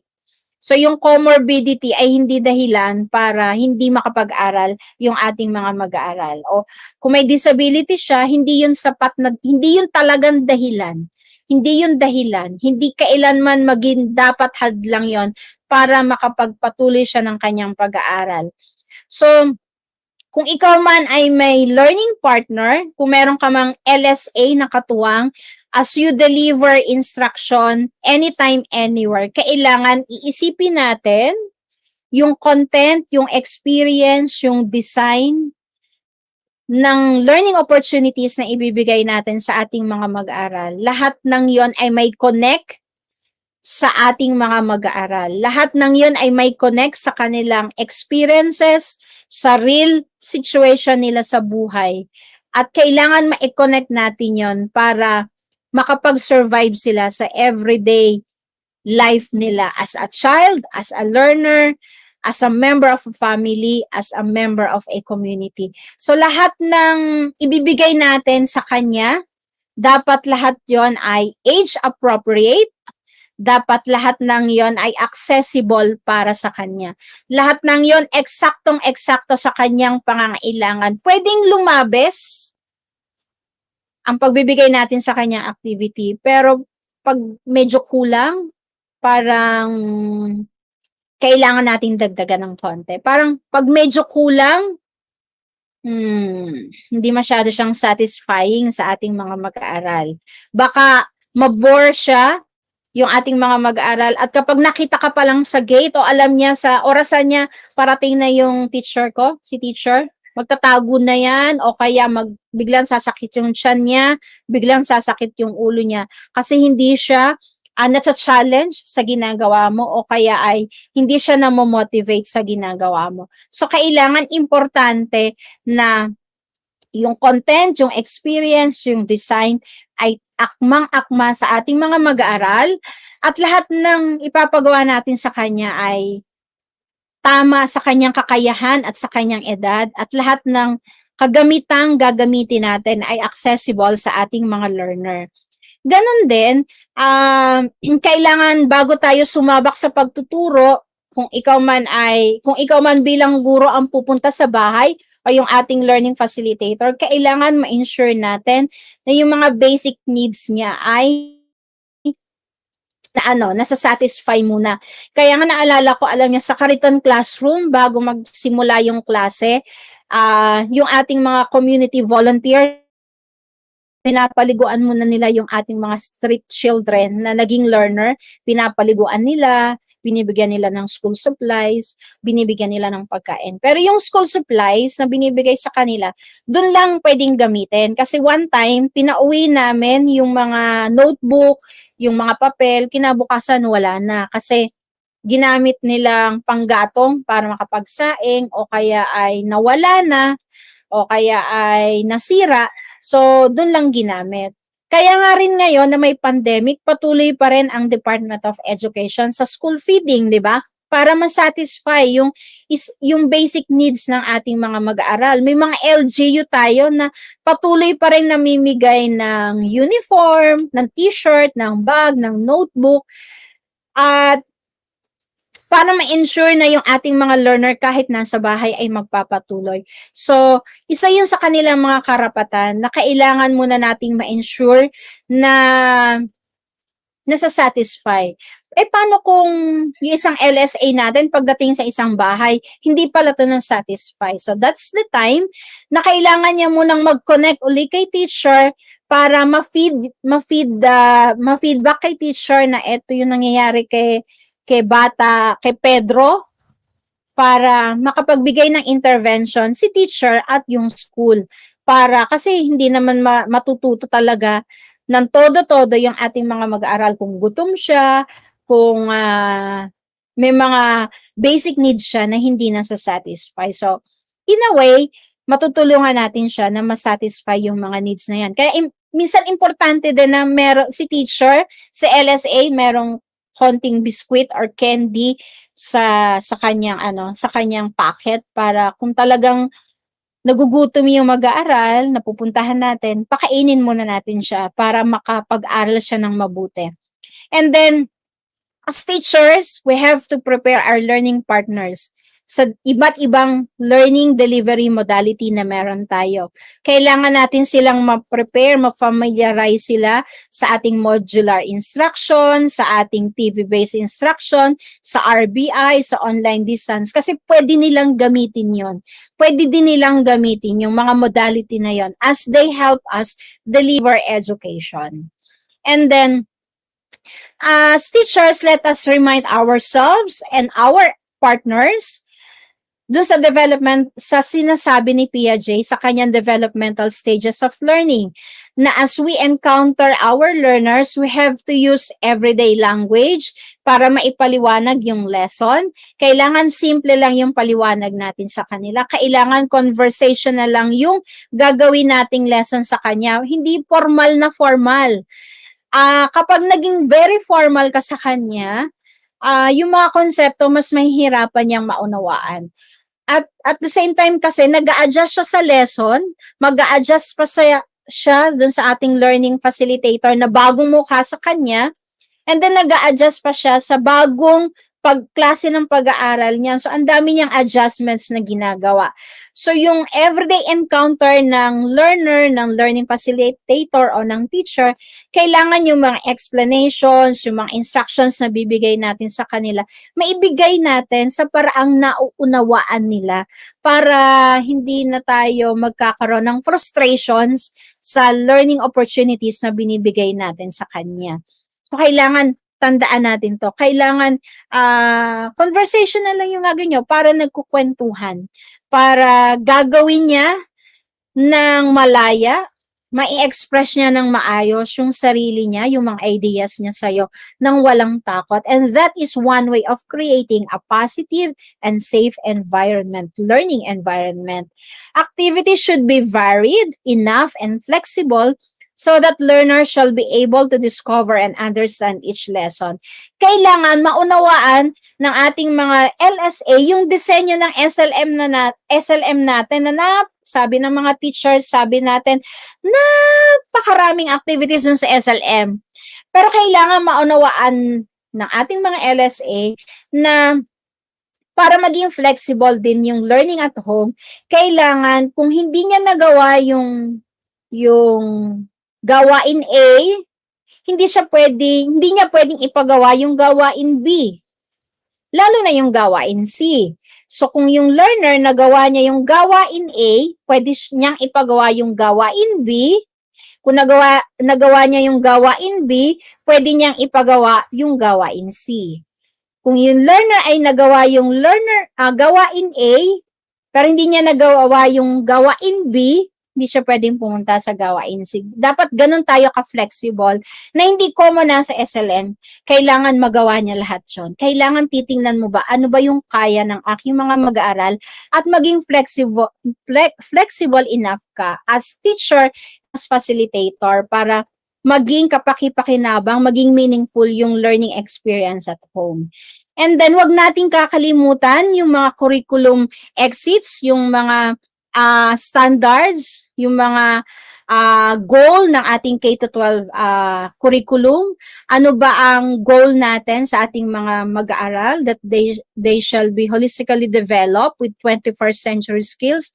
So lahat ng opportunities nila kasama ng ating learning facilitator, kailangan na de-develop lahat ng to, yung information, media, and technology skills, learning and innovation skills, communication skills, life and career skills. Lahat ng to dapat na-experience ng ating mga mag-aaral para ma-develop sa kanila.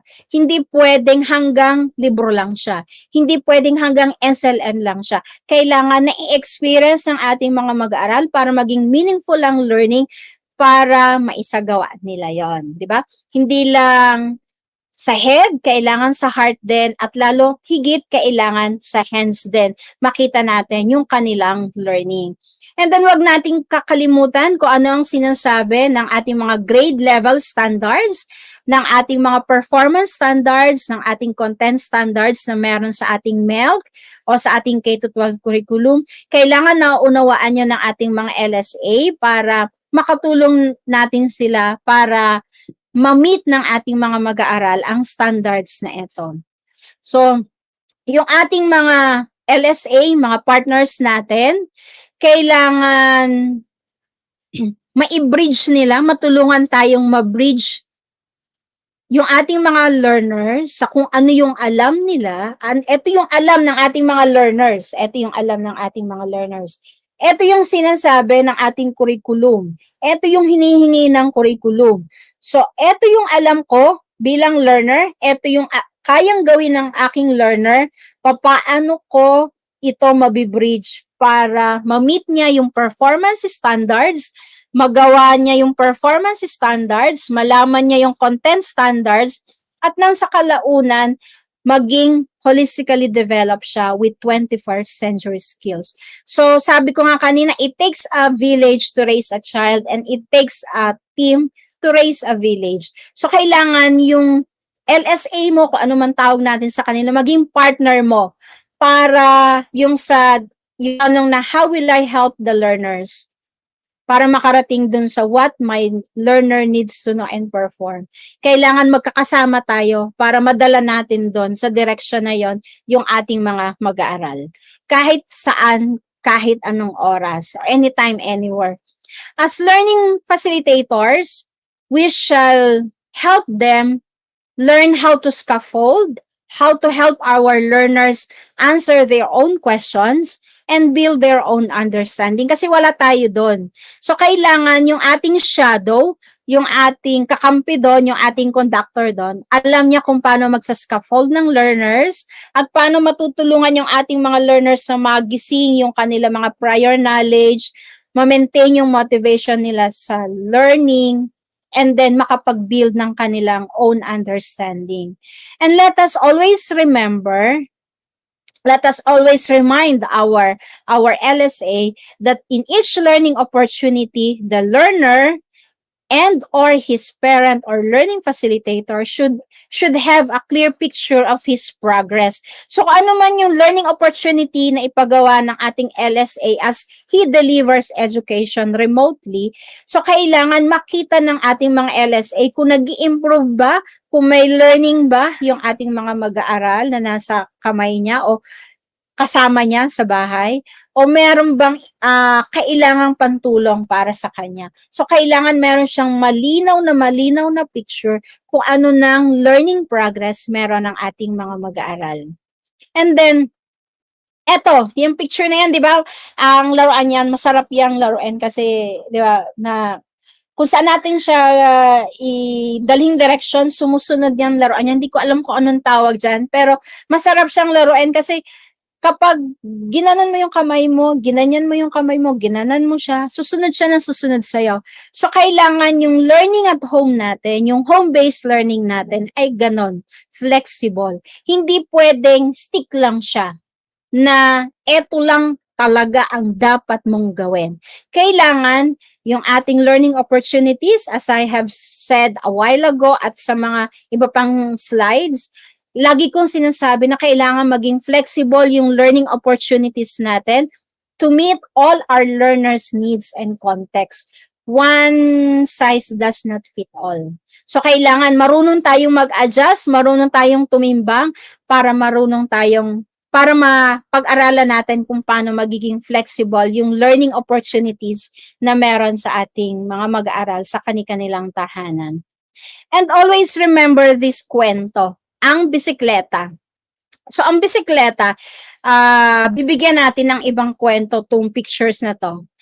Ang bisikleta ay ang bisikleta binigay sa atin ng Department of Education sa pamamagitan ng MELC, sa pamamagitan ng ating curriculum, sa pamamagitan ng ating mga SLM. Ngayon, bilang teacher, eto ka na sa pangalawang picture na tayo. So, si teacher, sumakay dun sa bisikleta para mapag-aralan, maipakita niya, ganito dapat ang learning. Ganito dapat sakyan ng bisikleta. Ganito ang nangyayari sa SLM. Ganito ang disenyo ng SLM. Ganito ang weekly home learning plan. Ganito ang disenyo ng weekly home learning plan. Ganito dapat tumakbo ang learning at home sa pamamagitan ng weekly home learning plan. ganito mo siya imo-monitor sa pamamagitan ng monitoring plan. So, imomodelo niya kung paano ang dapat learning at home sa harap ng kanyang learning facilitator. Ngayon, sa pangatlong picture, biglang may umeksena yung lalaki. So, yung ating learning support aid. So, siya ngayon, gamit yung weekly home learning plan, gamit yung notes to the teacher niya, gamit yung kanyang monitoring plan, gamit yung SLM, gamit yung iba't ibang pang learning resources na binigay sa kanya at na meron yung ating mga mag-aaral. Tuturuan niya ngayon yung ating mga mag-aaral, aalalayan niya yung ating mga mag-aaral na sumakay sa bisikleta at matutuhan din niya kung paano magbisikleta ng kanya. So, yung learning facilitator na yan ay, makita niyo, pang-apat na picture. Wala na talaga si learning facilitator doon. Wala na humahawak doon sa bata natin habang nagbibisikleta. Pero may helmet pa rin siya. Kasi, andyan pa rin si learning facilitator na kung hindi man all throughout ng learning opportunities ay naandyan siya bilang kaagapay. Kasi, tatandaan natin kay Gagni, kailangan sa learning episodes ng ating mga mag-aaral para sa ating mga mag-aaral, bibigyan pa rin natin sila ng opportunity na maipakita yung learning nila ng walang gabay natin. Kumbaga, parang free siya. So, dun sa pang-apat na picture, hindi na hinahawakan ng learning facilitator yung bisikleta. Pero andyan pa rin siya sa helmet. So, gagabayan pa rin siya yung learning niya at kung kinakailangan niya ng tulong, andyan yung helmet para sa kanya. So, hindi siya totaling mawawala. At saka, andyan lang siya sa tabi. Hindi siya nakahawak na. Hanggang sa ang ating mga mag-aaral, kung siya man ay nasa pangangalaga ni teacher na nag-synchronous learning, o kung siya man ay nag-aaral kasamang isang learning facilitator, at the end, magiging independent learner pa rin siya. Kung nung una, kailangan niya ng kaagapay, pero kailangan, katulad sa classroom, magagabayan pa rin natin sila para maging independent learner na punong-puno ng mga kaalaman at kakayahan na natutuhan nila sa tulong ng ating teacher, sa tulong ng ating mga learning facilitator. Now, as we reopen and as we safely return to our schools, as we reopen our schools physically, kasi ngayon nagre-reopen tayo ng mga schools virtually. As we reopen our schools, as we return to our schools safely, as we reopen our school in a smart way, tandaan natin yung alternative delivery modes, yung iba't ibang modalities na meron tayo ngayong may pandemic at mga modalities bago pa magkaroon ng pandemic, yung ating mga SLMs, yung mga learning activity sheets na meron tayo ngayon, yung ating mga learners material, yung ating mga textbook, yung ating mga locally developed learning modules, at yung ating mga learning partners shall remain in our schools. Dahil sila ay parte na ng sistema natin, parte na sila ng team na ginagawa natin, parte na sila ng ating community. Now, kapag nawala na si COVID, hindi naman mawawala yung mga SLM, hindi mawawala yung mga learning partners natin. Kung siya man ay hinire natin, kung sila man ay nag-volunteer, kung sila man ay yung ating mga parents at home, andyan pa rin sila bilang our learning partners. And all these things shall remain in our schools as we continue to implement the one-stop shop school. When we say one-stop shop school, lahat ng modality na na-implement natin before the pandemic and during the pandemic, di ba ngayon lahat na halos ng modality nasa ating mga school. So as we smartly and safely reopen our schools, we shall continue to dream of having all our public, elementary, and secondary schools into becoming one-stop shop schools. Na lahat ng modality ay naandon, na kapag merong isang bata na at risk of dropping out, meron tayong option na ibibigay sa kanya para maipagpatuloy niya ang kanyang learning. So my dear teachers, let us join hands as we realize this dream of making our school a one-stop shop school na naandun lahat ng modalities, andun lahat ng learning resources, andun yung ating learning partners, andun yung ating mga stakeholders, andun yung ating mga teacher na nagkakaisa. Available lagi sila para yung mga at risk of dropping out ay ma-save natin at may pagpatuloy nila yung kanilang pag-aaral. Because kailangan nating maniwala dahil napatunayan na natin sa napakaraming taon na dumaan. At lalo't higit ngayong may pandemic, napatunayan natin na education cannot wait. Napatunayan natin na we can make education continue kahit may mga challenges. So as education cannot wait, let us work together. Let us always find ways to make education continue. Kung ihiramin ko nga yung isang mantra ng isang bangko, ang lagi namin sinasabi sa ATM, we always find a way. So kailangan bilang teacher, we always find ways so that education can continue kahit ano pa man ang sitwasyon ng ating mga mag-aaral. And all together, let us make this dream come true. Sa ADM, let us make star to star come true. We're making students at risk to students taking academic responsibility will be a reality. So that's all for my session today. And if you want to get a copy of my presentation today, you can visit the link I have posted in my screen, and you may also use the QR code para magkaroon kayo ng presentations ko ngayong araw na to on child-friendly approaches in empowering our learning facilitators. And with that, sa inyong mga guro, sa aking kapwa guro, sa ating kakampi, sa ating mga tunay na sundalo sa larangan ng edukasyon, isa pong pagpupugay ang ibinibigay namin sa inyo, sa inyong walang sawang pag-arte sa anumang paraan para ma-deliver ang ating education. And with that, magandang hapon at maraming salamat sa inyong lahat.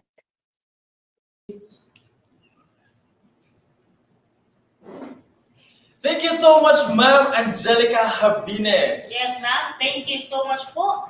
Alam mo, Sir Abigail, I realized that the use of various teaching strategies will not just improve our learners' abilities, but also our teachers' potentials. At dapat din, not just teach, but teach with love. Yes. Yan. And, ladies and gentlemen, that concludes our morning session in this second virtual INSET 2021. At bago tayo maghiwa-hiwalay, let's have another picture taking para sa inyong documentation. Yes, dahil morning session, Teacher Carla, gawin na natin ang first pose. Ano yung tawag mo dyan? Let's have a tender loving pose. 1, 2, 3. O yan, nasa teacher sa upload. At sabayan niyo po ang kompletuhin ng mga heart. Bahala na po kayo kung saan umarap. Yan, teacher loving pose. Next, let's have Barkada pose. Go!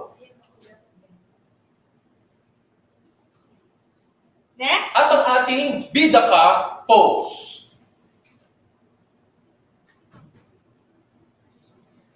Nice one, nice one. Naabangan namin mga pictures na yan, ha? Yes, and huwag kalimutan na pag nag-upload kayo, be sure to use hashtag VINSET2day2. At maaari din po ninyong i-upload dahil mamaya, hihingin po ng ating EdTech page, ng ating EdTech family, ang ating mga pictures from day 1 and day 2. Doon po natin pagsama-samahin ang inyong mga pictures. At huwag pong kalimutan, paalala din po pala sa mga nag-upload ng ating mga certificates, Teacher Carla, no? Please, huwag po nating expose ang mga pirma po ng ating mga minamahal na kasama po dito sa DepEd. Ayan. Yes, dahil usong-usong ngayon ang I am not a robot. Kalat na kalat din ang ating minamahal na Nora Honor. Kaya, Teacher Carla, mag-lunch na muna tayo. Tama? At mamaya lang, magkita-kita po tayo dito muli sa